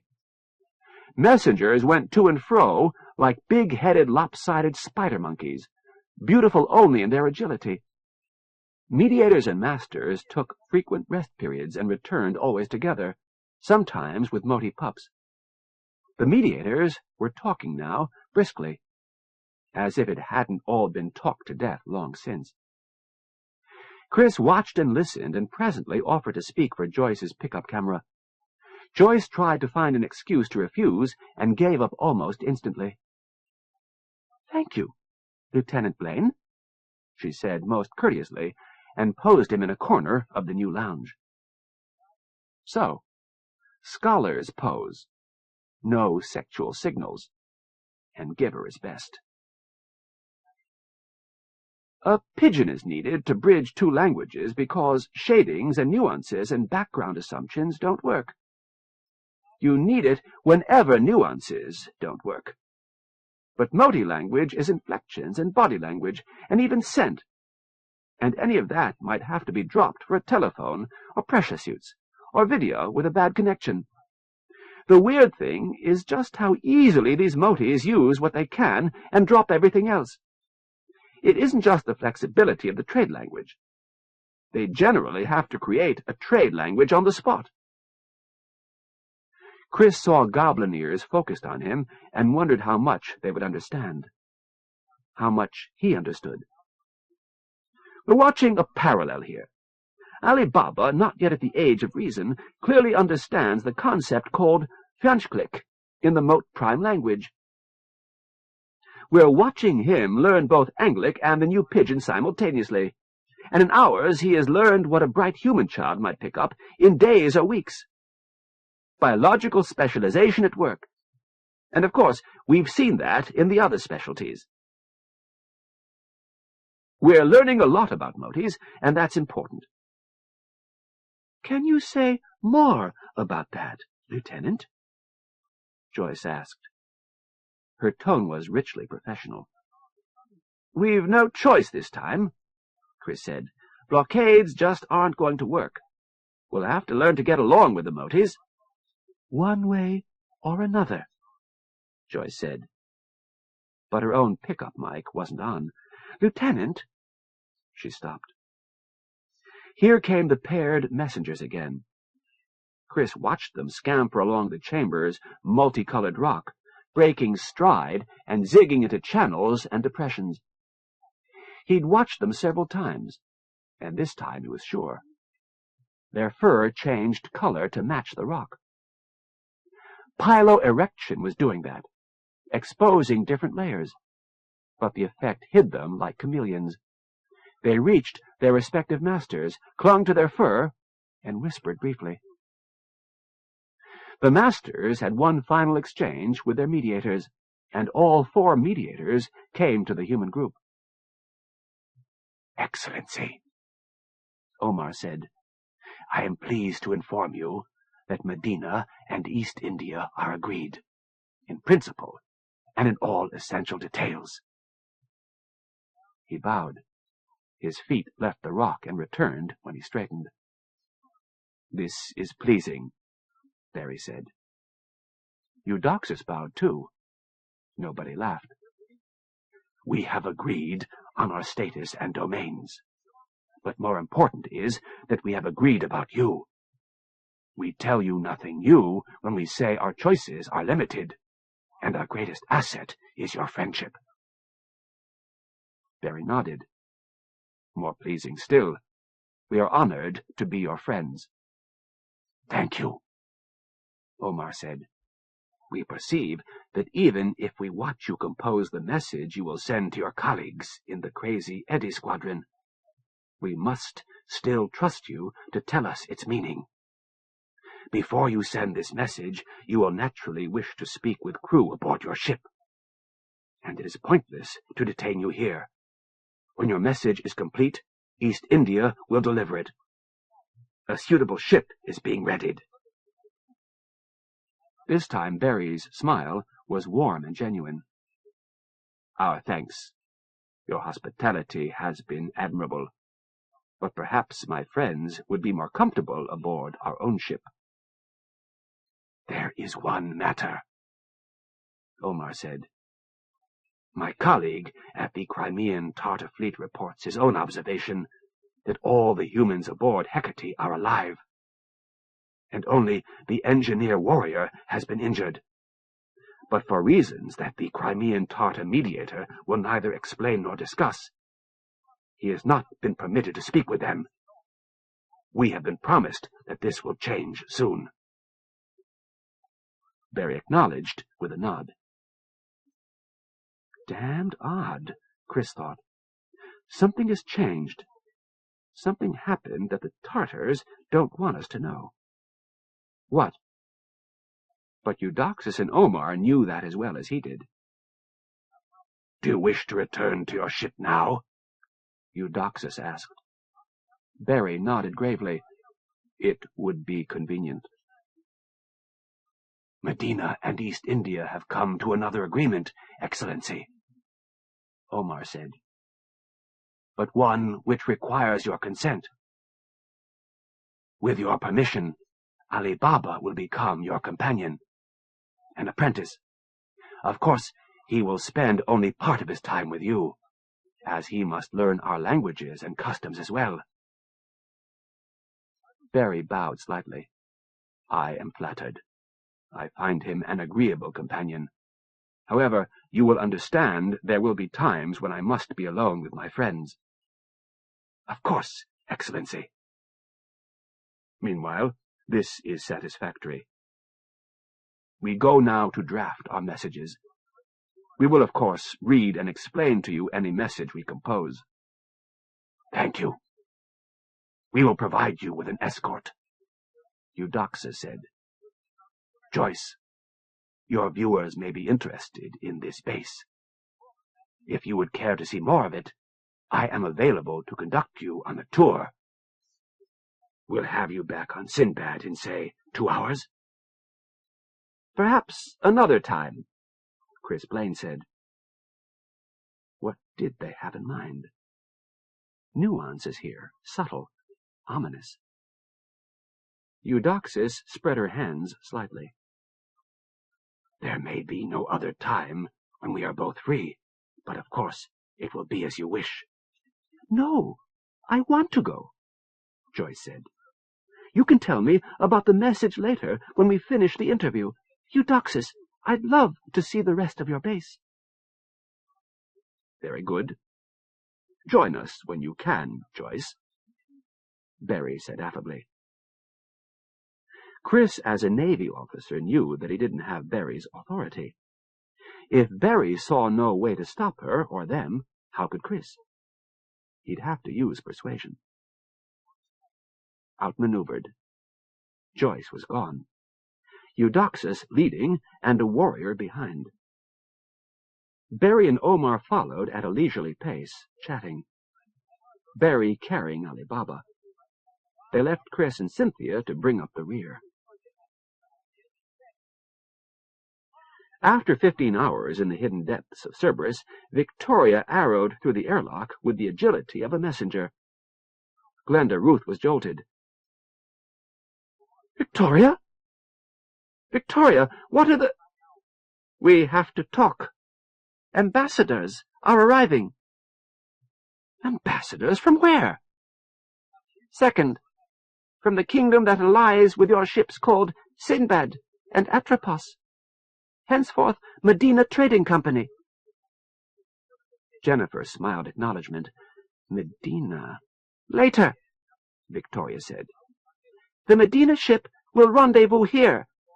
Vermin City makes a convenient target. But the first is already aboard.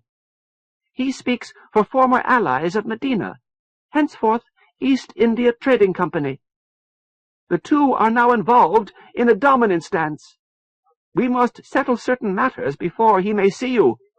We've been verbal dancing for some days." Glenda Ruth looked at the screen that hid Terry and Dr. Doolittle. "Can we summon a human, Doctor?"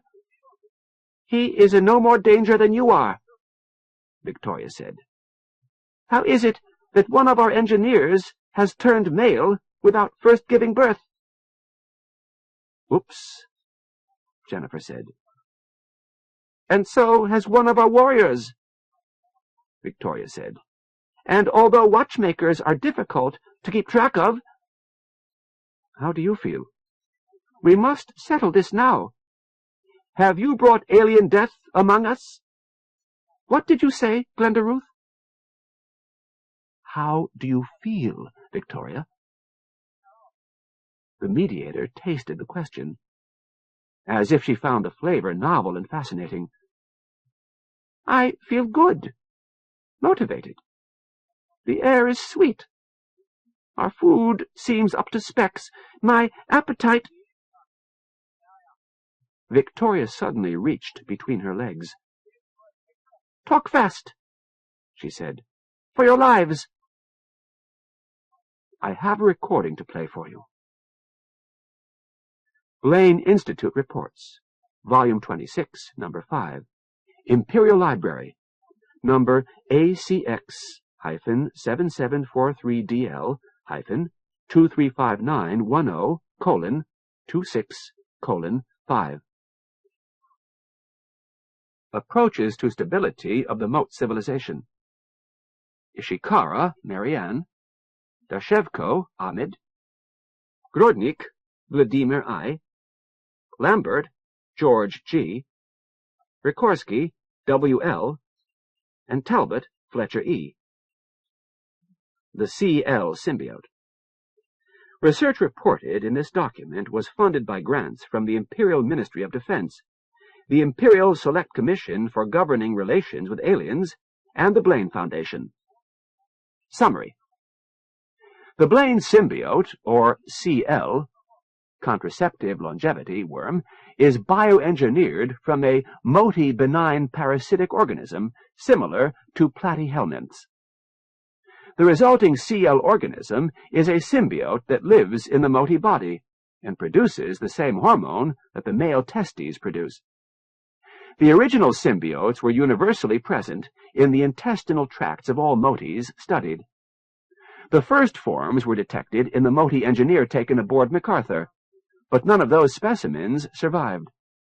The current CL symbiote has been bred from a strain taken from the moti known as Ivan. It is known to survive in mediator castes, and there is no reason to suppose it will not thrive in all moti castes. In all moti castes so far examined, there has been one testis, and the documents brought by the moti ambassadors and the motis themselves do not contradict this. This testis normally withers. Hapgood and others, 1, have speculated that this withering is triggered in part by pheromones given off by a pregnant female. But it is known, see Ivanov, Inspector, 2, that the process is more complex than that. Upon withering of the single testis, the moti turns female. Pregnancy must follow soon after, or the moti sickens and dies, with symptoms not unlike vitamin deficiency. See Renner, K. 3. Fowler S. 4. And Blaine, 5. As well as the report of the MacArthur expedition, 6. For details. The process of giving birth excites cells in the birth canal, and more male testes form. The CL symbiote normally sites itself anywhere in the body cavity and does not wither. Present data indicate that several CLs have no more effect than one. It is believed that this is due to excretion of surplus hormone via plumbing 6, tentatively the kidney. We have observed no signs that CL will breed in a host moti, undoubtedly due to inhibition by the hormone itself. Consequently, CL must be bred externally in an environment that provides sufficient fluid around them to flush the hormone. Video report, Reuters. Blaine Institute announces new developments in bioengineering. Film clip. Lord and Lady Blaine, the Honorable Glenda Ruth Blaine, students at the Blaine Institute, and His Excellency the Ambassador from Mote Prime, announcing publication of results of bioengineering development. Of course, that record could have been made at any time, Victoria said. It has me in it. Or a very good double, Glenda Ruth. It would take much forethought to plan far in advance to deceive us into believing that a mediator can survive this long. But your empire has both means and motive. I'm in the pictures too, Jennifer said. Yes. You would require 2 doubles and 2 surgical alterations of adults. Is this beyond your capability? Freddie's eyes wandered from the screen to Glenda Ruth to the screen, and he shook his head. Victoria, watching him carefully, said, Jock's survival surprised you, Freddie, when you learned of it from Jennifer and Glenda Ruth. With her training, could Glenda Ruth deceive you? And Jennifer? It's not that. Think, Victoria. If that's not Jennifer and Glenda Ruth, then it's 2 actors just out of surgery who have to fool moti mediators, and know they've done it. Good, Freddie. This game gives us no profit, Glenda Ruth said. Victoria, you already feel better than you have in years. And your engineer and your warrior, are they sick? Is this reversible in fertile casts? Victoria demanded. Probably. With difficulty, but very probably. Is the native parasite endemic to space civilizations? If so, I do not know of it. It is no skill of mine. Would I be infected with a parasite and not know? Why not? People often are, Freddie said. Even those who live in isolation? I see you believe so. The moti paused, and whatever expressions Glenda Ruth had been able to read were replaced by a different mask. I must think on this. Wait, there! She could have remained silent. Too late. Victoria turned. What? I don't have any better argument than that. Glenda Ruth pointed. On the screen, Victoria. The busy spacecraft of Captor Fleet had torn away a tremendous strip of the city's skin. Pandemonium lay exposed, a hive of cells still sparking with defenses. Corpses floated away in a pestilential cloud of black dots. The ships pulled a square kilometer of transparent skin over the wound and moved inside to work. Nothing was to be lost. That's your past. 1,000,000 years or more of your past. Breeding yourselves into a starving cannibal horde, then tearing your numbers down in blood. Vermin City. That's your future forever, without us. Glenda Ruth waved at the screens. "It's Vermin City or the Crazy Eddie Worm." 4. Messages. 3 may keep a secret if 2 of them are dead. Benjamin Franklin, Poor Richard's Almanac. "Chris, it's time," Kevin Renner said. "Tell me about you and Joyce." Blaine looked from Renner to Horace Berry. No help there. Sinbad's lounge had grown larger yet. It seemed very large and very empty. "All right, Captain. We were sleeping together, so to speak, and then we weren't.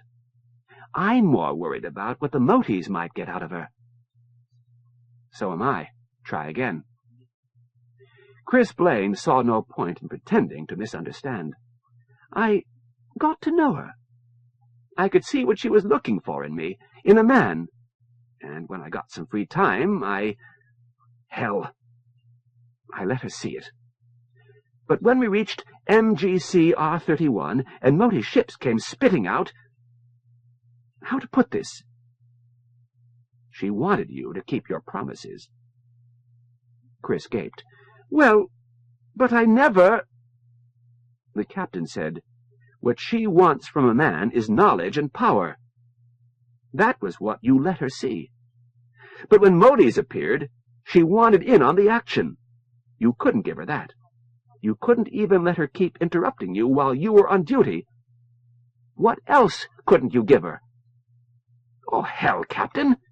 She wanted to know what my sister's bringing. I don't know. Not certainly. I only know what Dad and Mom, what the Institute wanted." "Which is enough," Renner said. "Well, no. Well, that was the trouble. I couldn't tell her as much as I do know because the mediators would read her. They'd be doing that now if she knew anything. Now she won't talk to me at all." "Chris, you did make promises. You used body language and nuances and all the things Jock and Charlie taught you. You've got to be more careful of how you use people." Chris's ears burned. "If you told her anything, if she learned anything that the Moties shouldn't know, tell me now." "Captain, she heard you talking about Crazy Eddie's worm. She was sure I must know all about it. There was nothing I could do to tell her different." "She's a reporter. She must have met every brand of liar there is." "Yeah, I thought it must be Mom's CL worm. I didn't tell her that. Now she thinks I'm dirt. Yes, she's right. I lied to her. I had to." Captain Renner studied him and presently sighed. "All right, Lieutenant. Now, what the hell else is going on? What's your reading of the situation with the Crimean Tartars?" "I think Omar is as confused as we are," Blaine said. "Glenda Ruth must have done something to shake them up." "We may well be able to guess what it is," Berry said, "which could leave her in some danger." "Whether or not the worm works as advertised," Chris said. "Yeah, I thought of that," Renner said. "But so far, no harm has come to them," Berry said, "and time is very much on our side. The Empire, for all its divisions, remains a nearly unified force. We have no need to negotiate alliances to gain great strength. With the Moties, it is not so." "Horace, what will happen to the Moties?" Renner demanded. "What should happen to them?" "I truly do not know." "You'll pardon me, but you don't seem quite the fanatic you used to be." "Kevin, how could I be? I see here a tragedy, a people not unlike my own, with few resources, divided against themselves." "Finding the whole place shot through with Berry mediators might have changed your perspective?" "Don't miss the implication," Chris said. "They can swallow His Excellency's views and not choke. That tells us a lot about them." "Yeah, But does it tell us enough? Horace, I can't believe you've changed that much. I bow to Allah's will. Kevin, the Empire barely had the resources to guard one gate, and that one through a sun. Shall it now have 2 blockade fleets, one to hold a volume of normal space? Perhaps, but at great cost, and for how long? Kevin, the Motis are no less a threat than ever, but our ability to contain them is not adequate to the task. So now what? Barry looked through the mosque's picture window and made a face. Somewhere on the pale face of Base 6 was Joyce Mei-Ling Trujillo, unreachable. He said, 1 day's work at a time. We are to compose a message, which the Motis will attempt to send for us. What shall we say? Think we're secure here? Renner asked. Barry shrugged. All of Nabil's skills were unable to detect listening devices. I do not believe the Motis can be so confident that they could plant a device with the certainty that we would not find it. If we found one, it would very much affect our relationship. Let us act as if there are no Motis listening, but not act as if we were certain of it. On that score, what happens when Ali Baba's with us? Renner demanded. Then we are faithful allies of East India, Barry said. Moti mediators serve their own masters. Renner nodded. Blaine, message. A quick description of the situation, with all of the Alderson geometry data we have, Blaine said, including all the data from the Alexandria Library. That will make it a lot easier to get the fleet in here. Of course, there's not much chance it will happen. Admiral the Honorable Sir Harry Weigel, sent out after Joyce Trujillo's first articles, assigned to clean up the corruption, put some discipline back in the Crazy Eddie Squadron. He's doing a good job at that, but he's not big on disobeying orders. And his orders are to maintain the blockade, Renner said. Just so. What can we do to convince him? Blaine thought for a moment. He'd have to be convinced that he had a higher duty than carrying out his orders. Could you persuade him? Chris thought that one over. Possibly. I can't reach him. You can. So, let's look at what he knows. The Alderson point back to New Cal has moved. So has the jump to the moat. And he'll know that, but he probably hasn't found it. It's dancing around down there inside a red giant star. MacArthur found it easily enough 30 years ago, Barry reminded them. Different geometry. No jittery new star to distort the path, Renner said. Not that bloody easily, either, trust me. Blaine nodded. MacArthur and Lenin were specially equipped and had some of the Empire's best scientists aboard, along with a top navigator. Even then it took them a while to find the old one. So, we're going to help him find a new Crazy Eddie point. That will start him off thinking right. We give him information that helps him in his mission. Renner's nod prompted Blaine to continue. The tricky thing is to be sure we don't ask him to violate orders, such as letting anything get out of the star and through to New Cal. So, if we ask him to listen before he shoots, he might do that, Blaine said. It's worth a try. Eudoxus led her down and slantwise from the lounge. Vacuum gear waited in an alcove 100 meters below the mosque. Joyce was taken aback. This hadn't come from Sinbad. Eudoxus was watching. That irritating smile. Ha! Joyce recorded, The Moti's smile is rigid. It's always there. You don't see it on a mediator unless she's not sending any other signal. Joyce donned a skin-tight pressure suit. It felt funny. Comfortable, though. Fishbowl helmet, thermal oversuit, lighter than she'd expected, and mirror cloak. They looked archaic.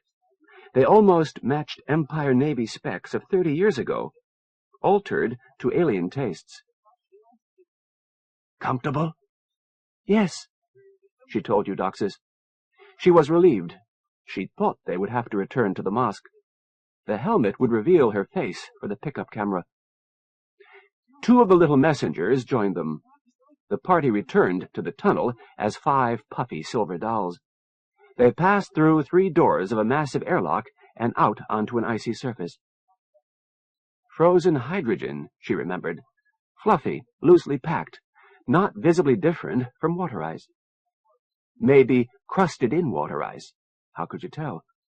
She didn't feel the cold.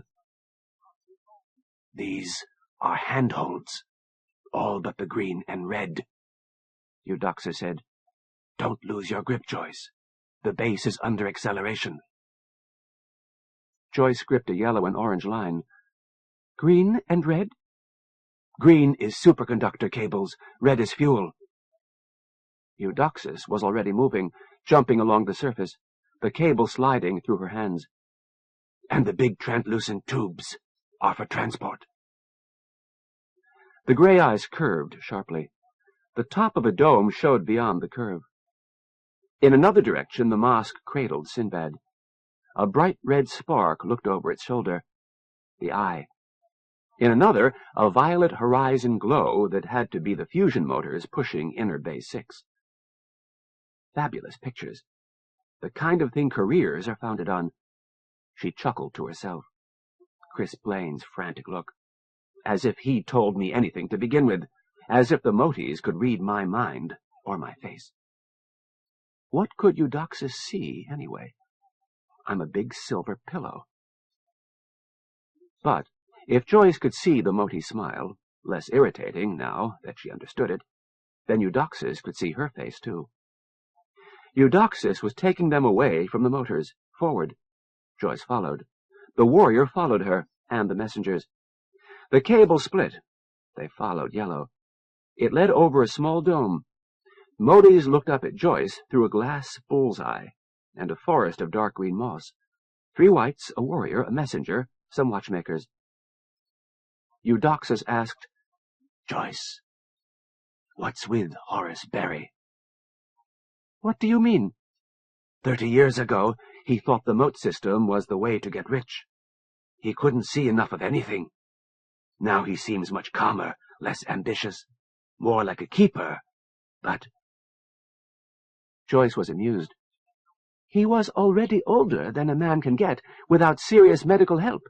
It's 30 years later." "There's more. He flinches when a warrior comes near." "All right.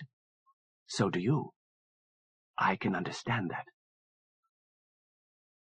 Eudoxus had lost all trace of accent, Joyce realized suddenly. "But he flinches from watchmakers. Even from the newborn, until he knows they are not watchmakers. They blindside him. His eyes can't be all that—" "No, Joyce. It's not their size. He likes the little mediator pups, once he knew what they are." Barry's attitude toward Moties was no secret within the Empire. Rather the opposite. "He has always been afraid of you," Joyce said. "Terrified, even. Since he returned from the first moat expedition. But that's changing. I can see it." "Why?" Joyce thought it over. Barry's attitude toward Moties was no secret, but the cause of MacArthur's death was a Navy secret. Secret from the Moties by order of the Privy Council. It was a good question, though. What was changing Horace Berry? Greed, probably. There are still vast fortunes to be made. Power and influence for Berry and his relatives. 3 dissimilar spacecraft nursed from red cables that dipped into the ice. Each ship was built as solidly as a safe. A transparent tube ringed the ships. Canisters and Moties of several sizes flew along inside it. Eudoxus didn't try to stop Joyce from circling the ships with her pickup camera running. Others, Chris, the captain, Dr. Buckman, would understand more than she did. She pointed her pickup along the tube, watching the moties fly. Warriors, 4 engineers, a messenger. Eudoxus said, "We don't have to move this slowly, Joyce. The tube is faster, and you would still have a view." No accent, but an irritating richness, an overemphasis on consonants. My voice. Eudoxus spoke with Joyce Trujillo's voice, exactly as she sounded on video. "No, this is fine," she said. "I'm getting great pictures." The mediator led off. Aft, the glow of jets had faded to black sky. Eudoxus stopped. Joyce and the warrior caught up. Eudoxus spoke briefly to the warrior. Then her upper right arm pointed ahead and up. "There, Joyce. What do you see in the sky?" Joyce followed the creature's long upper right arm. "Just stars." "The warrior says he's spotted it, the locus of your friends." "Do warriors have good eyes?" "Yes." Joyce tapped at the pickup, instructing it to find and fix on the brightest spot in its field. Narrow the field, zoom in. She raised it by its sleeve, aligned along Eudoxus's arm, and set it going. The camera wriggled in its sleeve, gyros whirring. A wide field of stars showed on the monitor screen. There, crumpled tinsel reflecting dim sunlight, just bigger than a point. Joyce set the camera zooming. Structure began to show, crumpled mirrors, a beehive torn open, violet points that might be fusion torches or spacecraft. "Do you have it? It's a nest of war rats and watchmakers. It's being harvested by the Crimean Tartars." "Now, follow my finger down to the horizon. A scattering of blue points?" Joyce shook her head.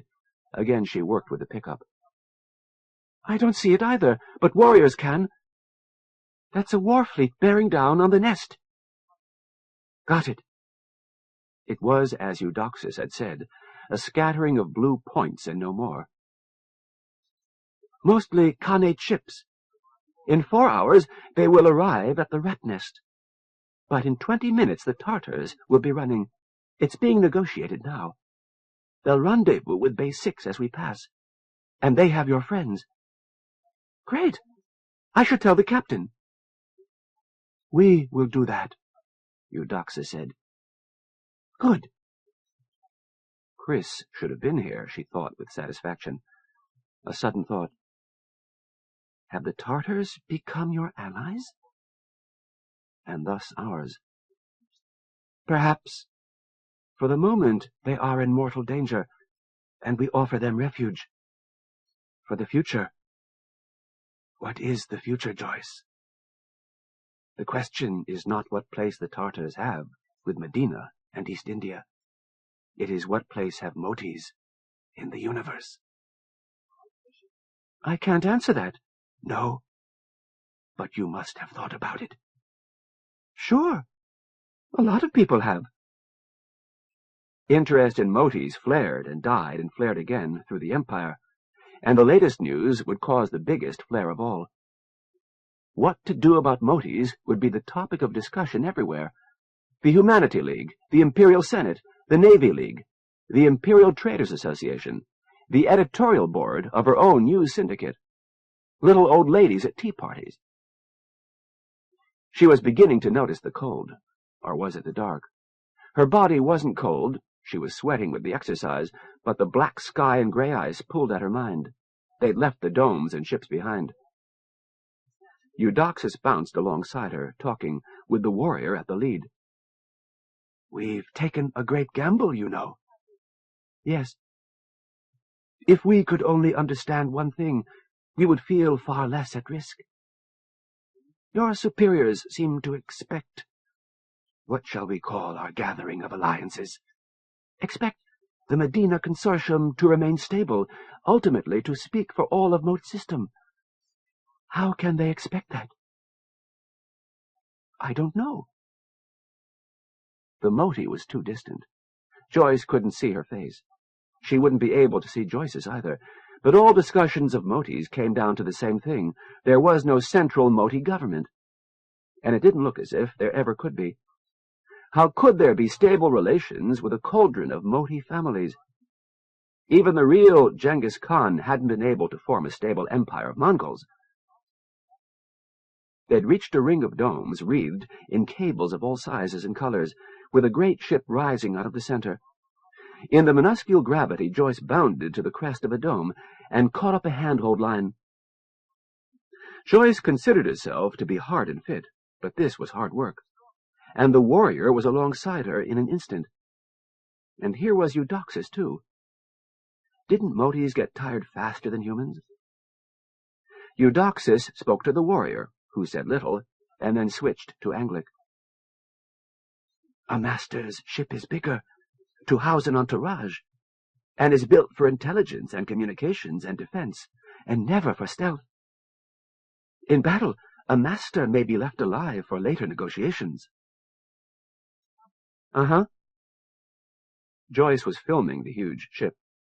Retractable antennae, the long cylinder that must be a weapon, ram tube, rocket magazine, laser, whatever. "I have heard that your empire prefers not to interfere with its member cultures, but sometimes it must. Is that our fate?" "I don't know that either, but it's got to be better than what you've been doing." Joyce was surprised at her own vehemence. I sounded just like my father, and I never thought of myself as an imperialist. "Joyce, we have a great deal more to see. Shall we take a tube?" Fatigue made her irritable. "Eudoxus, they're too small. Anyway, why would that be easier? We'd still have to move." "No. Difference in air pressure moves us. To fit inside, we must deflate our oversuits. Let the messengers follow with them." "Done." Victoria came into the humans' area of Cerberus. "Representatives of houses allied with your empire await you," she said. "Gather your possessions, particularly your trade goods. You will not be returning here, and we may not be able to save this ship." The humans stared in astonishment. "What's happening?" Glenda Ruth demanded. "The Khanate comes. We have formed an alliance with Medina Trading. Their representatives await you. They call themselves Mentor and Lord Byron, and you must assure them that you have been well treated. I trust there will be no difficulty with that." "That's not a problem," Freddie said, "and I can afford to lose Hecate. But just what's about to happen to us?" For answer, Victoria pointed to an image on the telescope screen. Vermin City continued to change, to dwindle, was rapidly melting away. Glenda Ruth saw, leaving long bulges, slender spacecraft emerging from the wreckage. "Looks familiar," she said. Freddie laughed. "They're oversized copies of Hecate." "You'll board the fastest of those. We're running away. Warriors will delay the Khanate as long as they can. Others will try to save this ship and any others. But we will be matching velocities with your friends, who appear to be aboard a sizable traveling fortress." "How fast will we be going?" Jennifer demanded. Victoria frowned. "As swiftly as possible. 3 gravities. Mote prime gravities." Mote prime was a lighter world. Freddie said, "Call it 2.5 standard G. Terry can't take that," Jennifer said. "No, Victoria, thanks, but you will not save your friend by being captured by the Khanate," Victoria said. "And they might not be quite as understanding about the benefits of your cocoa. I'm afraid I can leave you no choice here. Your friends will forgive us for leaving behind one human, wounded in activities he insisted on joining. They will not be so kind if we abandon you all. Come." "I'm staying," Jennifer said. "Glenda Ruth, you and Freddie go. Victoria's right. You're important, and it won't matter how it happened. The Empire won't accept it if you're lost. But someone has to take care of Terry, and you can tell them I insisted. Pollyanna." "Stay with Jennifer," the Moti said. Her voice was Jennifer's accent, but in a lower register. "Whatever we do, it must be done quickly," Victoria warned. "A Khanate battle squadron approaches, and your friends are impatient to talk to you." Battle squadron? How reasonable will they be? Glenda Ruth demanded. Would they talk? "Mediators will always talk when there is not active fighting. Sometimes then. Whether the mediator with this expedition can speak your language is another matter, of course. You will have Pollyanna to help." "I will help you talk," the mediator pup affirmed. Jennifer hugged her. She said, "You're not trying to talk me out of staying." "I had hoped you would stay," Victoria said. "Your Terry might then survive until Medina can buy him back from the Khanate. Without your help, I do not think so." "I don't like this much," Freddie said. "Glenda Ruth?" "Victoria, how will you leave them?" Victoria chattered rapidly to a warrior. The warrior answered briefly. Victoria said, "We can leave you Cerberus minus our own life support segments, and the warrior pilot and motors to give half a G. In fact, you should have Hecate's motor of alien design to indicate your nature. Jennifer, you might be overlooked, and if so, Medina will find you. I regret we cannot allow Dr. Doolittle to accompany you." "What are the chances of escape?" Glenda Ruth persisted. "Not good," Freddie said. "Stealthing is fine, but Cerberus needs thrust to get away from here, and they'll see that." Victoria shrugged. "This is likely. If we delay much longer, none of this will matter. I will also leave recordings in the trade language, informing the Khanate that they have a valuable possession, which those more powerful than the Khans will wish to buy back, but only if intact." "Go on, Glenda Ruth," Jennifer said. "It's the best we're going to get." "Come," said the mediator. "Come meet the representatives of your friends." The warrior led, then Joyce, then Eudoxus, all in skin tights and helmets. Air pressure wafted them down the tube. Their insulating oversuits followed, collapsed, with two little messengers to tend them. Eudoxus said, "Berries, Fjanchklik brought us tales of swimming. Is it like this?"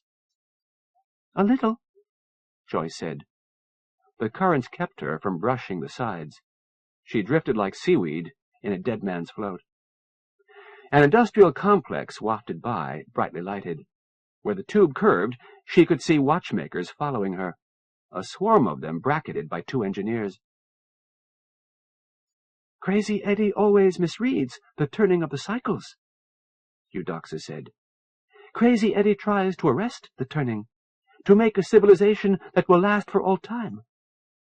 What do humans think of Crazy Eddie, Joyce?" "I suppose we think he's crazy." Silence prompted her to continue. "Not all that crazy, though. Our cycles of history, they go up and down, but generally up. A spiral. We don't just go round and round, we learn." "So, you use the term without embarrassment. Crazy Eddie point. Our term, yes, but you don't flinch from it. Crazy Eddie Squadron. Joyce, you've studied the Crazy Eddie Squadron?" "My views are on record, Eudoxus, and you can't have the records. Navy matters." How the hell had Eudoxus learned that? Was there a hole Chris hadn't plugged, so to speak? "We are allies. It seems unfair that we cannot know what you have told every casual inhabitant of the Empire." "Unfair? Yes, it is. But it's still not my decision, Eudoxus. I took an oath." The Moti said, "Yes, of course. Joyce, nobody loves blockade duty. The squadron is crumbling, isn't it? The opening of the Sister is not a bad thing for you. But how can your companions expect to create stability here?" Good question, and Joyce didn't know. The Empire had something, though. Something to do with the Institute, Joyce thought, and the crazy Eddie Worm. Joyce knew only the name, and even that she must keep secret. Why? But the mediator was behind her. Her view was of Joyce's feet, not her face. Moat Prime sent you ambassadors, Eudoxus said. A keeper and 2 mediators. You've had 30 years to study them. We've studied billions of ourselves for millions of years. What can you possibly have learned that we could not? Eudoxus, I am not supposed to talk about this. The Imperials have told you very little, haven't they, Joyce? As if they didn't trust you to keep secrets. That's right. So there's not much point in this, is there? Yet, you are a public opinion specialist. You are heard throughout the Empire. Joyce, it is clear that your empire is united as the Motis have never been. But not every family is obedient. Has your empire the strength to exterminate us? Is this your real plan?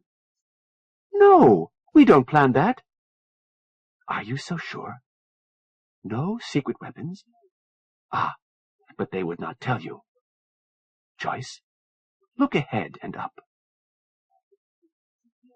The ball of crumpled tinsel was a larger point among the stars.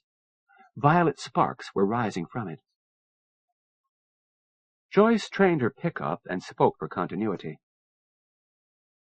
Spacecraft are rising to meet us, bringing the human hostages captured by the group our Moti allies call the Crimean Tartars. The humans are Glenda Ruth Fowler-Blaine, the Honorable Frederick Townsend, Jennifer Banda of the Blaine Institute, and an engineer crewman, Terry Kakumi. Eudoxus, when can we talk to them? To the people who were in that ship? Did they get any pictures of the war rats? What are war rats? In due time, when your friends arrive. For now, we should show you the motors. Joyce looked up. The crumpled ball and its sparks were setting, and the violet-white glow of Base 6's motors was coming into view ahead. Yes, said Joyce. Please. Eudoxus spoke into his hand. Mediators ruled all transport, Joyce remembered, and sometimes sat in judgment. The wind that moved them almost died. Then the 2 branched, and pressure wafted them left. We knew that Glenda Ruth Blaine must be daughter to Sally Fowler and Roderick Blaine, and the Honorable Frederick Townsend son to another powerful master.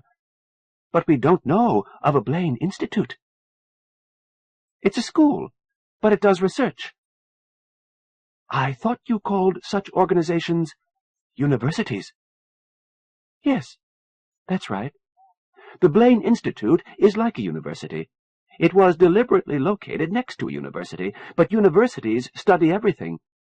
The Blaine Institute has only one purpose, to study Motis. Ah, was this institute responsible for the blockade? No, that was Imperial policy. Although Lord and Lady Blaine helped set the policy even as they were founding the Institute, and Lady Blaine's uncle. But the blockade was proclaimed before I was born, instead of an extermination fleet. The mediator still couldn't see her face. Right. You can't imagine the impact you made on the Empire, just your existence. Do you have children? No, not yet. You will have? Let's leave it at, not yet. Neither do I, of course. But I'll see your Moti impact on the Empire, and raise you not getting pregnant until you happen to feel like it. Jennifer's ears felt scorched. Eudoxus said, Never mind. I might guess the Empire's reaction, knowing that we've solved your inbuilt reason for making war and then invented our own. How so? Mediators prevent misunderstanding. Eudoxus said. Motes will fight for territory and power and resources for their descendants. But if there's a way to avoid fighting, the mediators will find it. You fight because messages are badly worded. Oh, and invented your own. Yes, of course. If you don't get pregnant, you die. And mediators don't get pregnant. I should just shut my face and give it a vacation, Joyce thought. The Institute? Is it considered a success? It gets the best minds in the Empire. Yes. But such structures always freeze up, don't they? They get old and can't react anymore, like the blockade fleet. Oh. Generally. But she hadn't heard that about Blaine Institute. Ossified is the word you want. So, they study motes and nothing else, and they have not yet become ossified. Will they study ways to kill motes? Don't be absurd. You've met Chris Blaine. His parents own the Institute. What do you think? I think he has secrets. Some terrible, Eudoxus said. So do I. Maybe enough of this, but she can't see my face, so what is she reading? But I'm a reporter. I'm as good at controlling my face as any politico or poker player. But they put me in a silver balloon and let me get complacent and then snake me out of it. And whoever taught me to control the muscles in my damn feet?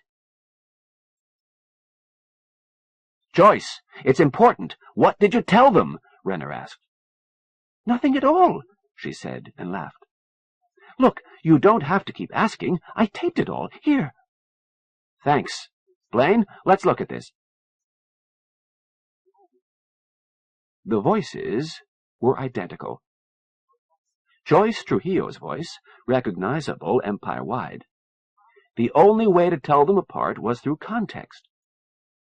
This was the alien speaking. I think he has secrets. Some terrible. What do you think she meant? Renner asked. Chris Blaine frowned. I don't know. But notice the context.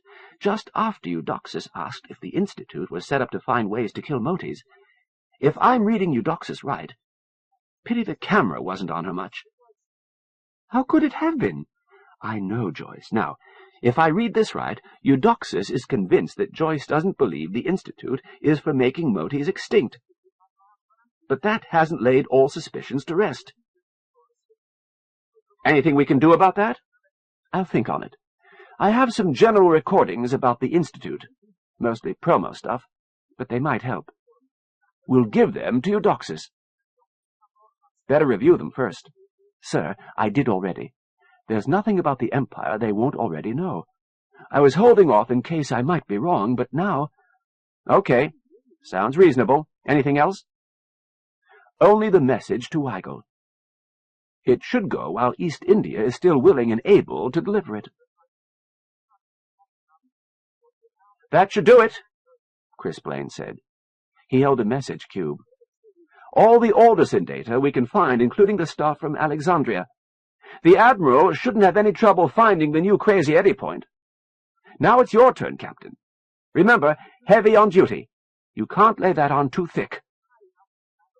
Renner took the cube. Thanks. I'll be a while, and I have to be alone. He waited until the others had left, then inserted the cube into the recorder and began to dictate. And that's the situation as we see it, he concluded. The motes are ripe for an alliance. It's dicey, but there may never be a better chance. I don't believe we have the power to exterminate the motes. There are too many of them, too many independent families, scattered through the rocks and the moons and the comets. We can't exterminate them, and we never expected to maintain the blockade forever, and now we'd need 2 blockades. My assessment is that we'd do better to try for an alliance using the Crazy Eddie worm to help control Moti breeding. Of course, we don't know what the Moti reaction to the worm will be, and we won't know for another 40 or 50 hours. I don't think I should wait that long. Right now, Medina Trading in East India are cooperating to send this, and they have the means to get the message through. God knows what can happen in 50 hours. Kevin J. Renner, Captain, Imperial Navy Intelligence, Acting Commodore, 2nd Mote Expedition. Authentication follows. The authentication was more trouble than the message had been. Renner stretched a metallic band around his forehead and attached its cable to a small handheld computer. Then he plugged in earphones and leaned back to relax. "Hi," a contralto voice said. "Your name?" "Kevin James Renner." "Do you eat live snails?" "I'll eat anything." "Where were you born?" "Dionysius." "Are you alone?" "Quite alone." "What's the word?" "Hollyhocks." "Are you sure?" "Sure I'm sure, you stupid machine." "Let's try it again." "What's the word?" "Hollyhocks." "Sure it's not rosebuds?" "Hollyhocks." "My instructions are to be certain you are calm and uncoerced." "Damn it! I am calm and uncoerced." "Right. If you'll attach me to the message cube recorder—" "You're on." "Stand by. This may take a while." Renner waited as 7 minutes went by. "Done. You may disconnect." Renner took out the message cube. It was encrypted in a code that could only be read by an admiral or at a Navy sector headquarters, and the authentication code identified it as coming from a very senior official of Imperial Naval Intelligence. The only way to get that authentication was to convince the encrypting device that you really wanted it done. Any deviation from the script would have produced an authentication sequence that proclaimed the sender was under duress, or wasn't the proper sender, or so Renner had been told. Renner punched the intercom. "Okay, Blaine, here it is. You sure the Motis can manage to duplicate this at long range?" If the Motis couldn't do that, the cube itself would have to be sent, and that would take days, if it got through at all. "They're sure. We sent the details of the message cube system to the East India group at the Crazy Eddie Point. They've built a recording device. Now we send the encrypted message, they record it onto a cube and pop it through." "Fine." "Now what?" Joyce asked. "Now we wait," Renner said. "For the Tartars." 5. The Guns of Medina Mosque. Diplomacy is the art of saying, "Nice doggy," whilst you find a rock. Attributed to Talleyrand. A day or 3 ago, the great hall must have been solid ice. This day it occupied half the volume of the mosque. It was lavishly decorated. Renner recognized a modified illustration from 1,000 Nights and a Night. Tapestries with fantastic decorations. A jinn, a rock. Baghdad as it might have been in the 12th century. The carpets were soft with unmistakably Saracen designs. There were also certain anachronisms. The big view screen on one wall, the opposite wall a vast curve of glass looking out onto the ice. The screen showed another region of Inner Base 6, and the ship dropping through the iceball's black Langston field sky. Horace Berry paced, looking very relaxed, bobbing as if underwater in the low gravity of Base 6. He hadn't noticed that Joyce's pickup camera was on him. Ali Baba bobbed along beside him, a perfect half-scale mime. It was a funny sight. Kevin Renner saw that, but he found that command has its own emotions. He had to look beyond humor, and beyond calling attention to humor. There was a lot at stake here, and the responsibility fell squarely on Kevin Renner.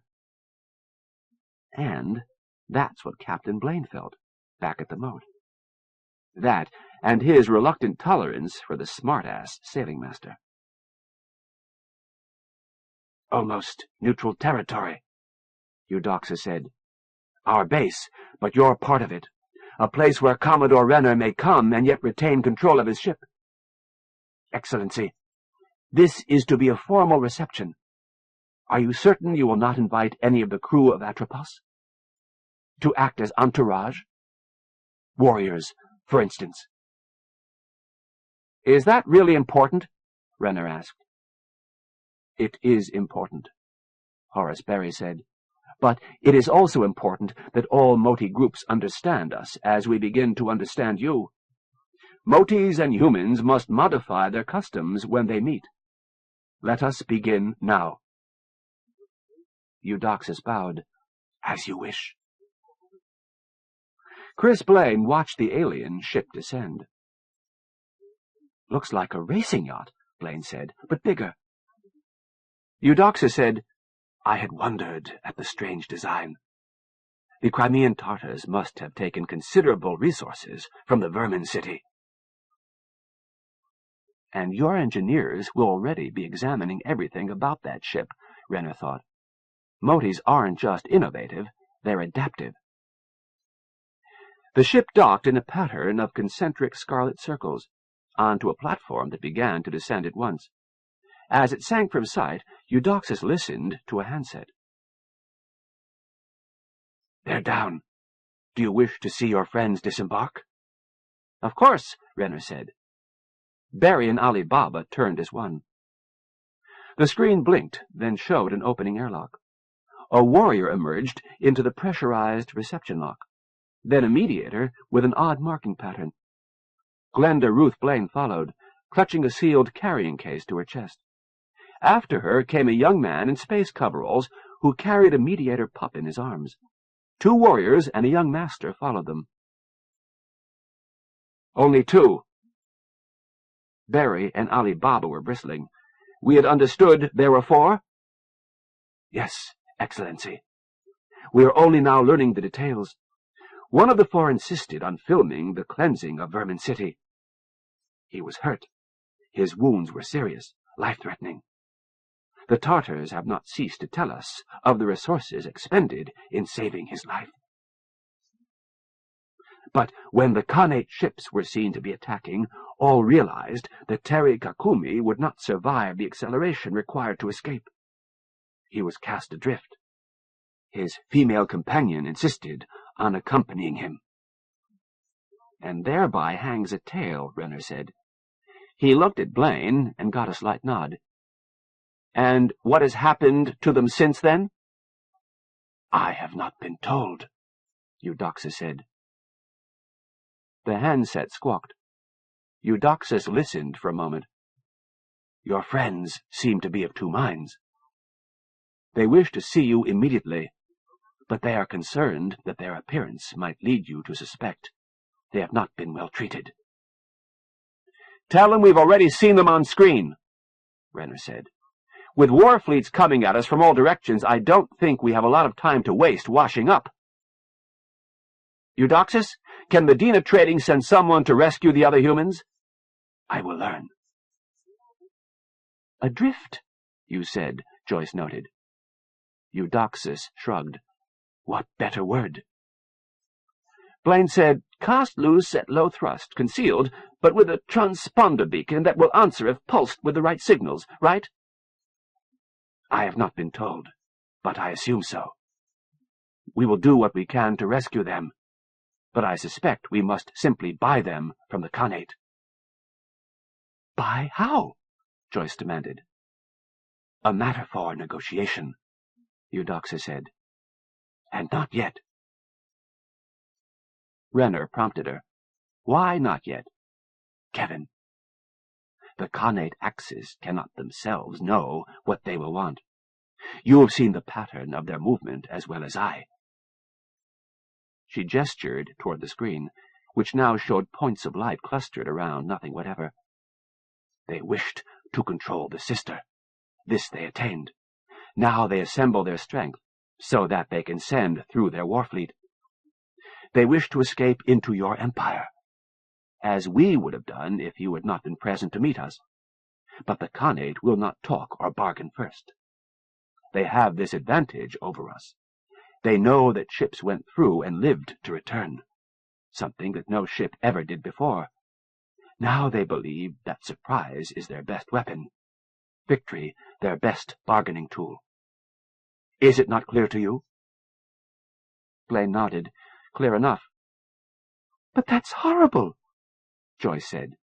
"Captain Renner, shouldn't you be doing something?" Renner's eyes fell on her without interest, wandered back to the screen. Mediators ruled information flow. This would be as good as anything Atropos could tell him. The Khanate was gathering.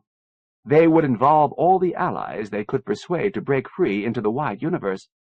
Every family within 1 billion miles, likely, excepting those who flew Medina's banner. All ready to flash through to MGC R31, where Belassingham waited with Agamemnon and whatever reinforcements might have reached him. If they broke past Agamemnon, they would be loose in the Empire. The Khanate Axis. How would they work it? By long odds, they would soon have Jennifer Banda to describe Agamemnon and MGC R31 as she'd last seen them. Terry Kakumi might be used to persuade her. By now, one of their allies might have brought a Barry Fjunchclick to read her face. Jennifer could translate, could convey surrender terms in either direction. But what was Commodore Renner to do about it? He must talk to Glenda Ruth soon. Was Agamemnon holding the MGC R31 system alone? Or did other Navy ships arrive before Hecate came through? What had she done with the CL Worm? "Eudoxus?" "We will fight, of course," Eudoxus said. "All of the strength of East India and Medina assembles. We have sent messages to Byzantium, and their war fleets are gathering. The Khanate Axis will send their warriors through to fight whatever they find on the far side of the Sister, but they must leave their masters safe on this side. Those ships we can attack, but we must know what contributions you humans can make." "War for the stars," Joyce said, awed. "Here are your friends," Eudoxus said. The outer door of the great hall opened. It had been made wide, so that a number could come through it at once. Warriors streamed in and took places along the walls. They were followed by Admiral Mustafa Pasha, master of Base 6. Behind that group came new strange moties, and 2 humans, and with them were other mediators, a small group of warriors who huddled around 2 masters, and a scattering of other forms, including a doctor. That must be Freddie Townsend, with a mediator pup riding his shoulder. The box in Glenda Ruth's arm threw her balance off. She settled it and stepped away. She was radiating joy like a summer day as she turned to her brother, but Lieutenant Blaine was entirely absorbed by the moties. Eudoxus spoke slowly, formally, in the trade language. The visiting mediator answered. "Victoria," Glenda Ruth said, and waved, but Victoria didn't notice. East India spoke. Blaine was trying to follow it, and so was Glenda Ruth. And then brother and sister grimaced at each other because all the mediators were talking faster and faster. Twisted bodies shifted, danced. Renner was awed.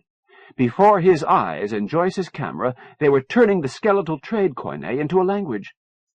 The mediators broke off to speak to the masters, then resumed their gabble. The masters spoke. First one of the newcomers, then Admiral Mustafa. And every warrior jumped straight into the air. Glenda Ruth screamed, "No! No, it's a gun! Victoria, you point it!" The warriors ringed the ceiling, and their weapons ringed the humans. They could fire, now, without hitting each other. 2 engineers and a dozen watchmakers scrambled forward. Victoria shouted at the masters, at the other mediators. They gabbled, while watchmakers surrounded Glenda Ruth's box and began spraying it with plastic foam. Every Moti warrior held a weapon, and every weapon was pointed at a human. Kevin hadn't gone for his pistol. and neither had anyone else. His only real weapon was Atropos. If the Masters had cut his communications, then Atropos would be on alert status now. "I presume there is an explanation for this rather startling behavior," Barry said. "Your crazy Eddie Worm," Eudoxus said. "A boon to mediators, but terrible for Masters. You knew of it and did not tell us. Joyce knew and would not tell us." Joyce drew in a breath to speak, but held it in. Her neck and cheeks flushed pink, then red. "Our natural suspicion," Eudoxus continued, apparently to all of them, "is that your altered parasite is a means of making Moti life extinct. You would not consider this suggestion insane, would you? Knowing what Victoria has just told us. Kevin, you did not instantly describe the crazy Eddie Worm. You were much disturbed when you knew that you were going not to Mote Prime, where winds might distribute your parasite, but to a domain where spacecraft must bring the worm to an infinity of closed environments. I see my point is made. So, I fear some tension remains, Excellency, until we again reach understanding. It is, after all, not too late for us to join forces with the Khanate." "Endless war," Chris Blaine said. "Preferable to extinction." "Glenda Ruth, what did you mean?" She cried, "But it's for you! It doesn't reproduce except under controlled conditions. You can point it, like a gun. You win a battle, you don't have to kill your enemies. You give them the crazy Eddie Worm instead.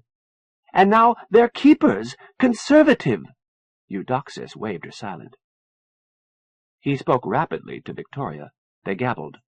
A Master spoke. Eudoxus asked Glenda Ruth, "Do you wish to change anything you told Victoria?"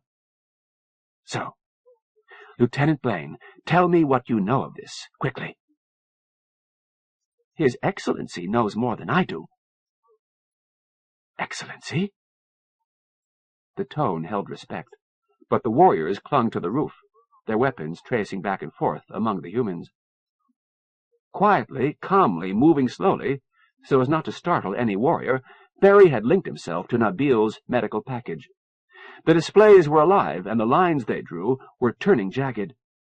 Barry wasn't as calm as he looked. Ali Baba regarded the displays with interest. Barry said, "I know this. One of King Peter's mediators was alive when I was last on Sparta, less than a mote year ago. Alive. I was told that this was due to the action of a genetically altered parasite." "And you believe this?" Omar asked. "Truly, Excellency?" "Certainly those who told me believed it, as do all those here. Yes, I believe." "You fear Motis," Eudoxus said. "The Barry who came to Mote Prime did not, but you do. When we first spoke to you, I was surprised to see that. Yet since you came here, that too has changed. What has happened to change you, you of all humans, not once but twice? Speak truth, Excellency." "The first is a Navy secret," Barry said. "Enough." Kevin Renner said, "Watchmakers destroyed the battleship MacArthur. Civilians had to be evacuated by lines across vacuum to Lenin. Horace was almost there when he realized that the man crawling up behind him was a pressure suit full of watchmakers. He fought them off with his suitcase and his oxygen tank. Okay, Horace?" "No longer secret, then." The lines were turning choppy. There was worse. I had intended to bring watchmakers to the Empire to aid in building my fortune. Then I saw the danger, the war of all against all, and I nearly caused it. "We have pictures to top that," Glenda Ruth said. "Wait till you see Vermin City, Your Excellency." Barry looked at her. "Wonderful. To Eudoxus, "You must understand. I enjoy the company of mediators, even half-grown mediators. Yes, Ali Baba?" "Certainly, Excellency. And watchmakers would be fantastically useful, fantastically valuable in Empire space." But that was not to be. Your society is much like that of the Arabs before the Prophet. Infanticide, genocide. No other way to control your population. And after the Prophet, we burst forth to conquer, but we had not learned how to live with other cultures. Barry shrugged. Nor had others learned to live with us. And this was still true when I last visited your star system. "And you have learned now?" Eudoxus demanded. "Yes, we have learned. The Empire has learned. The Arabs have found a place within the Empire. We are not yet as honored as we would wish to be, but we have a place that is not without honor. We are free to govern ourselves, and we can travel among the imperial planets, as you see that I do." "You are tolerated." "No, Eudoxus, we are accepted. Not by all, of course, but by enough, and that too will change." "And you see us in that role?" "Provided that you accept our terms." Eudoxus turned and spoke slowly in the newly adapted trade language. Admiral Mustafa spoke briefly. Eudoxus turned. The warriors had not moved. "Your terms?" Eudoxus demanded. Barry smiled. "Of course we cannot speak for the Empire, but I know what those terms will be. First, there is to be one Moti government. That government will see that no Moti leaves the Mote system without carrying the stabilizing parasite. Within the Mote system, well, I suspect that is all negotiable. Kevin, would you not agree?" Yes. The notion is generally that you keep your own house clean. Mote system is to be one government, kept that way by Mote citizenry. We've had at least one piece of luck, Eudoxus. Mote Prime is 80–90% of your population. But they're not a consideration because Medina Concordance can keep them bottled up. That is, if you can hold the rest of the system in your gripping hand. A master spoke. 6 watchmakers finally ceased spraying foam plastic on a sphere that was now 2 meters across. Motis resumed their rapid conversation. Abruptly, Eudoxus turned to Renner.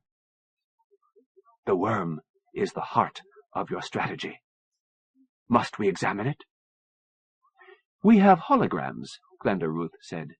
"Victoria has records, too. Why not save it?" "You don't have anyone to use it on yet." "Victoria tells us different, Glenda Ruth, and I'm amazed that you could forget. For mediators, the crazy Eddie worm extends our lifespan at least 20 years. We're being very careful not to let that sway our judgment." "Judgment," Barry said. "That is your real purpose, isn't it? Not mere obedience, and more than negotiation. Judgment. In your zeal for fairness, think on a Mote society in which mediators live long enough to learn for themselves." "We have," Omar said. "Excellency, you speak of holding the Mote system. Will the Empire help?" "Of course," Renner said. "Defending system unity is imperial policy," Joyce Trujillo said. "They're already keeping the blockade fleet. Expensive, with no return. Trade with the Motis will be so profitable that the costs of helping you to keep order in here won't matter. His Excellency can tell you none of this requires extraordinary intelligence for understanding," Barry said. "True," Omar said. "Excellency, it appears that your crazy Eddie worm truly is the key to human and Moti cooperation." The mediators began their gabble again, each to his own master. Admiral Mustafa listened, then spoke rapidly. "The Admiral agrees," Eudoxus said. The question now becomes, what shall we do about the Khanate? Kevin Renner thought hard. Horace? Do we trust them, Horace?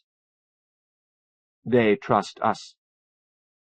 Barry swept a hand to indicate the warriors who now hung relaxed, their weapons holstered, though still in place. Ally had turned enemy, had turned ally, and no warrior seemed surprised. Right. Glenda Ruth, what was the situation beyond the sister when you left? Not much different from when you came through. Agamemnon was on guard at the Oldison Point, leading out of the Red Dwarf system. There were 3 Moty ships waiting there with Agamemnon. Reinforcements from New Caledonia were expected, but hadn't arrived. But that was hundreds of hours ago. Thank you, Renner said. But they didn't have any ships to send, meaning we better assume there aren't any. They'll send their fleet through. What happens if we attack the masters that stay behind? Renner asked. They'll send for their warriors. The whole fleet? Eudoxus spoke with the master of Base 6. Another master got involved, then 2 warriors and an engineer. Ultimately, Eudoxus said, as I surmised, dividing one's forces is rarely a good idea. They will bring back all of their fleet. Nothing to gain. Why did they try it at all? We surmise that they did not anticipate our use of Inner Base 6. We've already built up a respectable velocity for several hundred ships and an enormous fuel dump. They believe they have time to clear a path beyond the sister. We can't deny them that time. Still, Kevin. Good.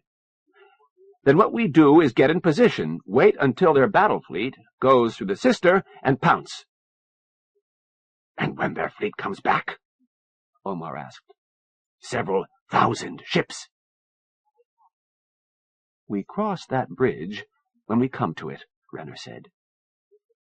And hope the horse can sing, Glenda Ruth added. But she spoke so softly that no one but Renner could hear her. 6. Judgment. First ponder, then dare. Helmut von Moltke. No, Kevin Renner said. Damn it, we're going into a battle. I'm the only correspondent present, Joy said. An opportunity of a lifetime, and you can't say no. You'll slow us down. Not I, Commodore Renner. With His Excellency aboard, you're limited in how fast you can go to begin with. Horace... Barry was pacing a contorted path through Sinbad's crowded cabin, his last chance to inspect his altered ship. Ms. Trujillo is correct, of course. Yet I must come. This is my ship, and I have messages to send, orders to give, that I can only give personally. Barry waved toward the new control panel. Sinbad is better defended than she has ever been, and all that is irrelevant. Kevin, if we do not win, no one in the Empire is safe. Having Joyce aboard will not change that, and will not lessen our chances. So who do we leave behind? Jacob, I think. Nabil. The old man hissed in surprise. Please, Excellency. I have served you for all of my life. Serve me now. Hold this message cube in safety aboard Base 6, Barry said. Cynthia, I think I should be with you, Excellency. Then we agree, because that was what I was about to say. All touching, but we have no time, Jacob Buckman said. Horace, I think you're crazy, but good luck. He shook Barry's hand and held it an instant longer. Goodbye, Jacob. Yes. He turned and joined Eudoxus and the others who would stay on Base 6. Mother isn't going to like this, Chris Blaine said. He took his sister by the shoulders. Commander Rawlins is right. They need one of us here on Sinbad, and I'll be more useful on Atropos. If we don't bring this off, nobody's safe, Freddie Townsend said. Anywhere, not even Sparta. Renner nodded to his new co-pilot. I'm afraid you're right, Freddie. Okay, secure the airlocks. Everybody strap in. Sinbad was intensely crowded. The Modi engineers had reworked Sinbad's interior and added a fuel tank outboard, where the add-on cabin had been. The control bridge held 2 couches for humans. It was bounded by collapsing doors that opened onto the main lounge. There, they had built shaped acceleration couches for 2 mediators and 2 engineers, each with a watchmaker, as well as couches for the other humans.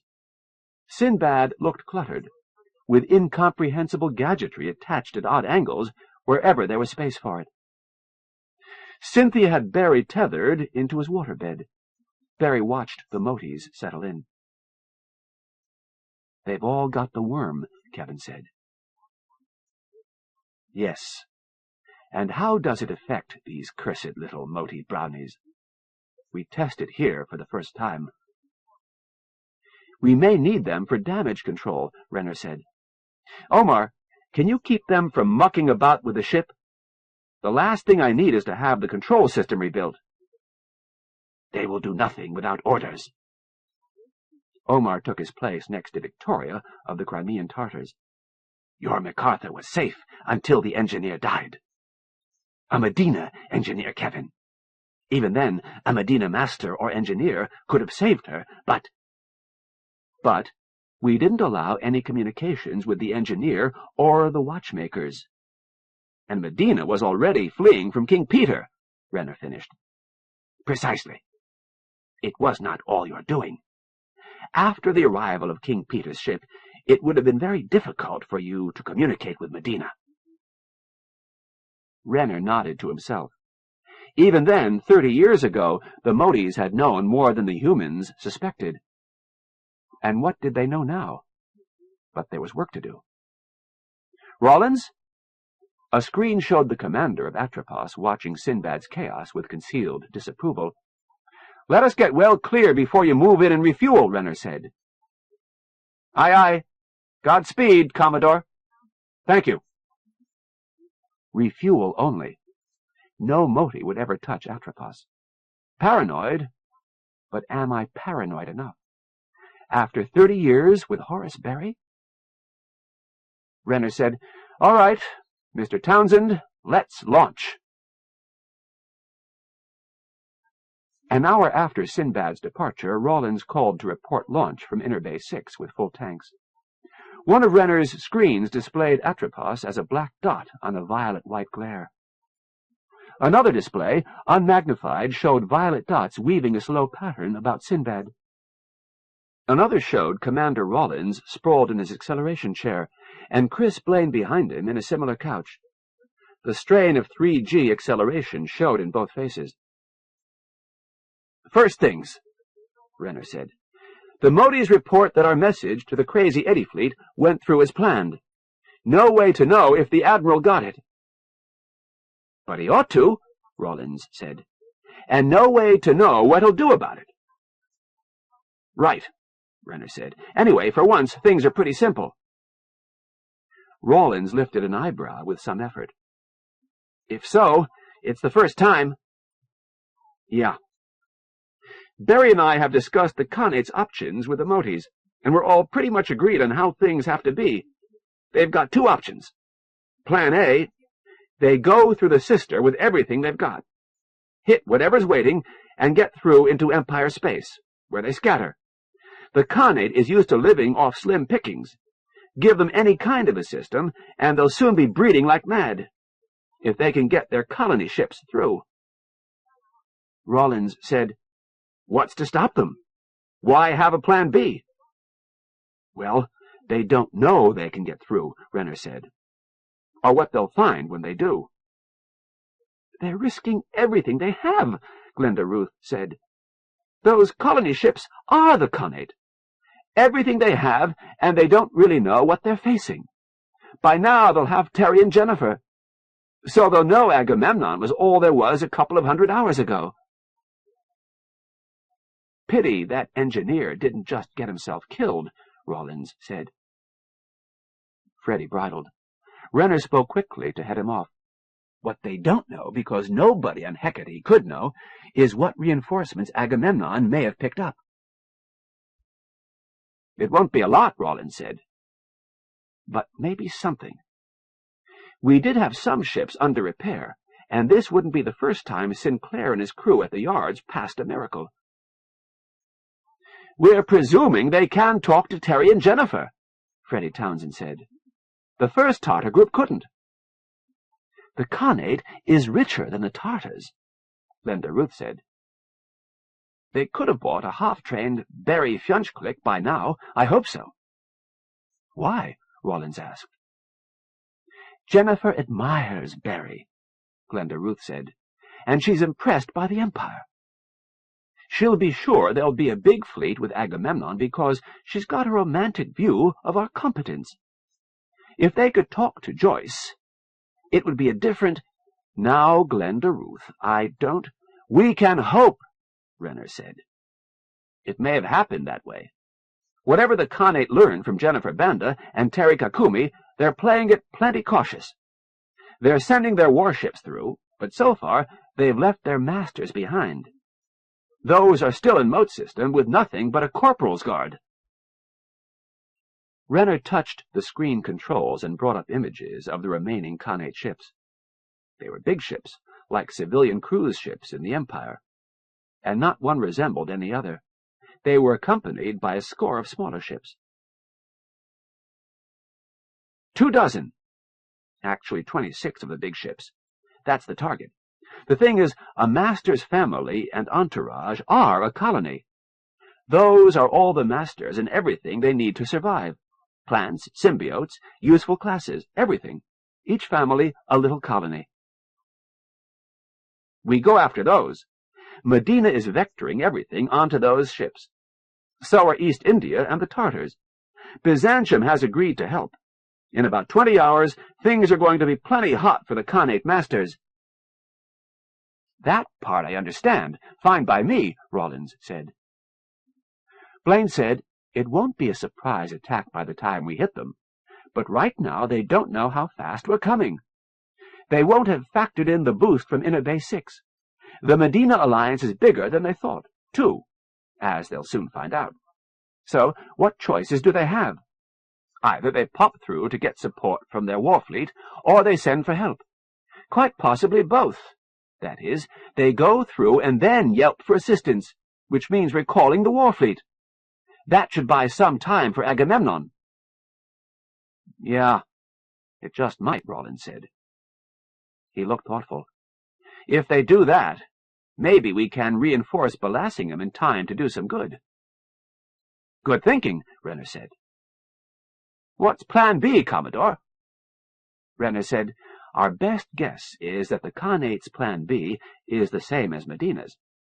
If they can't blast past Agamemnon, then they come back here, put together a big alliance that can defeat Medina, and offer to negotiate with the Empire.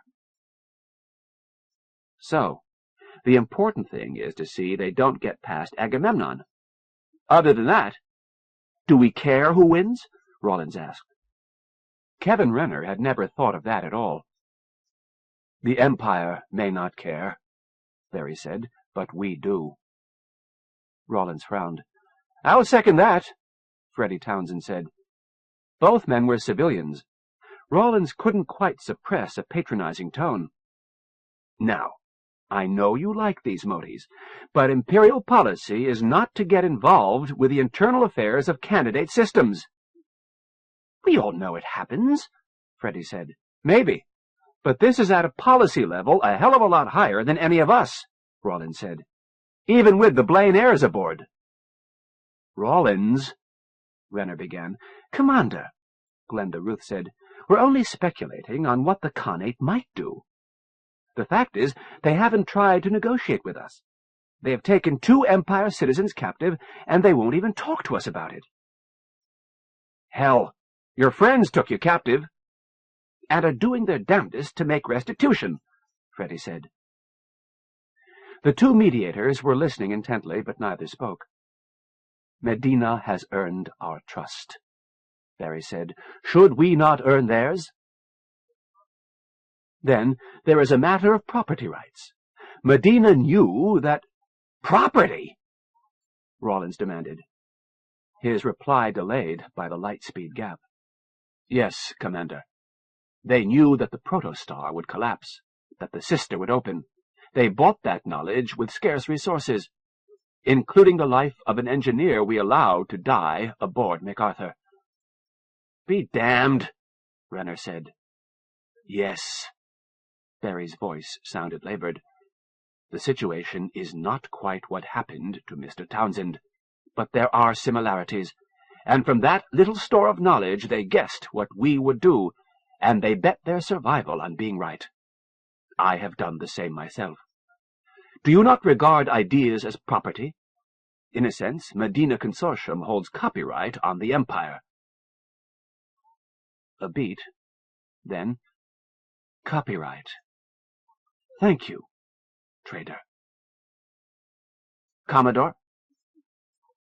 Renner said, We'll fight alongside Medina Trading. I'll take the heat. You've got your orders, Commander. Go hit those colony ships. We'll be 13 hours behind you.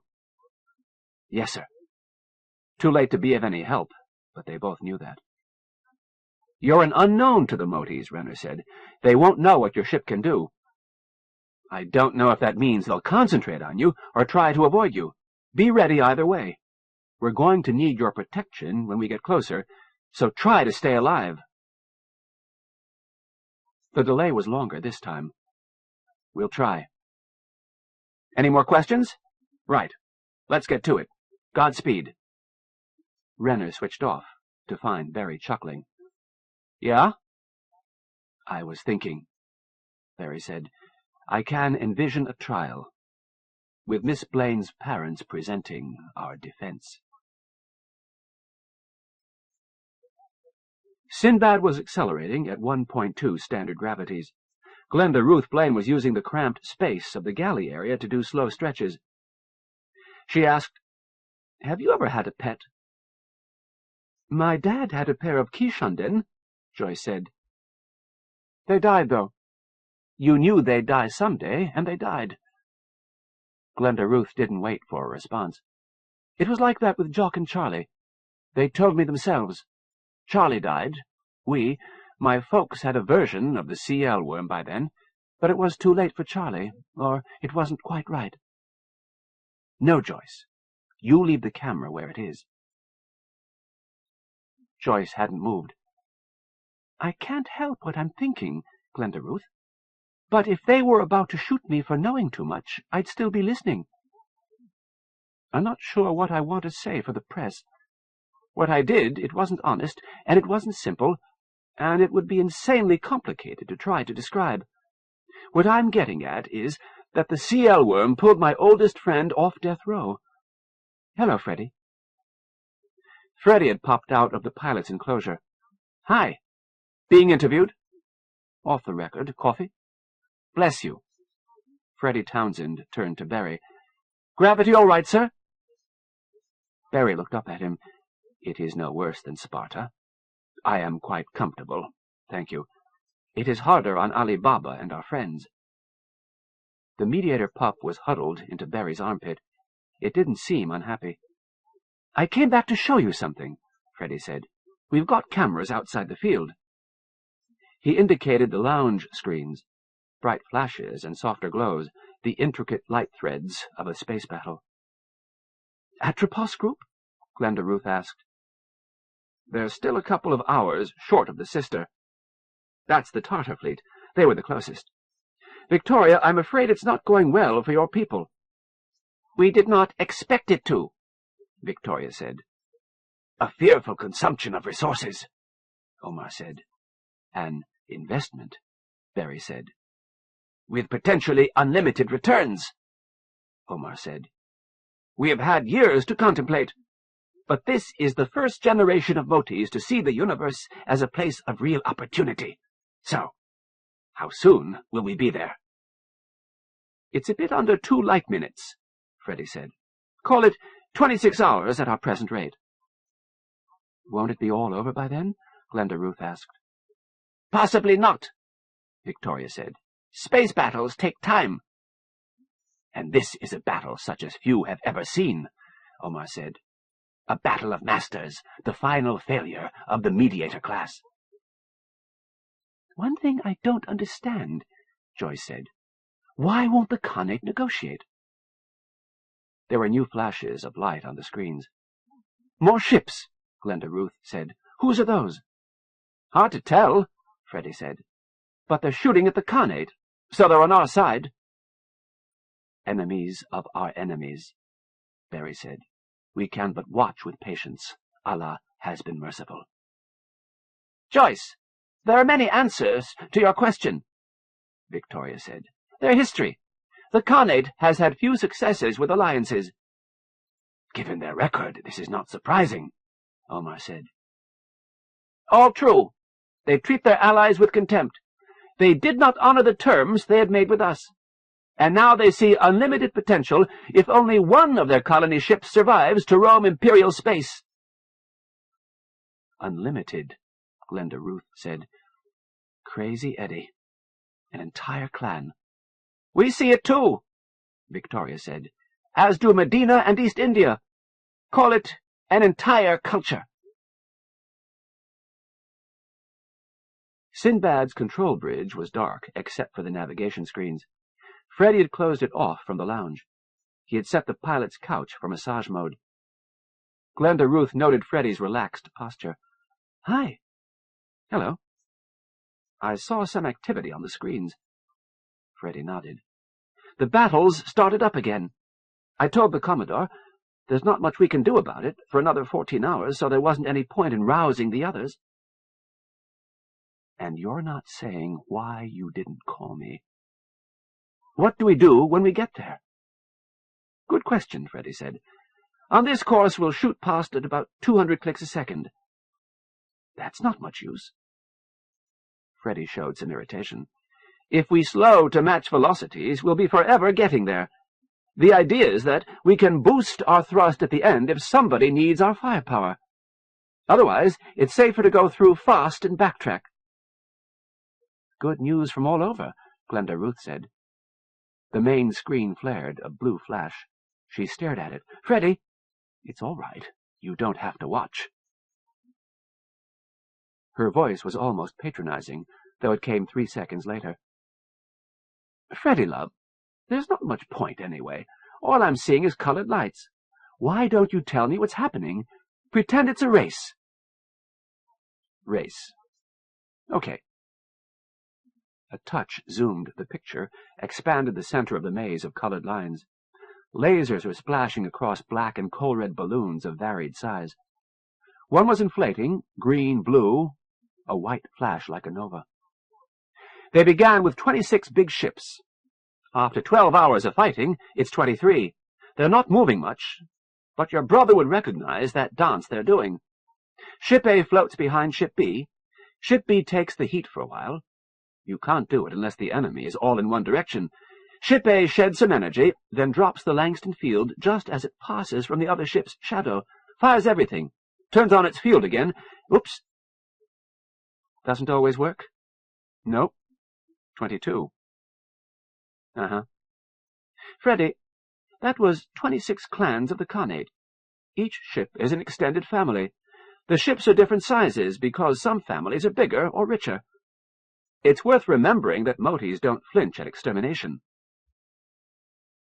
Freddy looked at her. What are they doing now? Freddy, there goes another one. Caught you looking. He turned. Where's the cloud? No, it just winked out. There, another one. No, my love, that one's not dead. He slapped at the intercom keys. Commodore, Mr. Berry? Berry's image appeared on the intercom screen. I saw. Kevin, 2 ships have fled through the Sister. I think they are all in motion. There goes another one. Yes, Freddy? Yes, and another one just died. 5 down, 3 gone through, and the rest are converging on the Sister. Okay. Atropos won't have to fight. Renner sounded tired, and there was no image on the screen. Freddy will have to go through, but that won't be for 14 hours. You have the watch. I'd appreciate it if you'd work the navigation problem. It lets the rest of us get some sleep. There was a moment of silence. Horace, we've got to talk to the Moties. We can't go through the jump alone. So I had surmised. Go to sleep, Kevin. I will negotiate. Kevin Renner set his couch to full recline and closed his eyes. He heard Barry's voice, brisk, but with a thread of fatigue in it. Omar, we will need as many warships as can be assembled to accompany Atropos and Sinbad through the Sister. And then it all faded out. Urgent message, the computer announced. Renner sat up at the console. Put it through. Eudoxus showed on the screen. Renner punched in questions. Base 6 was a bit under 4 light minutes behind him. Kevin, the fleets of Byzantium are delayed. They will not reach the Sister in time to accomplish anything. Shall we send them elsewhere? Also, we have detected objects on an intercept course with Sinbad. 3 unidentified ships on this vector. There was a twitter of binary data. They should be 26 minutes from intercept when you receive this. Renner thought it through, then sent, I assume Byzantium is still your ally. Ask them, and any other allies, to join you at Base 6. Help to secure the Sister. We will look at your unidentified ships. Our present plans are unchanged. We will follow the Atropos group through the Sister. With luck, you will secure the Sister from this side. Kevin thought for a moment and shrugged. Why not?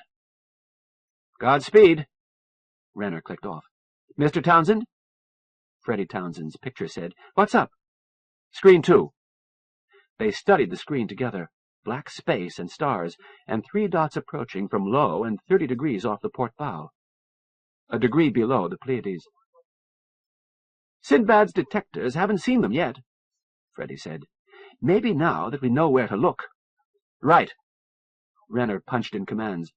3 targets acquired. Constant bearing and closing 30,000 clicks. They're not throwing anything at us yet, Freddie. He watched violet-white lights weaving about him and said, I'd say our allies are already alerted, but call them anyway and make sure Rollins knows too. Wake anyone else up? Call Joyce. Barry was fast asleep. His readouts were a little jagged, a bit disturbing. The Moties slept too, and Kevin considered, We don't need a translator, do we? Let her sleep. Death makes Glenda Ruth twitchy. Joyce Trujillo was awake. Kevin could see her screen alight past the back of her head. Hi, Joyce. Battle shaping up. Freddie, have you got any of the other ships? Signal from 10, but I can't read it. Warriors, I'm waking Omar. Swell. Omar uncurled and sat up. What followed was a rapid exchange between Sinbad and its 20 small Moti warrior fighter escorts. Omar said, You are to be protected. Irritating. Kevin said, If I tell you that I am a mediator warrior, ships 6 through 20 deployed between us and Bandit Cluster 1. Ships 1 through 5 in reserve. Expected attack at high velocity. 2 clusters of fighters around a fuel tank. Expected to separate, plus a master ship. These are some random ally of the Khanate, arriving late but obliged to protect the Sister from capture by East India and Medina. Much better, Omar. Might they be aware that the Khanate has abandoned them? Give me your best guess. They will not guess that, because the Khanate need not have told them what the Sister does. Ship 1 suggests you activate your Langston field now. Renner did that. Screens went black, then lit one by one as he raised cameras. Violet lights were diminishing toward the Pleiades. Omar, did all of our escort go off to fight? Omar's off, Freddie said. I see 4 warrior fighters still with us, not holding any special position. Damn it! He didn't have to finish. Glenda Ruth was watching Joyce's screen with bright eyes. Joyce spoke to her, a near whisper in the dark cabin. Kevin wasn't meant to hear. Are we going to fight, do you think? To fight, or to timidly hide behind our allies? If Glendaruth hadn't meant him to hear, Kevin didn't believe he would have. Joyce, we tried to put everything we know in the message to Weigel. We even duped your tapes as a supplement. Even? Barring that message, whether or not it went through, everything mankind knows about Motis is right here in Sinbad.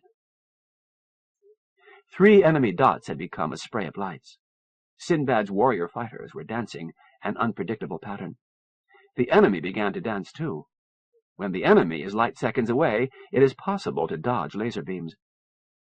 "Thing is," Glendaruth said, "if Sinbad has to fight, it'll be a very bad sign." "It's likewise true that my hollows may be the most important thing to emerge from Moat's system." "Point."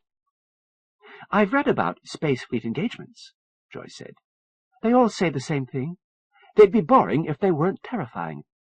I didn't really believe that before." The weaving lights of the enemy's ships had converged to one blurred point and stayed that way. Renner frowned. What did they think they were doing? They were withdrawing, the warrior ships protecting the master. Sinbad's entourage were too many for them. Bandit Cluster 2 was bigger. They went past at 600 clicks per, firing once. Cluster 1's beams impinged on Sinbad at the same time, the attack easily absorbed by Langston fields. Cluster 2 decelerated to join 1. Atropos reached the sister and took up station there without incident, surrounded by East India Trading's warriors and the remnants of the Crimean Tartar war fleet. The Medina outriders were already arriving.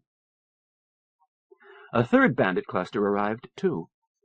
With Cluster 1, 2, they gathered their forces into a complex pattern 500,000 clicks out and forward of the sister, then held station. Freddie Townsend recorded that and later played it for Renner at high speed. "Sir, it ought to make a pattern, but I can't see it." "Omar, who are these?" 3 families, 1 local, none of any consequence. The Khanate's contract to depart Moat system must leave enough wealth behind to back any number of alliances."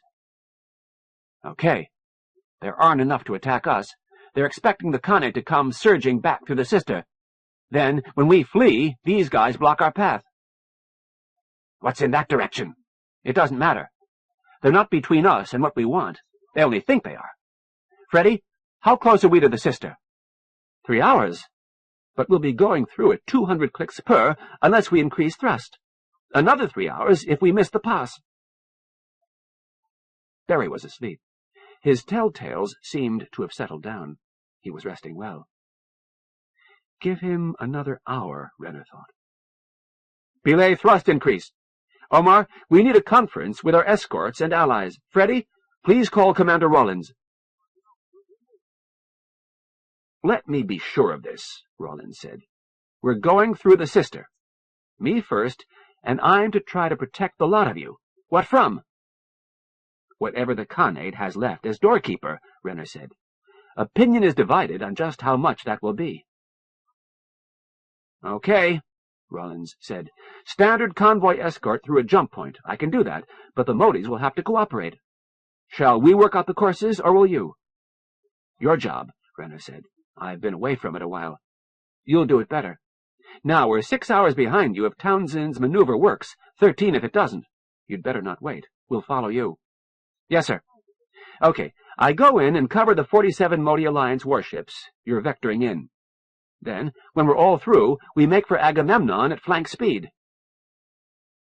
"Everything that gets through," Renner said. "You've got a copy of my report to Agamemnon. Relay that if you can. The important thing is to keep the Khanate from getting out to the Empire. Don't you agree?" "Yes." "All right." "Sir, okay. But there are too many ships for me to cover them all. I'll have to send some through in a dispersion pattern. I'll work out the course vectors and send them over within an hour. As for Sinbad, you're moving too fast. It would take hours to match velocities." "We don't have hours. We're too slow anyway, with Mr. Berry aboard." "Exactly. We'll fight what we find there while you and your escorts go right on past. They won't be expecting that." "That's the way I see it," Renner said. "Then we all go on. Commodore, I suggest you work on the message to Belassingham. He isn't going to like seeing a bunch of Modi ships coming at him. Right. Thanks, Renner said. Omar, make sure your people understand. Commander Rawlins will have his computers work out a course for every ship. It's important they follow directions exactly. Understood, Omar said. Thank you. Okay, Commander. We'll wait for you to call. Thanks. Renner turned to Freddie Townsend. So, still think we can get through at 200 clicks? Piece of cake. Just what is happening? Joyce asked. Freddie? Give me a minute, Freddie said. Omar, Renner said, when you can spare a moment, we have a job for your engineer. He tapped furiously, and a series of diagrams appeared on the screen. I need the setup. The flinger, Kevin? Barry. Yeah. Renner glanced at Barry's medical readouts. They'd settled to normal. Glad you got a good rest. We're going through, and we don't know what's on the other side. I want to erect the flinger. Indeed. Barry sighed. In that case, Cynthia, I believe you should open the sealed locker in compartment 8. We may need its contents. The brown Modi engineer had been studying the screen. Now she chattered to Omar. Problem? Renner asked. No. She understands the mechanism and its purpose. It will be done in less than an hour. Indeed, she says she can make considerable improvements. No, Barry said. My ship, and by the Prophet, no. Leave it as it was designed. Renner was chuckling, but stopped when he saw the medical readouts. Omar, I think it will be best if the system works as I expect it to. We can leave the improvements for another time. Very well. Omar spoke rapidly. The engineer and watchmakers went aft to find their pressure suits. Please, Joyce said, won't somebody tell me what's happening? What's happening or what we think is happening? Glenda Ruth asked. Both. I would appreciate the information myself, Barry said. Kevin kept an ear cocked. Freddie, too, was listening, though he had his own work. Not for the record, my opinion only. The screens showed a chart of the moat system. Glenda Ruth said, the Khanate sent its main war fleet through the Sister, while the Masters and their colony ships stayed behind. East India and Medina made it too hot for them, and they fled through as well. We figure they'll be headed for the jump to New Cal, but they'll have to find it first. Meanwhile, our group is heading toward the Sister. There's another squadron of Alliance ships that can work it so they get there just ahead of us. Atropos goes in with those. If there's nothing there to shoot at, they'll head directly for Agamemnon at the exit point. We'll follow at our own speed. Oh, Joyce said. Of course. We know where it is. So we ought to get there first. Atropos and the Medina fleet, that is. Rawlins goes directly there, so the Khanate won't know just how strong we are. But we're expecting trouble. The Khanate is entirely likely to leave a sniper or 6, Glenda Ruth said. But they know how many ships we have, don't they? How could they possibly know what we'll take through? Anyway, that's why Atropos goes first. He goes through and we follow, as many as we can.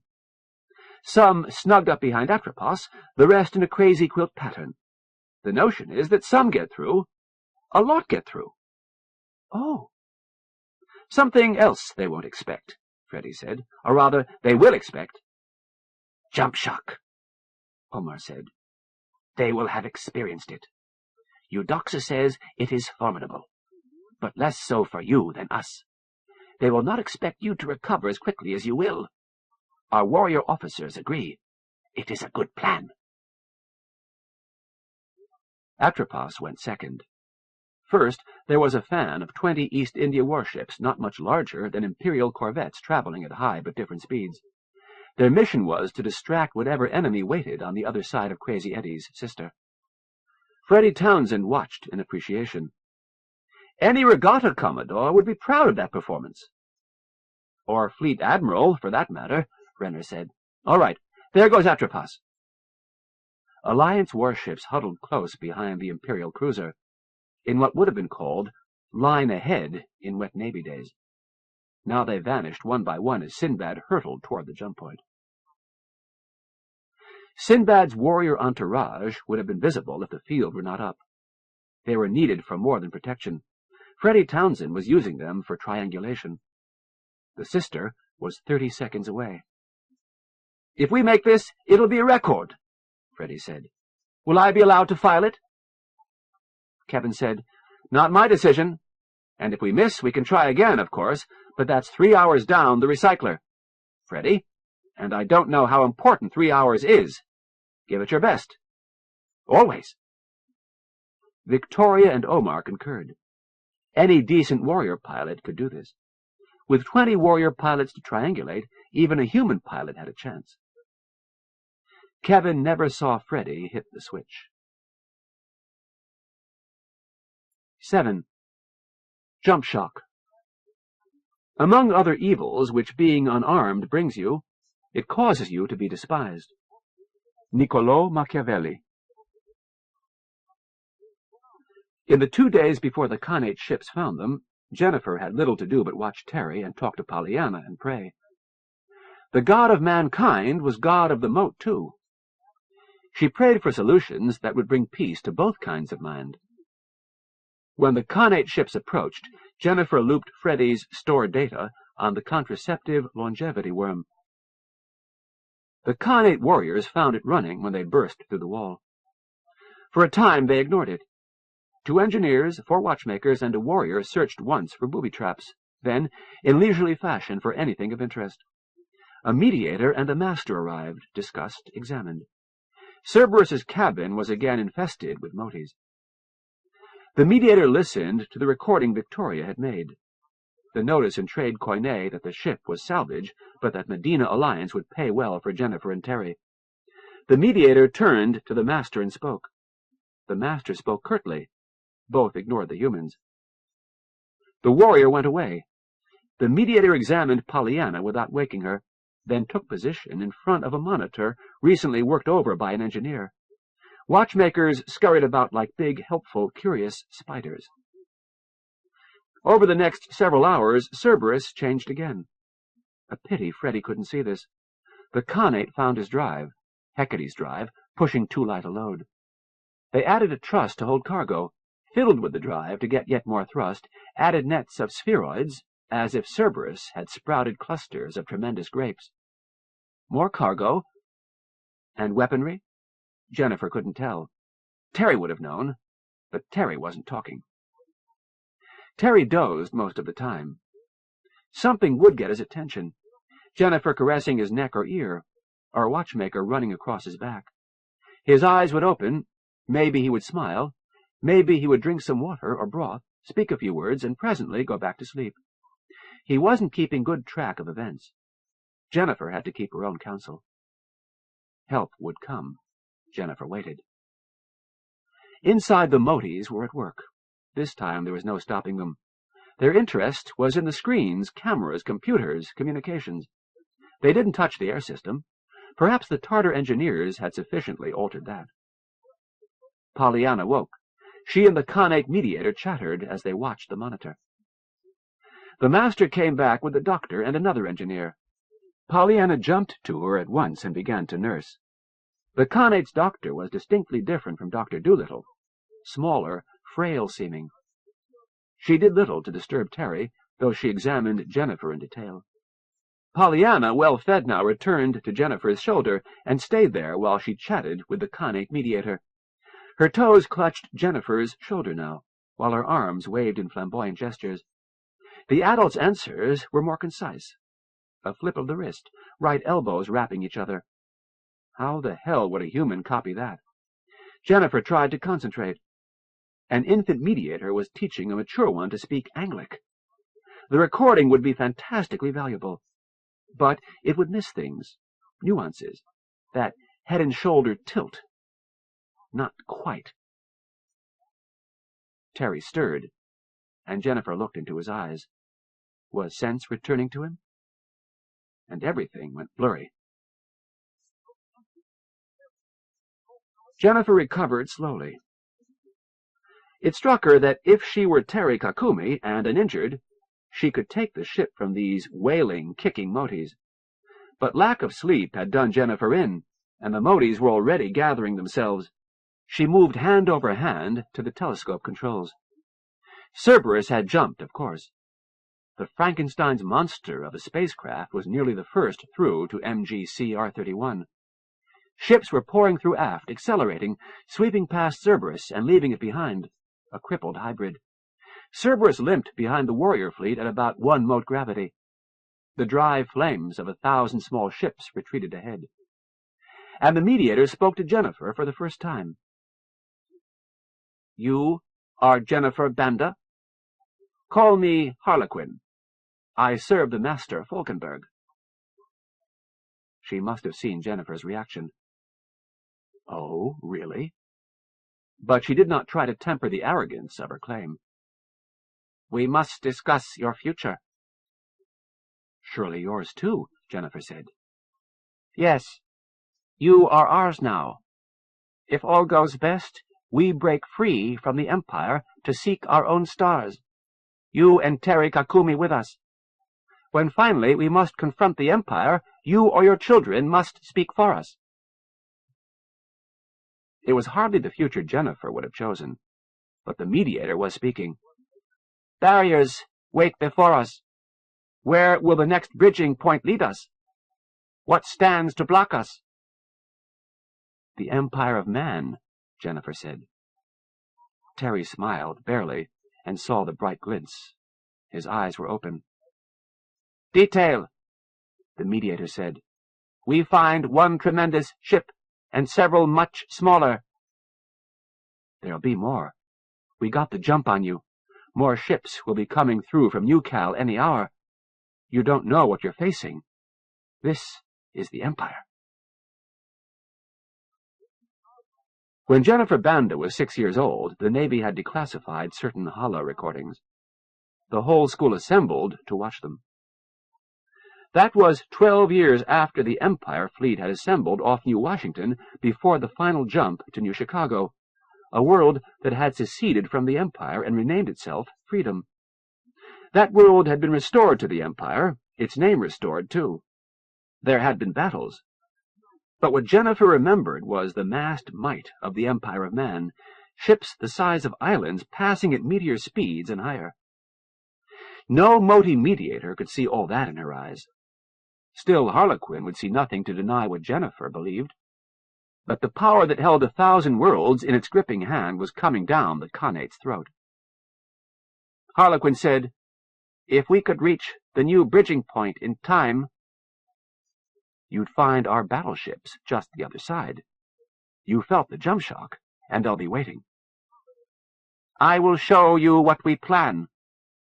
Warrior and engineer and mediator huddled, and Pollyanna with them.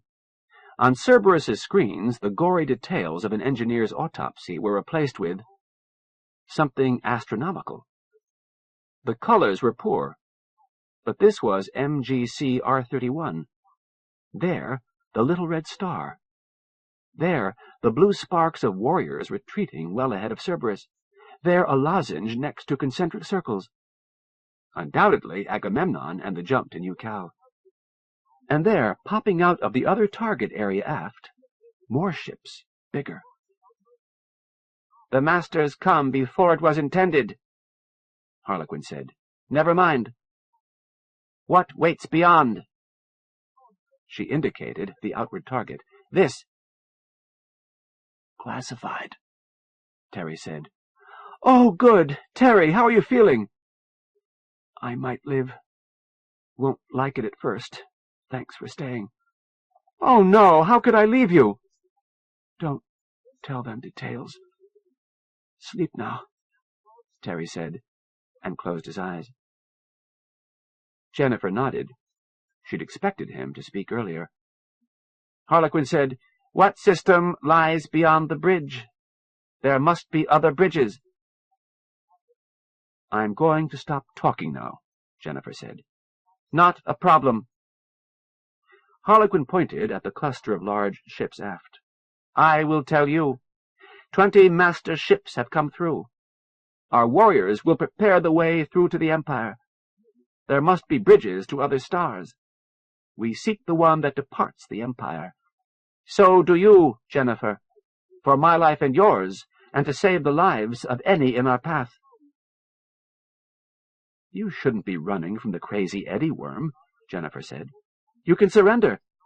Don't you understand? You don't have to die. The warrior made a sound, and Harlequin turned. On the screen, other ships were popping through behind the Khanate masters. Something big was crawling across Renner's chest. A monkey, or a big spider, injured missing limbs. Ali Baba is sick, it said. His Excellency is sick. Am I. Sick in the head, concussion, scrambled brains and wobbly eyes. Kevin? It'll be all right. Renner hugged the little mediator. Craning his head around made him dizzy and sicker. Just wait. It'll get better. Barry was on his back, toes pointing slightly apart, hands apart and palms upward. Yoga corpse position. He was calming himself the only way he knew how. The screens were blurred. A voice was shouting from the background, shouting for the captain. I'm too damned old for this. Renner popped his restraint belts. Townsend? His balance was still screwy. He pulled himself around to where he could see Barry's monitors. The medic array had turned itself off at the jump. Now it was running a self-test loop. But here came Cynthia, moving quickly on hands and knees. She crouched above Barry and began a medical inspection. Pulse, tongue, eyes. Townsend! Here! What's... Renner couldn't say it properly. Atropos online. We can receive. But no transmissions yet. Renner slapped at the keys. The screens were still dark, but a voice was saying, Sinbad, this is Atropos. Sinbad, this is Atropos. Over. Renner stretched experimentally. Integral e to the x dx is e to the x. He'd found that the computers recovered quicker than he did. Should be safe enough to test now. He woke the communications computers. A snarl of static. Atropos, this is Sinbad. Sinbad, stand by. Rollins here. Status report, Kevin croaked. Critical. We're under attack by half a dozen ships. One of them is a big mother. Sir. Green lights showed on one corner of Renner's control board. Freddy, she's waking up. See if you can see anything. Right. We're recovering, Renner said. How bad is it? Rollins. We're peaking in green. It won't last forever, and I can't shoot back. No chance to send a message to Agamemnon. Renner shook his head. Critical. Can't shoot back. Why can't he shoot back? Energy. Energy control. More green lights on his console.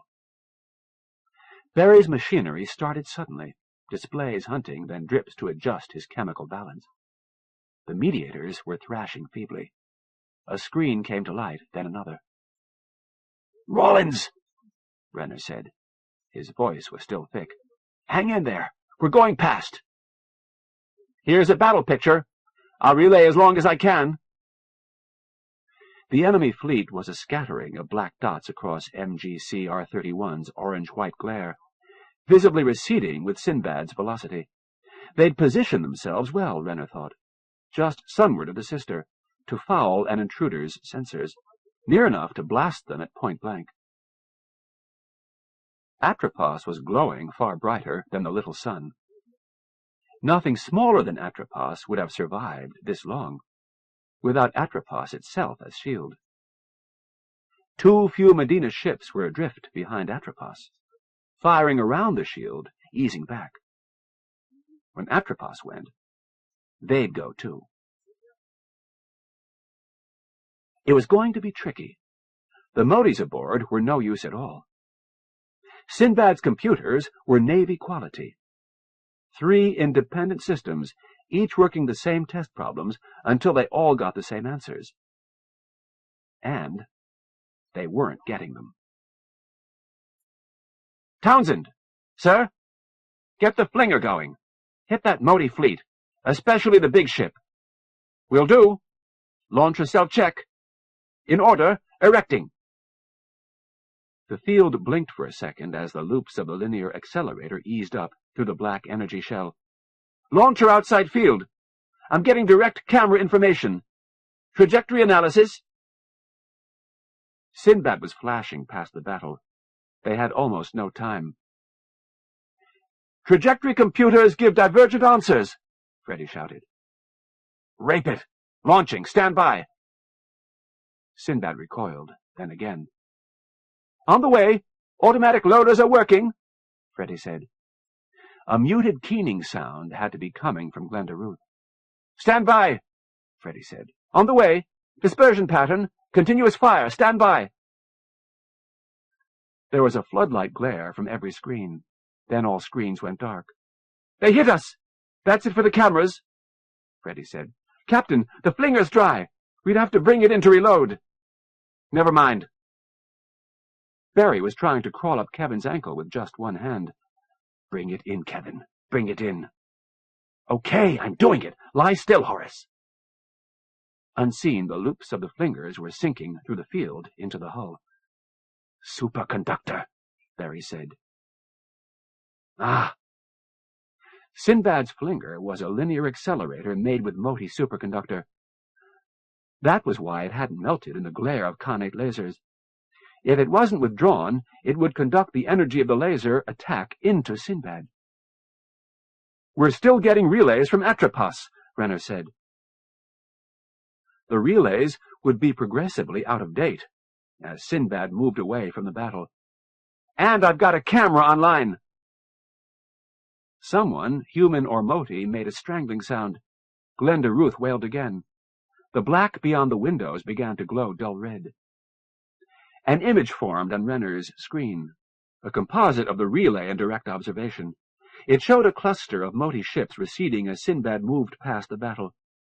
Beams reached from 3 smaller Moti ships toward Sinbad. 6 others held Atropos pinned like a bug. One of the Moti ships attacking the Imperial cruiser was nearly as large as Atropos. Blue field, Renner muttered. Give him another 5 minutes, then he's gone, and so are we. 5, 4, Freddy counted. 3, 2, 1, 0. Maybe the timer's off, or the trig... Something flashed intolerably bright beyond the larger Moti ship. The larger Moti ship went from green to bright blue, expanding. Another flash, another. The blue shaded toward violet. Jesus, Horace, Renner muttered. 50 megatons? More? How long have we had those aboard? You would not. Barry's voice was weak, but held a note of ironic triumph.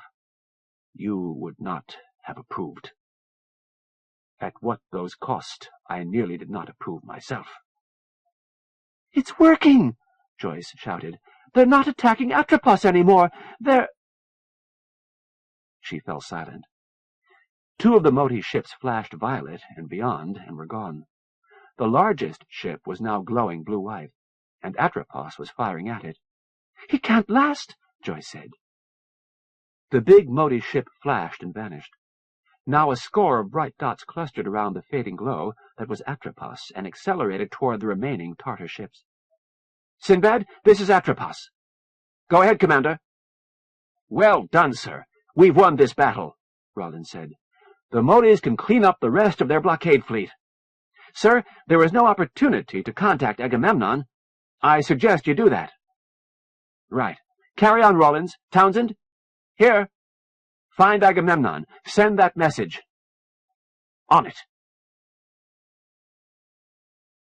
You fight like vermin, Harlequin said with contempt. Jennifer flinched at the insult, then wondered at its meaning. But the mediator had kicked himself aft without giving her a chance to reply. Now the Motis huddled, chattering, and Jennifer turned back to the display. There had been a battle. Ships had died. It looked as if the intruders had won. Harlequin was back, with the warrior hovering behind her. I apologize, the Moti said. I understand now. You throw away resources like vermin. But it is not that you are animals. You have endless resources. If you win everything you want, your descendants will think the same way, Jennifer said. Yes, our battle plan has changed, Jennifer. We no longer believe we can pass to New Cal. Surrender, Jennifer said. Accept the crazy Eddie Worm. No Moti need die because there are too many. A wave dismissed the notion. We have considered this. There are domains to be fought for, and we may yet win. And mediators speak for the masters. You can't win. The Empire has... You've seen the resources we have. This hasty little expedition, a civilian ship, was enough to harm your war fleet and alter your plans. And you haven't seen what the Empire can do. Harlequin, talk to your masters. I have done so. You have none of your altered parasite. There is no time to test it, and your altered parasite might well be fiction. Harlequin might not even have seen her reaction. In any case, our options are not ended. Your representatives have made agreements with our rivals.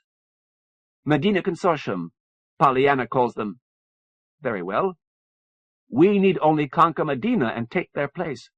Then we will have a gripping hand on the vast resources offered by your empire.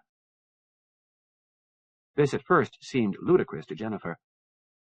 All Motis look alike? We must assume that you passed messages describing your situation, describing promises made to Medina Consortium, describing battle plans. But if we silence every human voice, and if we make our rivals extinct, who will tell your masters which of us was Medina Consortium? Jennifer sensed that her answer would be taken very seriously. So, very seriously, she thought it through. What if you fail? One voice could destroy you all. Humans are conspicuous. They require their special life support systems. We will find you. What are you going to do? It is done. Our warriors will follow your human-built ships and destroy them. Others may remain on Medina's major carrier, but my warrior advisor calls it a mere hydrogen snowball, conspicuous and slow, easy to capture. She's crazy.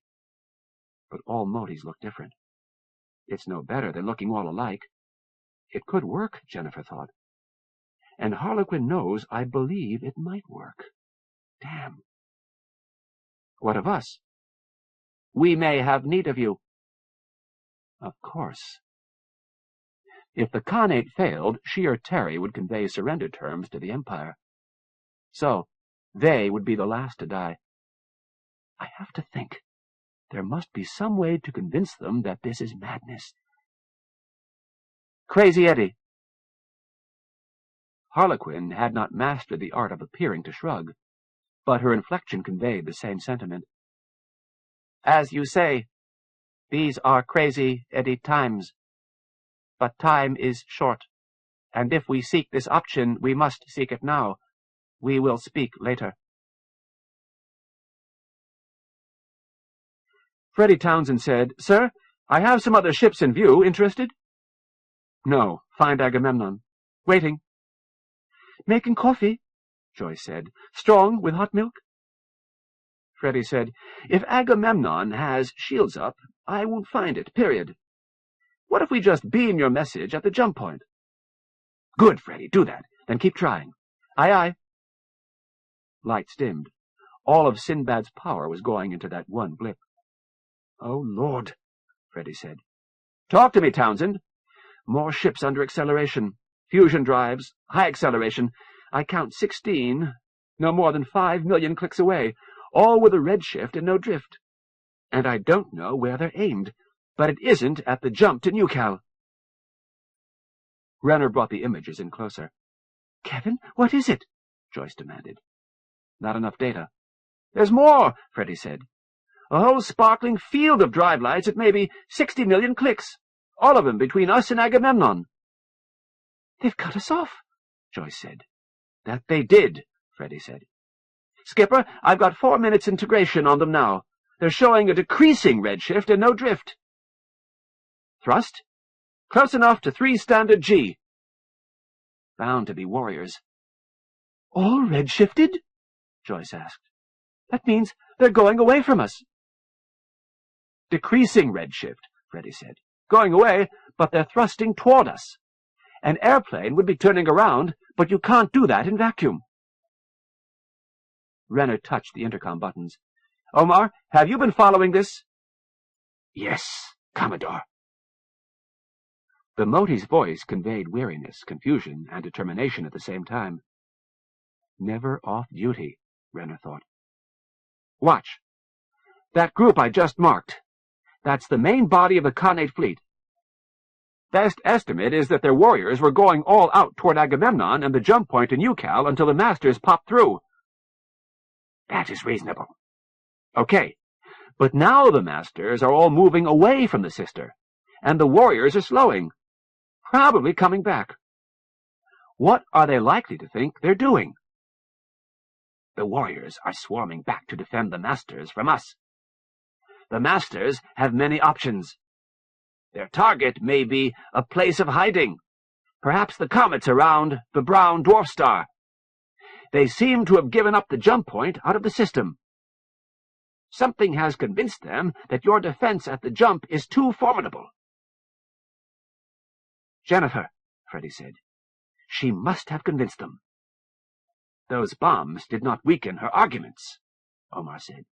Whatever else you have done, you have shown that you are willing to expend resources. Resources to burn, Joyce said. Which we quite literally...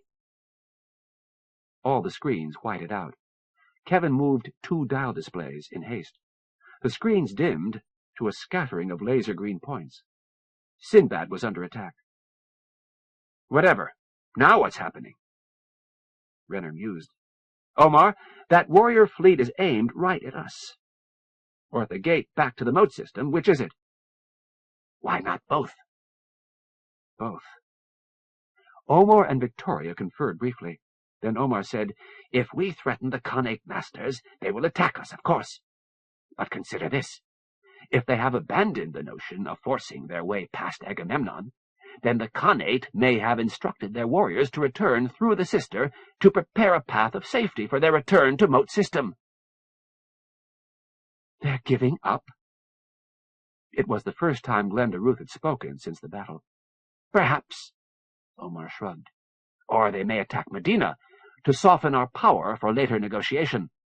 Or something else. This is a matter for military strategy. Victoria said, They'll kill or capture the humans if they can.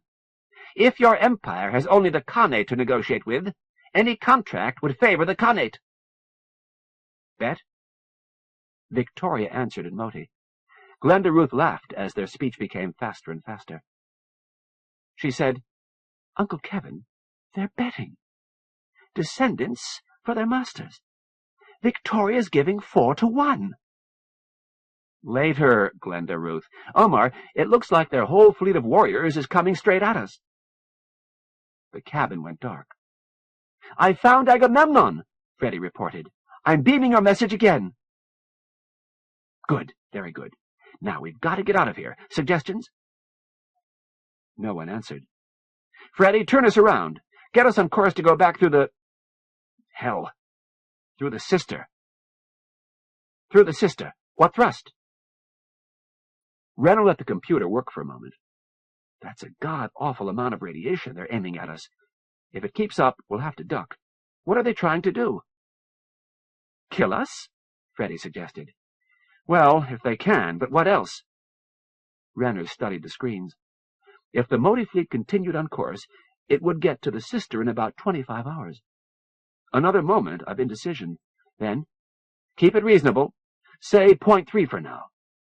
The field was dull red. Not bad, but they'd be bathed in that green laser glare for hours to come. I want to see what those warriors will do. What of our ships? Omar asked. I'll keep Atropos, Renner said. Have all your Moti ships reinforce Belassingham. Look, He's going to be a bit wary of them." "We have discussed this," Omar said. "Our ships will position themselves to aid your warship without threatening it." Horace Berry's voice trembled with exhaustion, but there was triumph, too. "Mercy of Allah. Kevin, we have sent our message to the Empire, and the Khanate has turned back. We have fulfilled our mission, whatever happens. Now we survive, if Allah wills it." "We may have fulfilled the mission," Kevin said. "It all depends on that Khanate warrior fleet. We don't know what they're going to do, and as long as they're in this system, they're dangerous. They could still batter their way past Belassingham." Renner studied the screen again. "Well, as long as they're chasing us, they're not doing that. If they're back in Moat System, they're for sure not doing that. Maybe we can lead them there." "Good," Berry said. Kevin thought, "Can you take another jump?" and didn't speak. What if he said no? "I'll tell Rawlins." "My viewers may not understand," Joyce said. "I'm not sure I understand. First, we come through to the Red Dwarf system, then we fight, we win. Now for the past 4 hours we've been slowing down, and we're headed back the way we came." She looked at her screens, noted the yellow glow of the field. Sinbad was under continuous attack. "It's all part of the same battle," Freddie Townsend said. "The important thing is that the Khanate fleet is moving toward the sister, not going after Agamemnon," Glenda Ruth said. "We have to keep them heading toward us." "But are they after us, or would they go back to the moat anyway?" "It doesn't matter, Joyce," Victoria said. "Anything that gets them back into the moat system." "So we're bait," Joyce said. "I guess that wouldn't be so bad, but to be bait when you don't even know it's you they're after." "They're after us," Freddie said. "How can you be sure?" Joyce demanded.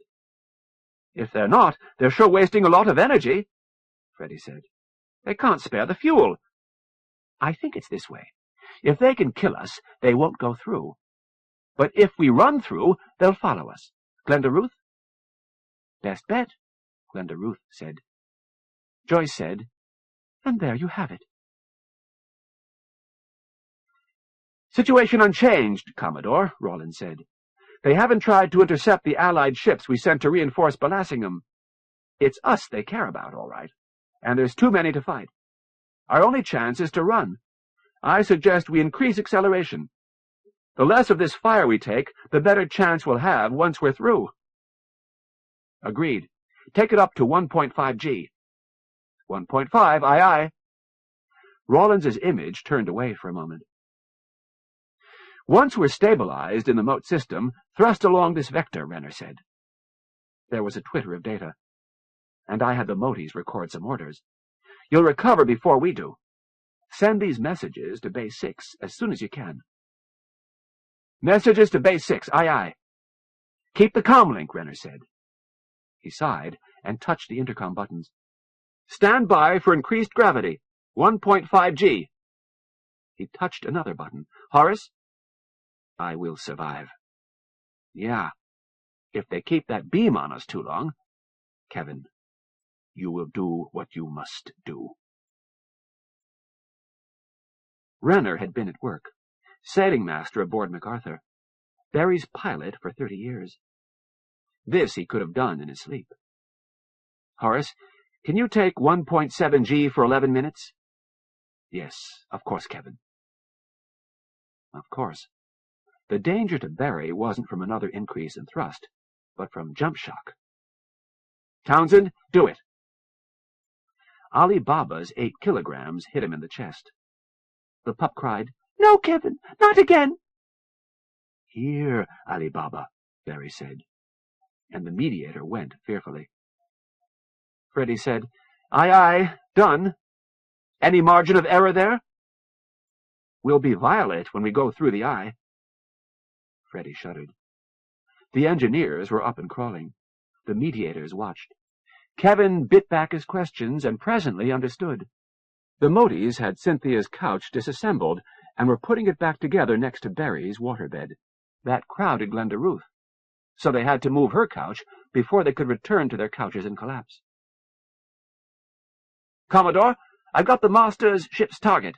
It's the brown dwarf. Maybe they expect us to take cover in the ring." "Once they kill us." Cynthia had finished her exercise set in the kitchen space.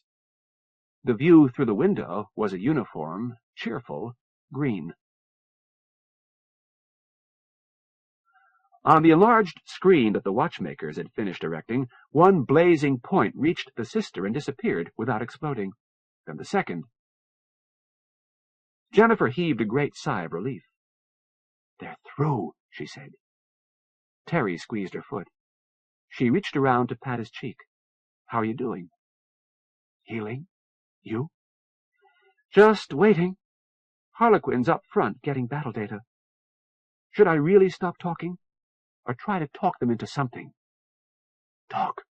They'll read you anyway." But it was over an hour before Harlequin rejoined them. "The sister hides your ships for the moment," he said. "We did not expect they could survive our barrage." "That's another thing about resources," Jennifer said. "Our ships are bigger, better defended, more powerful." Harlequin laughed in great amusement and some scorn. Freddy's laugh. Harlequin must have had it from Pollyanna. "Another thing about our breeding problem.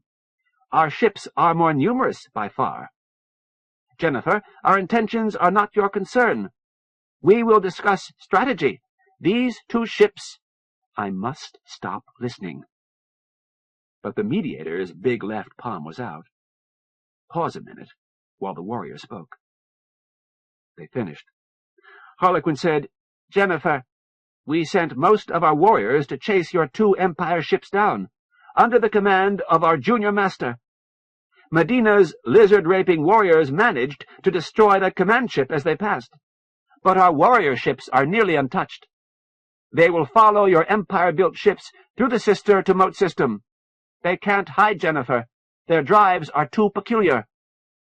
In fact, the blue sparks of the warrior ship's drives were disappearing even as Harlequin spoke. Other larger sparks had flown past. The Khanate master ships were on their way to Barry's star. "Where will your masters hide?" "In the rocks. Does it matter? We've given up hope of bursting through the other bridging point into your empire. We must wait until our warriors report success at the moat." "You intend to kill us all?" "Yes. Your ships will have the advantage in the first instance because they will go through first and recover first from the shock. Unless humans tolerate the shock worse than we do." Jennifer laughed. Harlequin frowned. "No. We watched you. You recovered very slowly." "Harlequin, I'm half dead of fatigue. Poor Terry's half dead, period." An instant later, she could have bitten her tongue off. Too late. Harlequin was leaping aft. Terry's hand closed on the Moti's ankle and yanked him backward. Jennifer shrieked, "Kill him! Kill him, Terry!" The warrior was arrowing toward them. Terry's arms closed around the Moti's head and shoulders. He twisted. "Damn it!" he muttered, and set himself and twisted much harder. The lopsided head turned with a pop like a branch breaking, and then the warrior was wrapped around Terry like strangler vine, with his gun in Terry's ear. Terry let go. Harlequin floated loose, still screaming thinly. Under the warrior's gun, they watched the doctor pull and twist the Moti's head back into place. Harlequin's screaming died to a moan. "No good," Terry said. "I forgot. No vertebrae. Just that kind of handle that connects the skull to the shoulders. I only dislocated it. And the spinal cord isn't even in it. It's underneath. They'll talk. Jump shock. It hurts them much worse than it hurts us. They didn't know it." "Yeah. But that was the last warrior ship going through. I'm right, aren't I, Jenny?" Jenny looked. "Yeah. Those other lights are all big master ships, and they're all past the sister. Ha! Slowed Harlequin down just enough. Now their whole warrior fleet is in Moat system, chasing down Sinbad and Atropos. And no master to tell them different. Isn't that interesting? I wonder what a Navy man can do with that. We may not live to see it. Jenny, that took everything I had. If they decide to shoot me, don't bother to wake me. Terry's eyes closed. 8. Stern chase. Retreat, hell!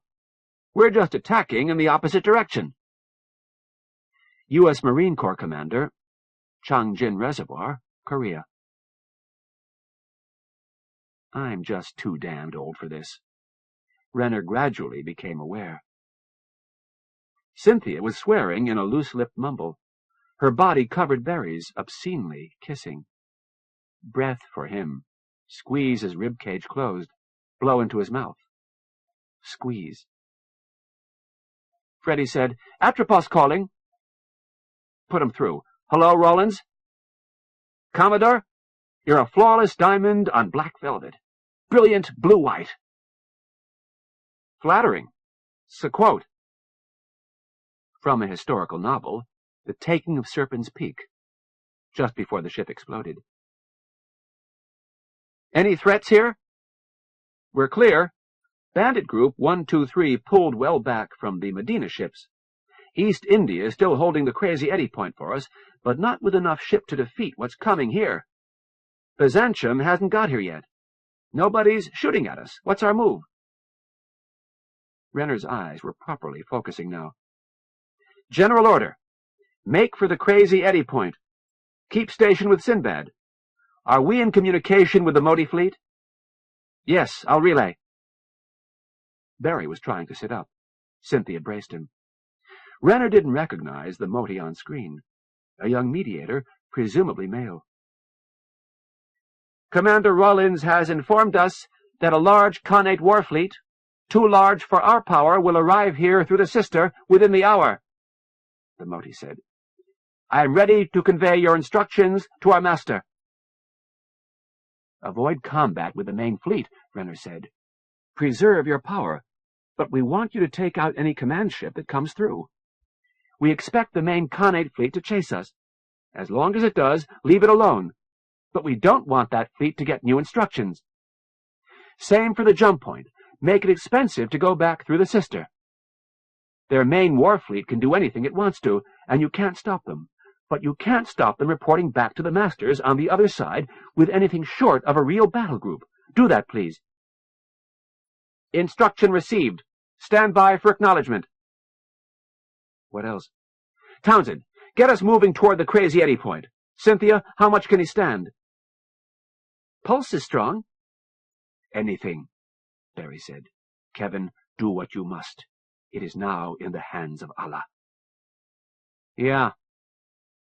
And I think I'm too old for this. Run up to 1G, Townsend. There's a stunt I want to try. The communications screen lit again. Your instructions will be obeyed, the mediator said. We will do what we can.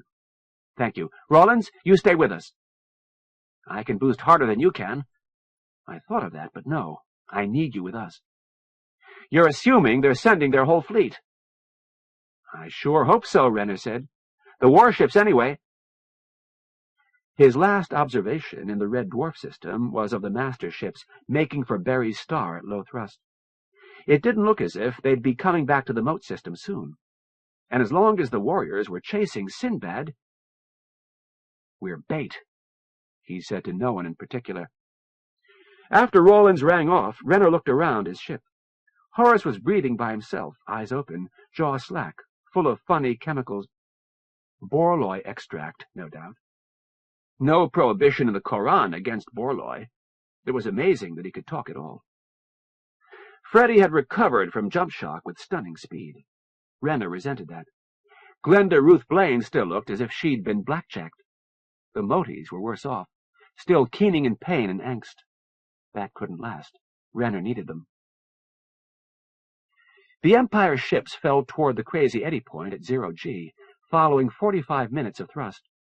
Renner couldn't tell them how long that would last. Cynthia was leading Horace Berry through a program of stretches. Joyce was preparing a sketch lunch. Nobody had ever asked if the reporter could cook. She could. Telescopes aboard Atropos, then aboard Sinbad, observed small hot ships emerging through an invisible hole at high velocity and high acceleration. They dimmed, reducing thrust while they sought their targets. Presently they flared and moved at low acceleration toward the position of Bandits 1, 2, 3. It worked. Why are you whispering? Call Atropos. Freddy cleared his throat. Yes, sir. They can't have taken time to refuel, Renner told Rollins. They're burning fuel they can't spare, which means we can beat them to the Crazy Eddy point at anything above 1.1 G.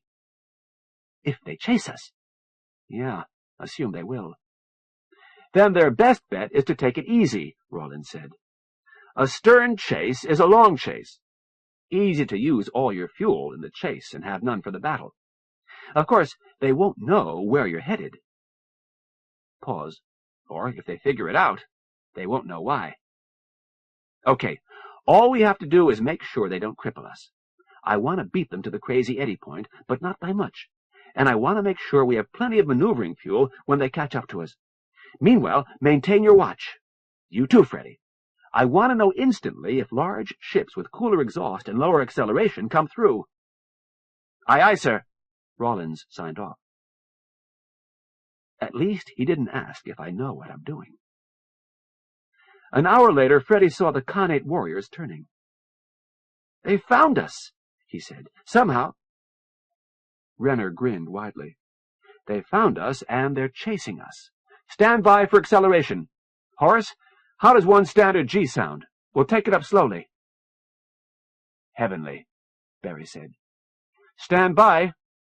Wait returned slowly. There, Freddy said. You can unstrap now. It should be steady enough. Behind Sinbad, little dots of fusion flame now numbered over 100 and rising. As many more Khanate ships had not turned. They were still en route toward the massed Khanate allies. Bandits 1, 2, 3. Other lights. What were they doing? Converging, then going out one by one. Renner said, Omar, get on the horn to our forces around the sister. Orders unchanged. Leave the main fleet alone, but watch for stragglers. Keep it expensive going through the sister, but stay alive. Fleet in being, Victoria said. Right. Where did you learn that phrase? It was in one of the books MacArthur left behind. The reference was to sea power, but... Mayan, Joyce said. He wrote before space travel. Oh, Victoria, I need your help. Yes, Kevin. I need some work done. Get the engineers on it. We need some alterations in Sinbad's Langston Field. Townsend can show you what we need. Right away. Horace, how are you feeling? I've been better, Kevin. I've been altering my will. I will need you to witness that it is my work, and that I am in my right mind. Bizarre. You never were before. Kevin, you will need to be convincing, truly. Now say, Horace Berry was in his right mind, without smiling. Maybe another approach. Tonight, Igor, we must build a convincing duplicate of Kevin Renner. May we have dog-like devotion this time, Master? I wanted dog-like devotion last time. Glenda Ruth was staring. It was something to have shaken Glenda Ruth Blaine. But it might interfere with his sense of humor, Igor.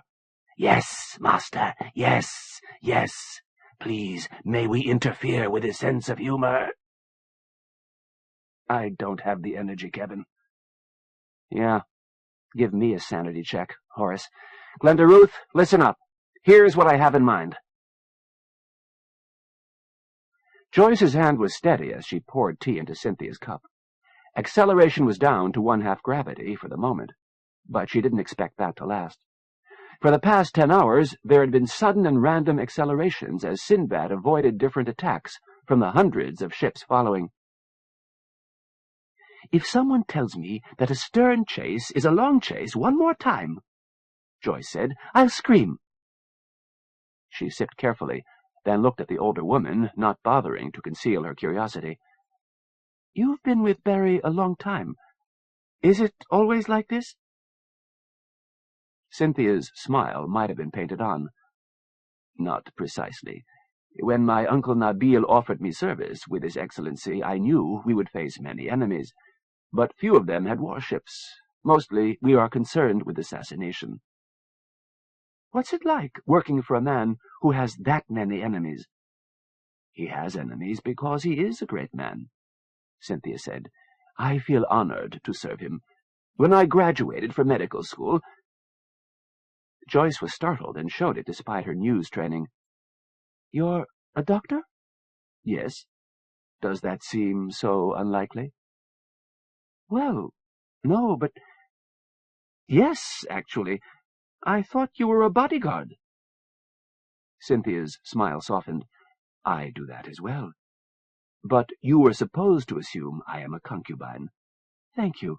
I will have more tea. I'm supposed to think you're a concubine. Are you? The appearance is a professional duty. Nothing else is required. Which could mean anything. It must be a strange career for a doctor. Call it my first career. I will have others after I retire from His Excellency's service. And think of the stories I can tell my children. Cynthia's laugh was almost inaudible. Of course, first I will have to find a father for them. Joyce laughed. Looking at you, I wouldn't think that would be so hard to do. Cynthia shrugged. I have no difficulty finding lovers, and our culture is changing, not just on Levant. That's for sure. Joyce looked around Sinbad's crowded lounge, humans and aliens, magnate and aristocrats and naval officer, and grinned. That's for damned sure. The Empire's ships fled across the moat system. For Joyce, it had been 3 days of trying to make sense out of myriad details. Sinbad and Atropos had jumped into moat system, then accelerated toward the inner system for 45 minutes, then coasted. Minutes later, the Khanate warrior ships had poured through an invisible hole, paused, then blasted away, in the wrong direction. They'd used up an hour's fuel, but at low thrust, before they found Sinbad and Atropos. Since then, it had been a race. But there were nuances. Barry's couch was located near the door to the control cabin. It made a convenient gathering point when the cabin door was open. When Freddie went over to tell Barry what was happening, Joyce went to listen, and noticed that Glenda Ruth didn't come over until after Joyce had joined the party. We laid low. Got them moving in the wrong direction for a while, Freddie said. Odds are they can recognize our exhaust, so we didn't give them one. Maybe they found Atropos's old-style Langston Field. But this much for sure, they're chasing us. Flattering, Glenda Ruth said. Freddie didn't answer. Getting all our enemies into one bunch, Barry said. It is not the first time. On tabletop— But that was a long time ago. Yeah, well, it isn't quite working, Freddie said. We've got maybe 120 on our tail out of 1,000. 300 kept going. They've just about reached the bandit cluster. We still don't know what they think they're guarding, but never mind that. I've lost 500 of the buggers. Kevin Renner said, They haven't disappeared. It only means they're not under thrust. What are they doing? Glenda Ruth asked. Freddie shrugged. Kevin said, Something else. Something interesting. Horace Barry spoke suddenly. The thing to remember is that we've won. Joyce said, I beg your pardon? The Khanate Axis will not pass Agamemnon. Will not burst free into the Empire. They can never reclaim that option. Now their only hope is to replace the Medina alliance. Well, what of that? They must reproduce Medina's agreements and fulfill them as best they can. They must even be over-cooperative to cover promises they might be expected to remember. Joyce thought that through. But they'd have to kill us all, and our friends. Silence, every voice, yes. But the Empire of Man is safe now. The moat will be organized according to our wishes and custom. We have won that war now, said Horace Berry. We have protected the Empire of Man indeed. And Kevin Renner was trying to swallow a laugh.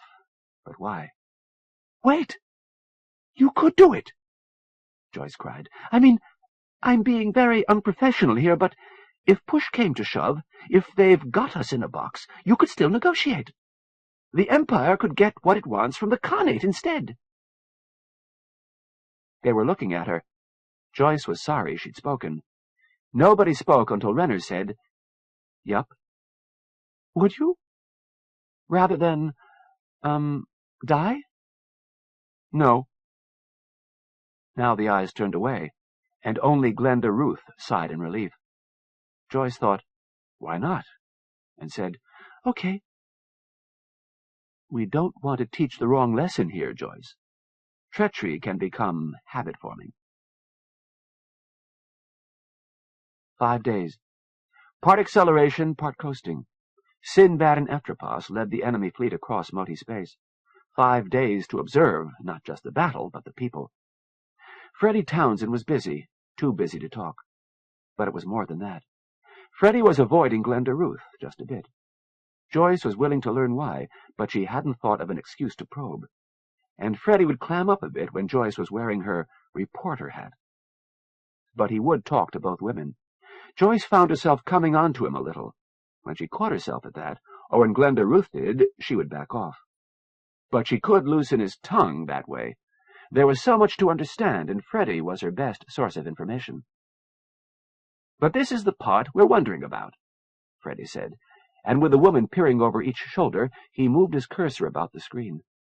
"Here, a quarter of the fleet turned around to chase us.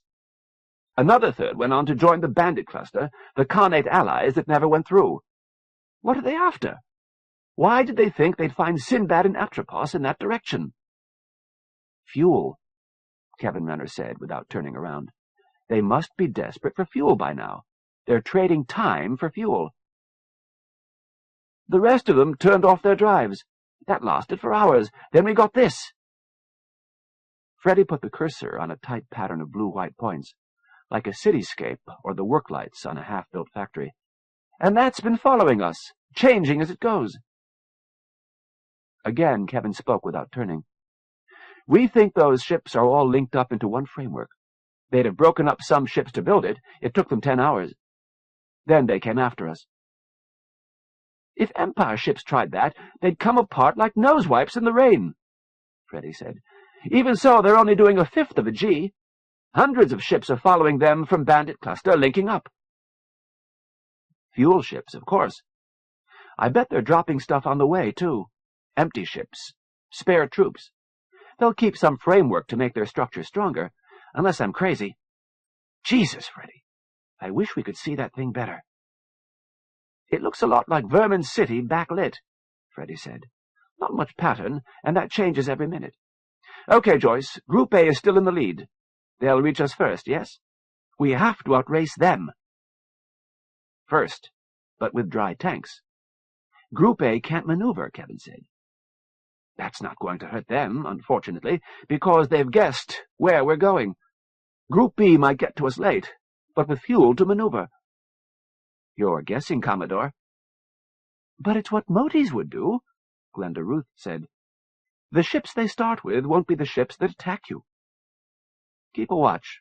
I want to close my eyes for an hour." "Yes, sir. Hold it, Commodore!" Drive lights flared where the cursor lay. "I see it," Kevin said. "See if you can get a better picture. I have the watch." "What is it, Kevin?" Barry demanded.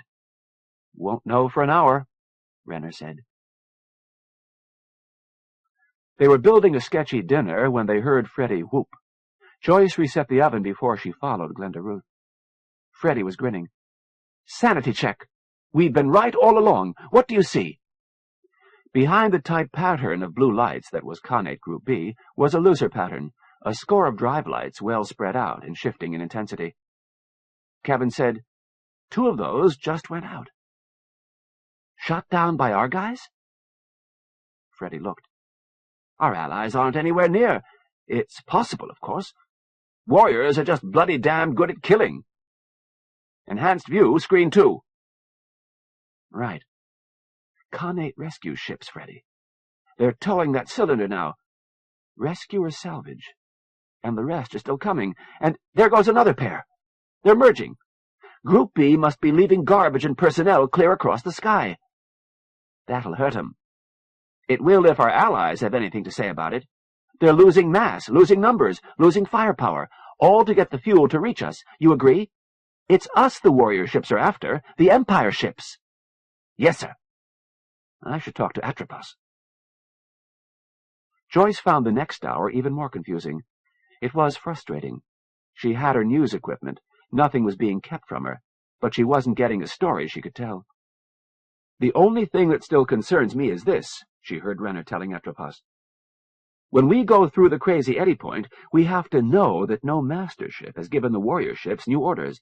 Otherwise, we'll be abandoning the moat system to the Khanate. And that made sense. But how to lay it out for a viewer? If we lose, you'll never know it. Even we may never know. If we returned via Newcal and that little orange star, a year from now we could be talking to a replacement Eudoxus, speaking for a replacement Medina. All Modis look alike. But these are the good guys and— Maybe later, she said to Barry. Maybe I'll understand later. And perhaps you never will, Barry said. If we lose, yes, of course, but even if we win, it has happened to me. And he launched into another tale of his terrible past, a skewed view of Empire history that Joyce could never have bought with pearls and rubies. There had been incidents. Sometimes the Khanate fleet beamed laser light at them, forcing Sinbad and Atropos to take turns shadowing each other. Renner and Townsend had at first considered this a mere annoyance. "Probably trying to distract us," Freddy said, in one of the rare intervals he was off duty. Commodore Renner kept Freddy Townsend busy. When he did get a break, he often used the opportunity to talk to Horace Barry, and when that happened, Joyce invited herself into the party. "They've scattered their fleet," Joyce said. "Some of the ships used all their power and now can't keep up. Why would they do that, Freddy?" Freddy said, "I can tell you what they're doing, but why is out of my department. You'll be famous even if you don't know why." Horace Barry chuckled.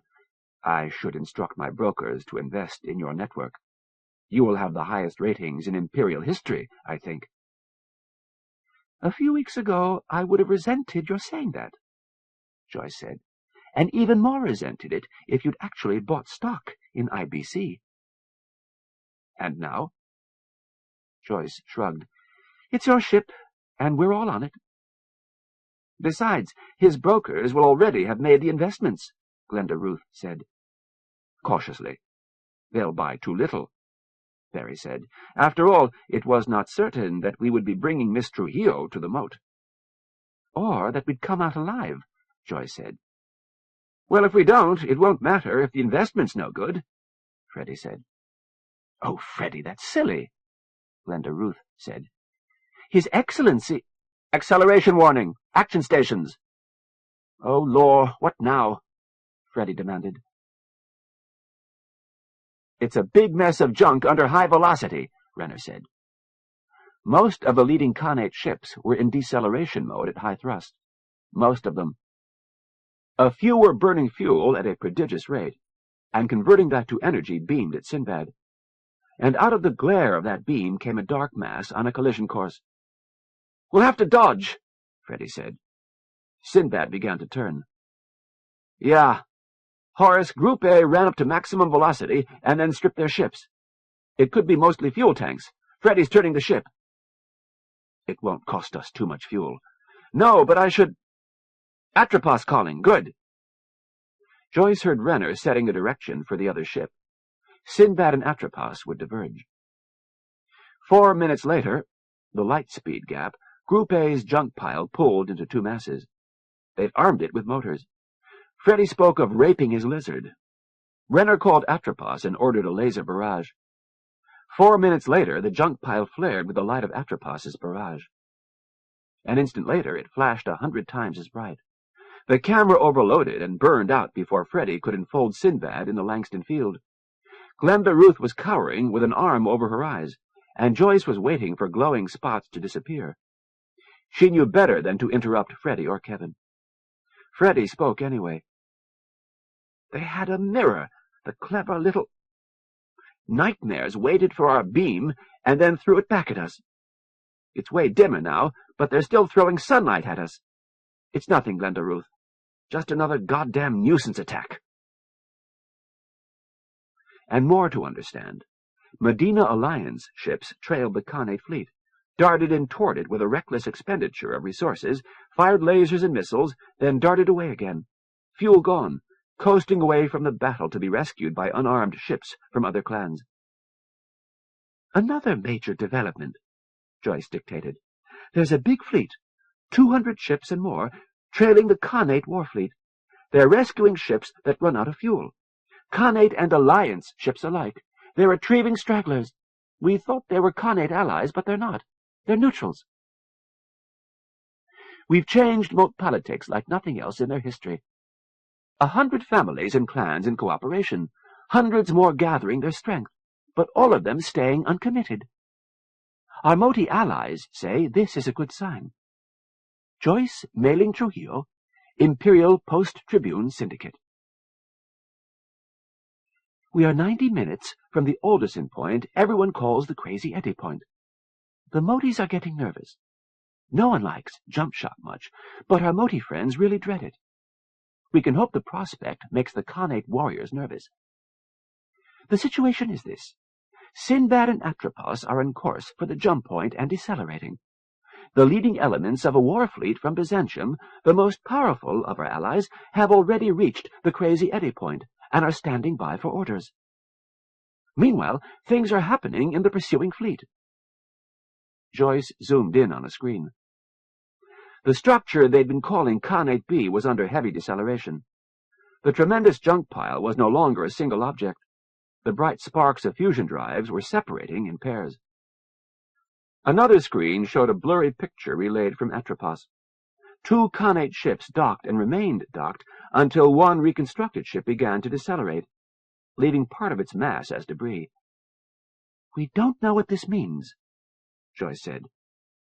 Reporter speak for I don't know. Kevin and Freddy had given over arguing about it, but Renner had taken time off to talk with Barry. Marooned face up in a waterbed at high G, Horace Barry could at least use the entertainment. Joyce turned the camera on them. They didn't notice. So what have we got? Renner said. Group A boosted to high velocity, coasted, and is now under deceleration. Classic. They'd get to the Crazy Eddie point about the same time we do, but we can fix that. Barry wasn't asking, so Joyce did. How? Renner's glance showed his irritation. Low thrust deceleration now, high thrust later, brings us in sooner. They can't play that game. They're at max thrust, with no spare fuel. But high thrust, as Allah wills, Joyce. What of Group B, Kevin? Aye, there's the rub. They never turned off their drives. They did low thrust forever, right up to midpoint turnover, and dropped mass every step of the way. Fuel tanks, engineers, that mirror thing, who knows? It looks like they'll get to the Crazy Eddie point just behind Group A, but with plenty of fuel to spare. If we miss our jump, I'd say we're dead. So we're forced to jump. If so, Kevin, they've made themselves very vulnerable to Medina. The Medina forces will face 700 Khanate ships, strung in a long line. Is this a winning strategy? They must do more than silence all human voices. They must control the sister. When the Empire comes again, the Khanate must speak first. You're missing something, said Glenda Ruth Blaine. An odd source, but Kevin said, Okay, what? I don't know.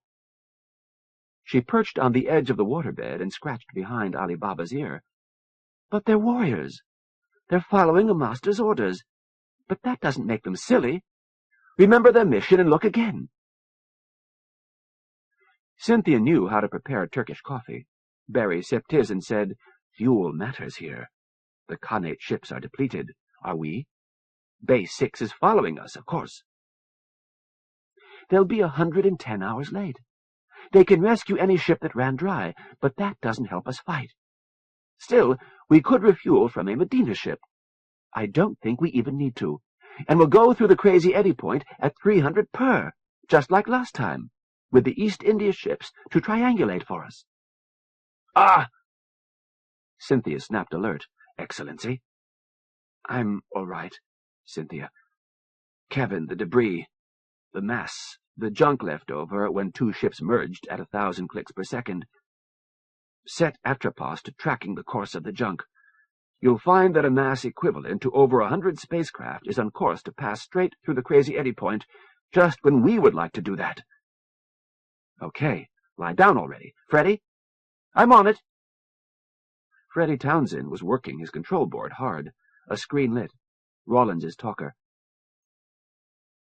"Now, why am I less scared than I was?" Renner wondered. "Because my people are getting the right answers?" No, more. Because Horace Berry's mind is alive and alert. While Freddie was at work, Renner said, "Omar, I need that debris blocked somehow. The only ships that have to go through the Crazy Eddy Point are Atropos and Sinbad. Will you inform Medina's masters?" "I will learn," Omar said. Now no one had time to explain things, and her questions were distracting. Joyce could only record everything and hope to make sense of it later. "We've heard about the fog of war," Joyce dictated. "It's all too real. I don't know what's going on, and neither does anyone else, not really. Sometimes you just have to make choices and stick with them." With 20 minutes to go, Kevin gave the order to strap in. The Khanate ship's stream of high-V debris couldn't be far away. "I have a feed from Atropos," Freddie said. "On screen 3. Stars sprinkled black. Kevin said, "I don't—" One bluer than the others. That stellar background? "Freddie, it's a master ship that's just popped through. Now prove me wrong." Medina called. "We have a Khanate master ship just emerged from the sister. One ship only. It made no attempt to communicate, so our man has fired on it. He reports an overpowered shield." "One lousy master. That's all it takes," Renner said. "We're dead." Barry was chuckling. "Why, Kevin? This whole thing falls apart if the Khanate warriors get the right orders. Here's a master, just in time, and hell, it's even too late for us to abort." Barry was laughing with some effort. "Yes, Kevin. They can send orders to their warriors, but what would they say? What can they learn in time across a light-speed gap of 38 minutes? Medina was still speaking. Had said something about the barrage. Renner hadn't caught it. "What did he say, Freddie?" "The warriors will solve it. Hold to the plan." Pity Omar hadn't been at the comm. The light-speed gap was already too great to get any answers. 8 minutes. Everyone strapped in? "Joyce, strap in." "Okay, Skipper." She'd been standing on her chair to get altitude, photographing them at work. She dropped and strapped in, cheerful as hell, hugging the camera like her own baby. The Khanate master ship was still in view, glowing fiercely bright and green. Medina's forces must be bathing her in energy. She'd never get a message through that. The feed from 20 East India ships was providing good triangulation. He would hit the point dead center. Barry was doing Savasama, but his heartbeat and brainwave displays were all over the place. Scared. Calling his attention to it would be worse than useless.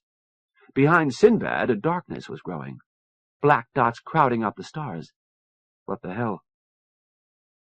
2 minutes, and weird lighting effects among the black dots, sparks in rainbow colors.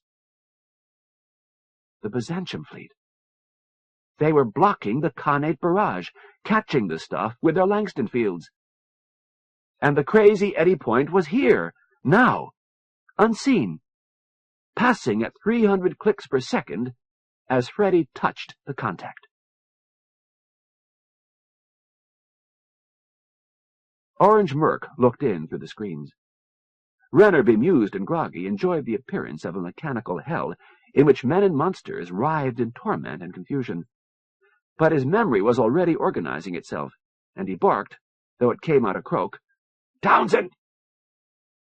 "Renner, Captain, get us behind Atropos? When I start the drive." Sinbad was coming alive again, but slowly. Now Atropos was a black, near circle against white light, unmistakable, a few hundred miles distant, almost toward the core of Murchison's eye, according to Sinbad's instruments. 15 minutes.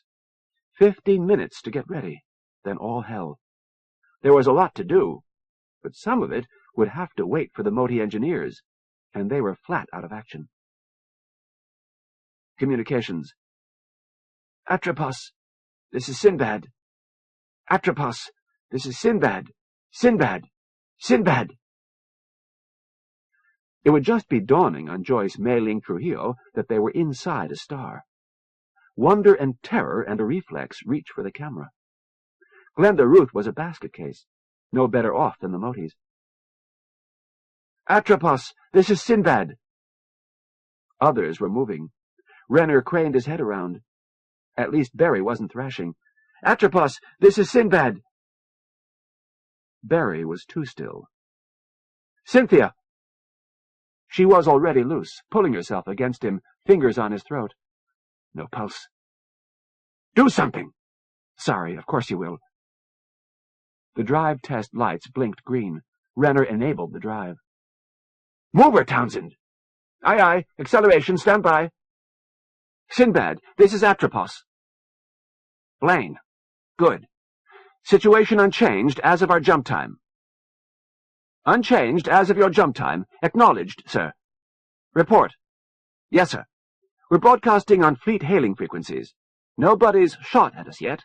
That may be a good sign." "Not shooting, but not answering." "No answer yet, Commodore." Where the hell was Weigel and the Crazy Eddie Squadron? Silly question. Weigel could be anywhere. "Keep trying. We'll hide behind you when we get there." "Right. I'll leave the channel open."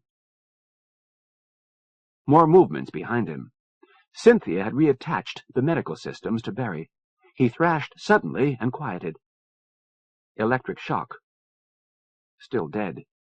Skeletal metal arms lifted from the box, for the first time in Kevin's memory, and began to work on Horace Barry. Ali Baba howled in terror. "Victoria! Glenda Ruth! Anyone!" Kevin shouted. "Yes, Kevin." Renner turned joyfully. It was Barry's voice. It was Omar. Not Omar's fault. Renner said, "When the engineers recover, make sure the flinger is ready and loaded, and keep double-checking the field generator." They had rebuilt the field generator, altered it so that it would not expand and present a larger surface area to the wispy super-hot star stuff around them. Now it matched all the Crazy Eddie Squadron ships, including Atropos. "Stand clear!" Cynthia shouted. "Glenda Ruth, take Ali Baba! Clear!" Horace Barry thrashed again, once more. Glenda Ruth made crooning noises. The medical panel lights glowed, but no sign of heart or brain activity. Dead panel or... Glenda Ruth said, "Kevin! Cynthia! My God, stop! He's dead!" You never know. Kevin bit it back. She would know. They were alongside Atropos now. Townsend matched velocities. "Stay alongside," Renner said. "Blaine." "Sir?" "I'm changing the plan. If I'm going to use the flinger at all, it'll have to be before we build up too much heat. So we'll stay alongside you for the first phase of the battle." "Yes, sir?" "Keep relaying data." "Aye, aye, sir. Data relay set," Blaine said. "Got it. Any luck contacting the fleet? Not yet. Any further orders, sir? Renner looked back into the cabin once more. Yes. I'm canceling the instructions on avoiding high Gs. Use any acceleration the tactical situation demands. They saw through the eyes of Atropos. A black dot popped into place, then another, then two more. A green thread from Atropos to one of the intruders. The intruder's field flared, expanded. "It's working," Renner said. "The Khanate ships have an expanding Langston field, which is great for most battles. But in here, when it expands, it picks up even more heat." "Could they have done what you did?" Joyce asked. "Got their engineers to rebuild it?" Omar? No data. I would not have thought of it. More black dots. Freddy, stand by the flinger. We'll aim for the center of the cluster. Right. The black dot expanded, ran through colors, and vanished. Atropos's green thread moved to another ship. Atropos! Aye, aye, Commodore. Not Blaine. Tell your skipper we'll commence firing when we have 25 targets. Watch the data link for exact time. You will fire when you have 25. That's 25 targets. Observe data link for exact time. Aye, aye, sir. Joyce's camera was running. Why not? What could it matter now if everyone learned that Sinbad carried nuclear weapons? We've got another edge, Renner said. Imperial Autonetics has developed a ship's coating that only becomes a superconductor at 4,400 Kelvin. That's 200 degrees cooler than what it takes to soften the hull. I can run a superconducting wire into Sinbad's water tank and then vent the steam. In short, we can stay alive a long time. We may need to, Freddy said. 24. Load. Erecting the flinger, loading. Wow, it's warm out there. Fire. Retracting the flinger into the field. A timer began on Renner's console. 29 seconds, 28. A bright star within the star. 20 black dots expanded, stretched, added their stored heat to the white glare. Green lines converged on another. It flashed and was gone.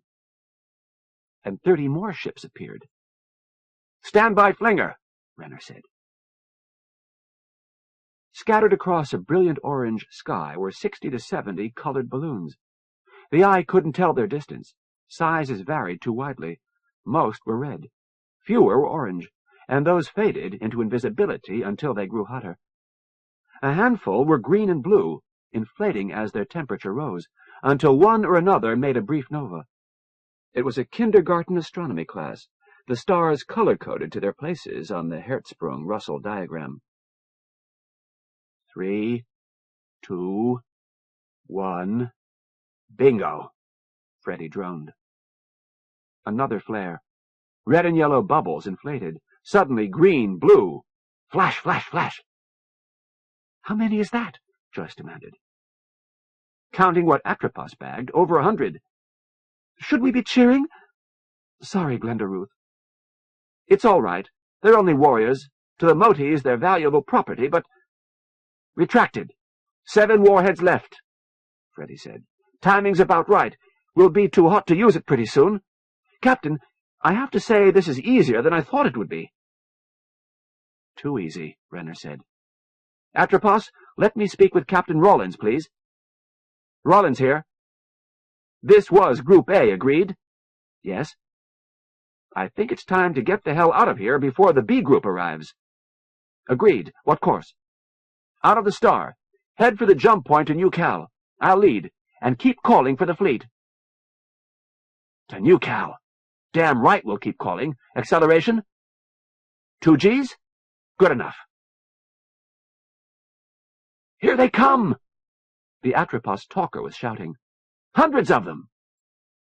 Then, in a calmer voice, Sinbad, this is Atropos. Enemy fleet coming through the Alderson Point. The count is 300 ships. We are firing torpedoes. Maybe this would be a good time to use our last loads, Townsend said. I hate to fire ourselves dry, but... Yeah. Renner touched keys. Atropos, designate us a target group, please. The screen jumped, and a ring appeared indicating a cluster of ships moving together at high velocity away from the jump point. Other ships were appearing every second. "Hail Mary," Freddie Townsend said. "Okay, I've got a solution. Erecting. On the way. 89 seconds. The timers began the countdown. "Of course you know we can't fight all those ships." "All true," Renner said. "Of course we don't have to." "They're not going to give up," Joyce said. "Omar, Victoria, can't they see they've been defeated? It won't do them any good to destroy us now." "They have their orders," Glenda Ruth said. "Victoria, do warriors ever question a master's orders?" "Joyce is right. This can't do them any good, not now. Whatever they do to us, they get back to the moat overheated and out of fuel. And the Alliance fleets will be waiting. Do they know that?" "They know it better than you," Victoria said. "And they have their orders." Glenda Ruth shuddered. "I think it is more than that," Omar said. "If they return, it will be the first time that moat ships have done that. Many neutrals will join them just for that reason. And if a sizable group comes over to them—" "Bandwagon," Joyce said. "Glenda Ruth, you agree?" "I guess I have to." "I have a new target group for you," Atropos said. "Engaging. Rollins here. Commodore, we're getting no answer from the fleet, and we're going to be overwhelmed. Suggestions? Run for it while we can. Pop back into the moat system, where we have allies." "It's not much of a chance." "More than we have now," Rollins said. "Sir?" "Actually, it's a good plan for you," Renner said. "It won't work for us. We don't have the acceleration, but—" "Yeah. You do that.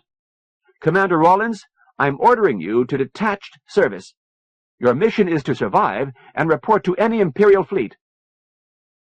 "Just a minute. No, we don't have any time at all. I'm staying on course. You run like hell. Rollins, somebody's got to survive this. Our Modis analyze it this way. If the enemy gets back alive, the neutrals will join the Khanate. We can't let that happen. Rollins, you get back into the moat system and let everyone know the Empire is coming." There was a long pause. "Aye, aye, sir. Godspeed. Godspeed. Freddie, get the flinger ready."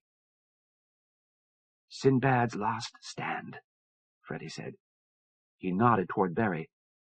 "I guess he deserves a Viking's funeral, only there's no dog at his feet." The cameras went dark. "We've lost the link to Atropos," Joyce dictated quietly. "No shadow from Atropos now," Renner said.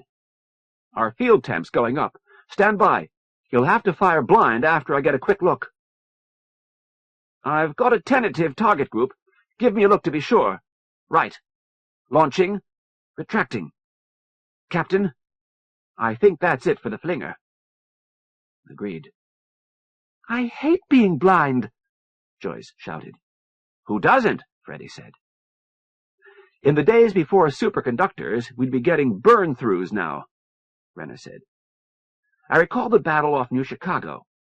Captain Blaine, commander then, got his arm half burned off. Now we sit here comfortable." "Whoopee!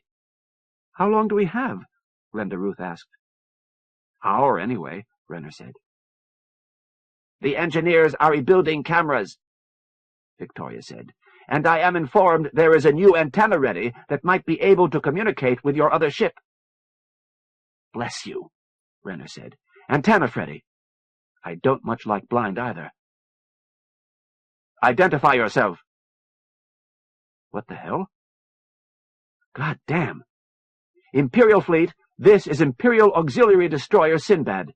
Commodore Kevin Renner commanding." A short delay. Then the regular communications screen lit. "Imperial Fleet, this is INSS Atropos. William Hiram Rollins. We are part of the Task Force Agamemnon, detached to duty with Commodore Renner." "Are there other Imperial ships with you?" "None. Atropos and Sinbad," Renner shouted. Get us a data link and I'll prove who we are. I may have a better way. Put Lieutenant Blaine on. Atropos here. Here's Blaine. Admiral, if you're going to help us, you better be damn quick about it. We're in trouble. We can see that. Blaine? Who am I? Captain Damon Collins, Blaine's voice answered quickly. Right. Blaine, tell me something a Moti wouldn't know. Poker, the first game. I know how you beat me, Captain. Remind me. Renner made sure the mic was off. I hope it's not a long story. But Blaine was talking fast. I'd never played Big Squeeze before. High-low, 6 cards plus a replacement. We had our 6. I was showing 2 little pair-up and 2 down cards. You had 3 hearts and a something, club 6 maybe. It's coming back. Nothing bigger than a 9. I threw a down card, you threw the 9 of hearts, pulled the jack of hearts. We declared both high, you had the flush. You swore you'd never figure out how I did that. I worked it out after the next game. What happened was, you already had your flush, but you had a shot at a low hand too. I was betting like I had a full house. You believed me. You threw your flush away, and I got it back with your low hand ruined. Rape my lizard, you said to yourself. And beat you for the very last time. Fjandsklik. Enough, another voice said. Is it Blaine? Definitely, Admiral. Sinbad and Atropos, converge on the flag. We're sending escorts. All squadrons, engage enemy closely. Epilogue. Endgame. To travel hopefully is a better thing than to arrive, and the true success is to labor. Robert Louis Stevenson. Inner Base 6 had lost 80% of its mass. Its skin was wrinkled and folded.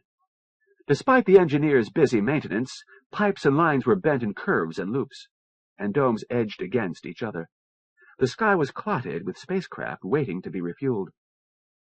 From the stretched, taffy look of the ice around the mosque, it must have been twisted almost horizontal, then later pulled back to true. No damage showed. If anything, it had been improved. The tremendous space of the great hall now sprouted semicircular balconies at every level. Men and Motis clustered on the balconies in groups of 3 or 10, sometimes shouting or even jump flying from balcony to balcony. Diplomacy moved at a breakneck pace here, slowing down at times to accommodate human minds. What Joyce was doing wouldn't have worked in the older mosque. Wouldn't have worked without the gyro-stabilized camera either. In the diminished gravity, Joyce Mei-Ling Trujillo was leaping from balcony to balcony, stopping to swing the camera at Nabil and a handful of Motis, again with Glenda Ruth and her brother to do a short interview, then leaping on. She looked like some lovely goddess moving from cloud to cloud, gradually approaching Earth. She reached the floor flushed with the exercise, started to say something to Kevin, then swung toward the great monitor screen. The great blue-and-white sphere filled most of the view. Cloud patterns streamed sluggishly across continents whose borders were marked all in circles. "That's Mote Prime, isn't it, Kevin? I can see the craters. I came to see Mote Prime, and we've been here 7 bloody months without coming anywhere near it." He put a hand out to steady her in the minuscule gravity. "You won't get any closer this trip. The good news is they still don't seem to have any kind of access to space. That footage was taken from a Medina ship skimming just above the clouds, pole to pole, and nobody tried to shoot back. I would have loved to see the zoo. Probably gone by now. Things don't last among Motis." Joyce and camera faced him. "So it's a blockade again, but with Motis in charge." "Subject to approval from home." "Of course." Joyce switched off the camera. "Off the record, you don't have any doubts, do you, Kevin?" "Plenty. How do we use the worm here? We could pick a faction on Mote Prime, maybe King Peter's family survived, and distribute it. Or not. Or not yet. The Crazy Eddie worm is still experimental. Say, what? Bear with me a second, Joyce. Victor! Damn it! That worm's done it. Mediators really do all look alike now. Victor? All just out of adolescence. The mediator, who had been the Tartars' Victoria, bounded toward them in a low arc. Kevin? Yeah. Victor, sooner or later you'll be in contact with Moat Prime. We want certain bodies returned to us for proper burial.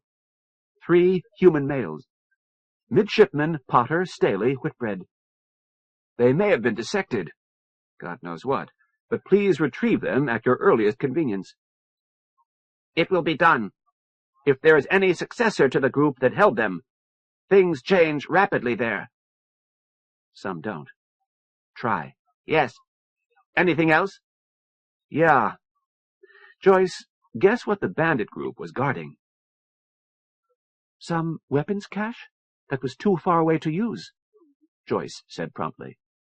No, it was the Khanate's main base, including all their wealth. They offered it all as bribes to their allies, and the allies have turned it all over to Medina. Victor, did your people find any surprises? Not to us. We'll make hollows, Kevin. Their engineers are ingenious. You'll see some interesting innovations in the hardware. Joyce considered the nuances. She turned the camera on Victor. Then it's over? The Khanate didn't just surrender, they meant it. Kevin caught Glenda Ruth Blaine's semaphore wave, halfway up the Great Hall's curved roof, and her all-too-knowing smile. Kevin grinned and waved back. No hiding anything. Damn it. Joyce had caught it, too. We control all of what was Khanate wealth, Victor answered. The families have returned from hiding at Barry's Star, and all of them now carry the worm. I see no way in which they could harm us or you ever again. Their line is at an end, unless we choose differently. Would not that satisfy Horace Berry's anger? Joyce answered carefully. As much as I came to know Berry, I think he had no anger left for Motis. This was his last corporate war. I believe he enjoyed it very much. The Moti smiled and moved on. Kevin felt his eyes begin to sting. He said, That was wonderfully well said. Thank you. I actually miss him, Kevin. Not like you, I expect. Almost 30 years. Yeah, but he did go out a winner, and I can't seem to decide how to feel about finally being free of the old man's power games. Life is about to turn simpler. What was the smirk about? Smirk? Joyce's black eyebrows came together, and he said, It's a secret. There are still secrets. Damn it, Joyce, is every woman going to go around reading my mind for the rest of my life? This isn't any diplomatic secret, Kevin. And it isn't a scandal because you'd never be stupid enough. You wouldn't. Joyce, there is a secret you should not hear. Just like last time when Eudoxus read your feet. She swallowed her first answer. Maybe, but I have to have it. Okay. Kevin Renner began to talk. Inner Base 6 had been following the Empire ships. Renner took his own sweet time returning thence, sending the blockade fleet ships on ahead, thrusting at half a G, while he and his people healed. It still took him only 8 days. On the afternoon of the 6th day, he found Glenda Ruth perched on the arm of his chair with a tray in her hand. He settled in with his lunch and said, Talk. She didn't seem able to. Freddie, he said. Aristocrat. Just a touch lazy, by my admittedly rigorous standards. Didn't want to join the Navy. They'll have precious little choice now. They'll hit him with major medals and a reserve commission. Good motivation, Glenda Ruth said. Put him in charge of avoiding a war so he won't have to work. He tenses up when you're around. What's he afraid of? You're too sensitive? Squeamish, she said. Whoever gets hurt around me, child or adult or cat or Moti, I feel it. But I had as much to do with saving us as he did. More. Kevin. Glenda Ruth. Oh. Sorry. She shifted to the navigator's empty chair and slumped a little and smiled at him. "I was going to say—" "Oh." That wide, her smile looked a little vacuous. "You got it." Glenda Ruth said, "Please turn down the sex appeal because it makes me uncomfortable." "Yeah, and I don't doubt you could turn it up again if I need to remember what gender I am." "Maybe not. Kevin, you've stopped thinking of me as not quite human." "Don't test that out, okay?" "Unless you mean it." "No, damn it. Seducing Lord Blaine's daughter is one of the many things I'm going to skip in this life." "Sure you're human. You may be a great many humans. Every child does a lot of role-playing. You and Chris would do it better than most. What kind of role have you been playing with Freddie?" "I haven't been playing. Uncle Kevin, I was running a game on the Tartars for our lives and the Empire. There wasn't room to play that many games. He's seen what I am. I'm squeamish. When it all gets too much for me, I hide." "You could get him back. He can't drop you. He's got obligations. And if you work on him for an hour, he'll never want to again. So what's really bothering you, Glenda Ruth? Turn it off." She shifted in her chair. The blood was thundering in Renner's ears. To his skewed perception, she was going off and on like a light bulb. She asked, "What if I'm serious?" "Get frivolous. You're so wary of rubbing up against a lord's daughter. I can talk anyone into anything, Kevin. I can make mistakes and damage people, and I've done it, and so's Chris. You'd think I was a real fool, wouldn't you? If I weren't testing my limits." Kevin considered retreating to his own cabin and locking his door, but first he said, "I'm not just your randomly chosen dirty old man. I'm the junior officer who ordered Lady Sally Fowler to Captain Roderick Blaine's room when I felt it necessary to their survival. You're my responsibility." She stared, then burst out laughing. That was better.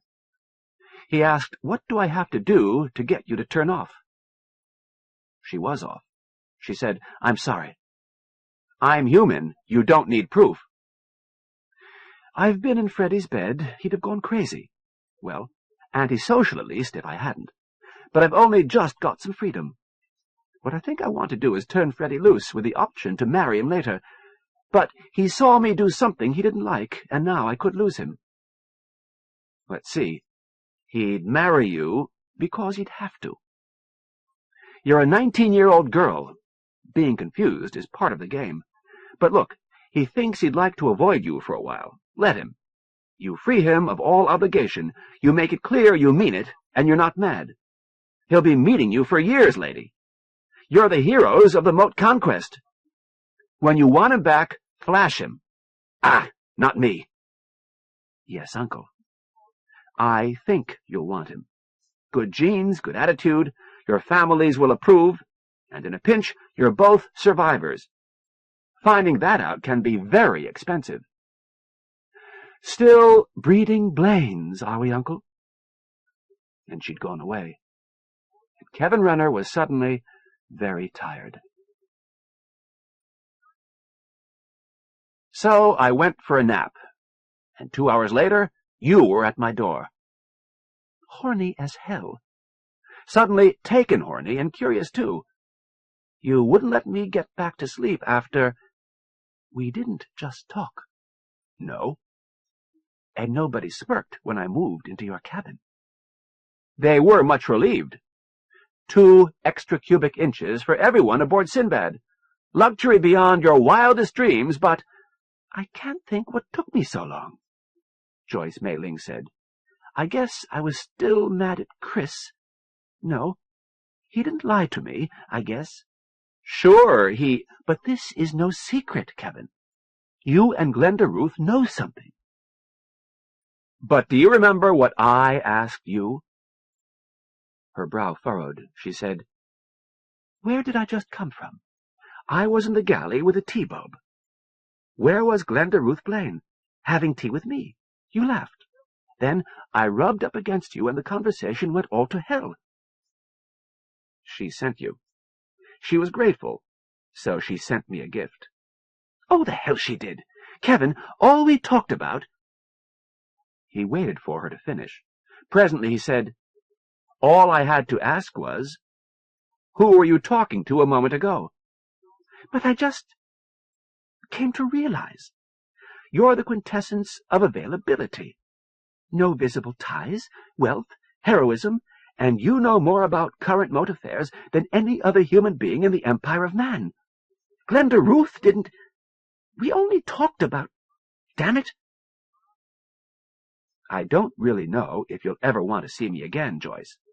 But if you do, there are secrets that you should not know. And by God, I will keep the next one. There were 2 message cubes labeled and dated. One had been given to Nabil for safekeeping aboard Base 6. The other was dictated during the long chase across the moat system and completed just before Sinbad jumped across into Murchison's eye. "Should we be looking at this?" Renner asked. "I thought we were supposed to wait for lawyers." Nabil's leathery face was a mask. "Commodore, His Excellency has instructed on the package that you review this immediately." He pointed to a scrawl in Arabic. "This is your name." "Okay." "It also instructs me to invite witnesses, specifically Glenda Ruth Blaine and Frederick Townsend, and as many Alliance Moti mediators as may conveniently be assembled," Nabil said. "Beyond that, I know nothing." They began with the cube dictated aboard Sinbad. It showed Barry in his couch. His face was drawn and his voice exhausted. The authenticity of the cube was witnessed by Joyce May Ling Trujillo and Glenda Ruth Blaine. "That's one picture of me I'll never put on the news," Joyce said. "I am Horace Hussein al-Shamlan Berry, trader, magnate citizen of the Empire of Man, Pasha and citizen of the planetary principality of Ikhwan al-Muslimun, known commonly as Levant. This is a codicil to my will and testament left in the safekeeping of my true and faithful servant, Nabil Ahmed Kaduri. I hereby confirm all bequests made in that previous testament, except as may be directly and explicitly contradicted in this codicil. I dictate this document in the full knowledge that neither it nor this ship is likely to survive our present mission, but Allah may will differently.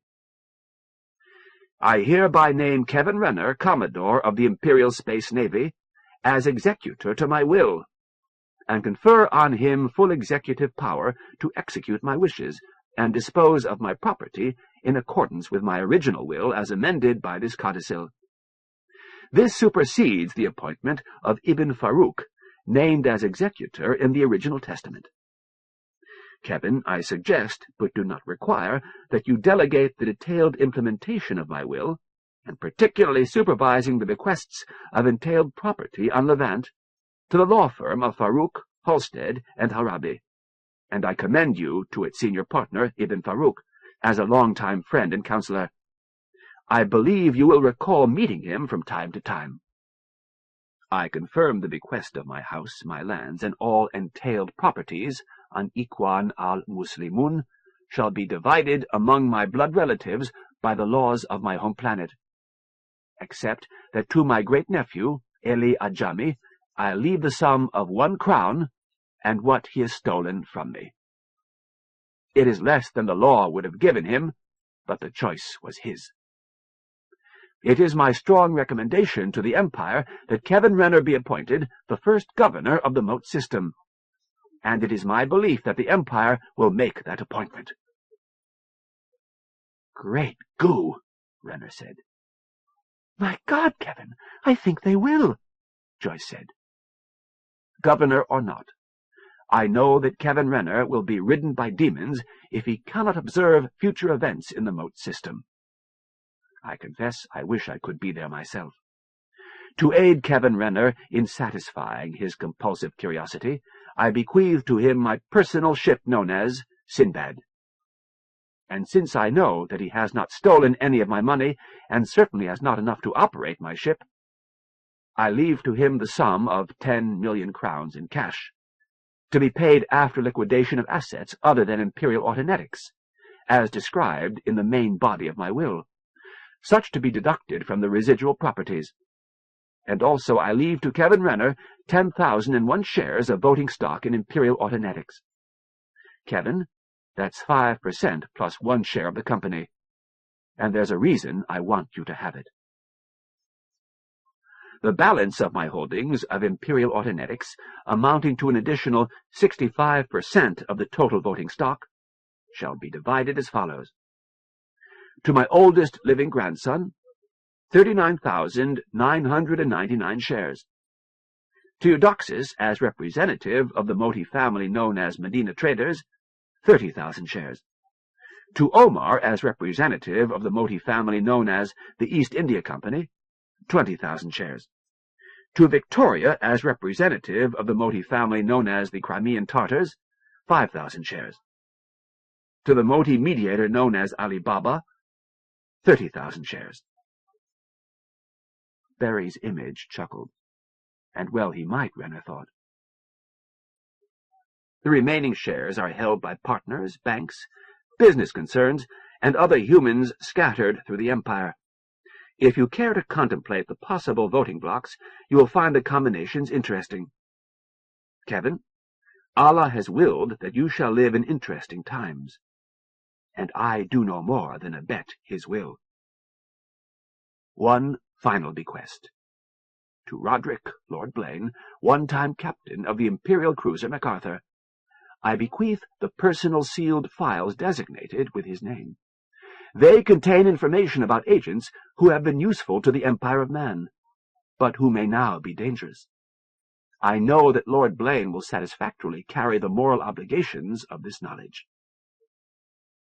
As for the rest, you'll find the details in the cube I have entrusted to Nabil. I have provided generously for those who have served me faithfully. I believe that I have faithfully discharged my duties to Allah, to my compatriots, and to the Empire. And whatever Allah wills for my future, I am content that we have done all we could do. Witness my voice and signature, Horace Hussein Al-Shamlan Berry, aboard the ship Sinbad somewhere in the Moat system. Look round our world. Behold the chain of love, confirming all below and all above. See plastic nature working to his end, the single atoms each to other tend, attracted to, the next in place formed and impelled its neighbor to embrace. See matter next, with various life endued, press to one center still, the general good. See dying vegetables life sustain. See life dissolving vegetate again. All forms that perish other forms supply. By turns we catch the vital breath and die. Like bubbles on the sea of matter born, they rise, they break, and to that sea return. Nothing is foreign, parts relate to whole. One all-extending, all-preserving soul connects each being, greatest with the least.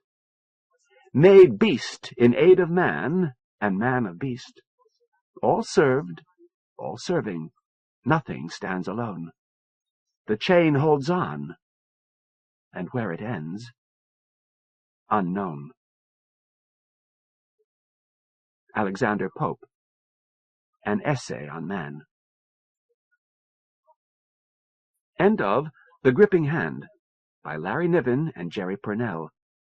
Read by Ken Kliban, in the studios of American Foundation for the Blind, Incorporated, for the Library of Congress, September 1994. For special distribution as authorized by Act of Congress under Public Law 89-522, with the permission of the copyright holder and the publisher. Pocketbooks, a division of Simon & Schuster, Incorporated. 1230 Avenue of the Americas, New York, New York, 10020. End of book.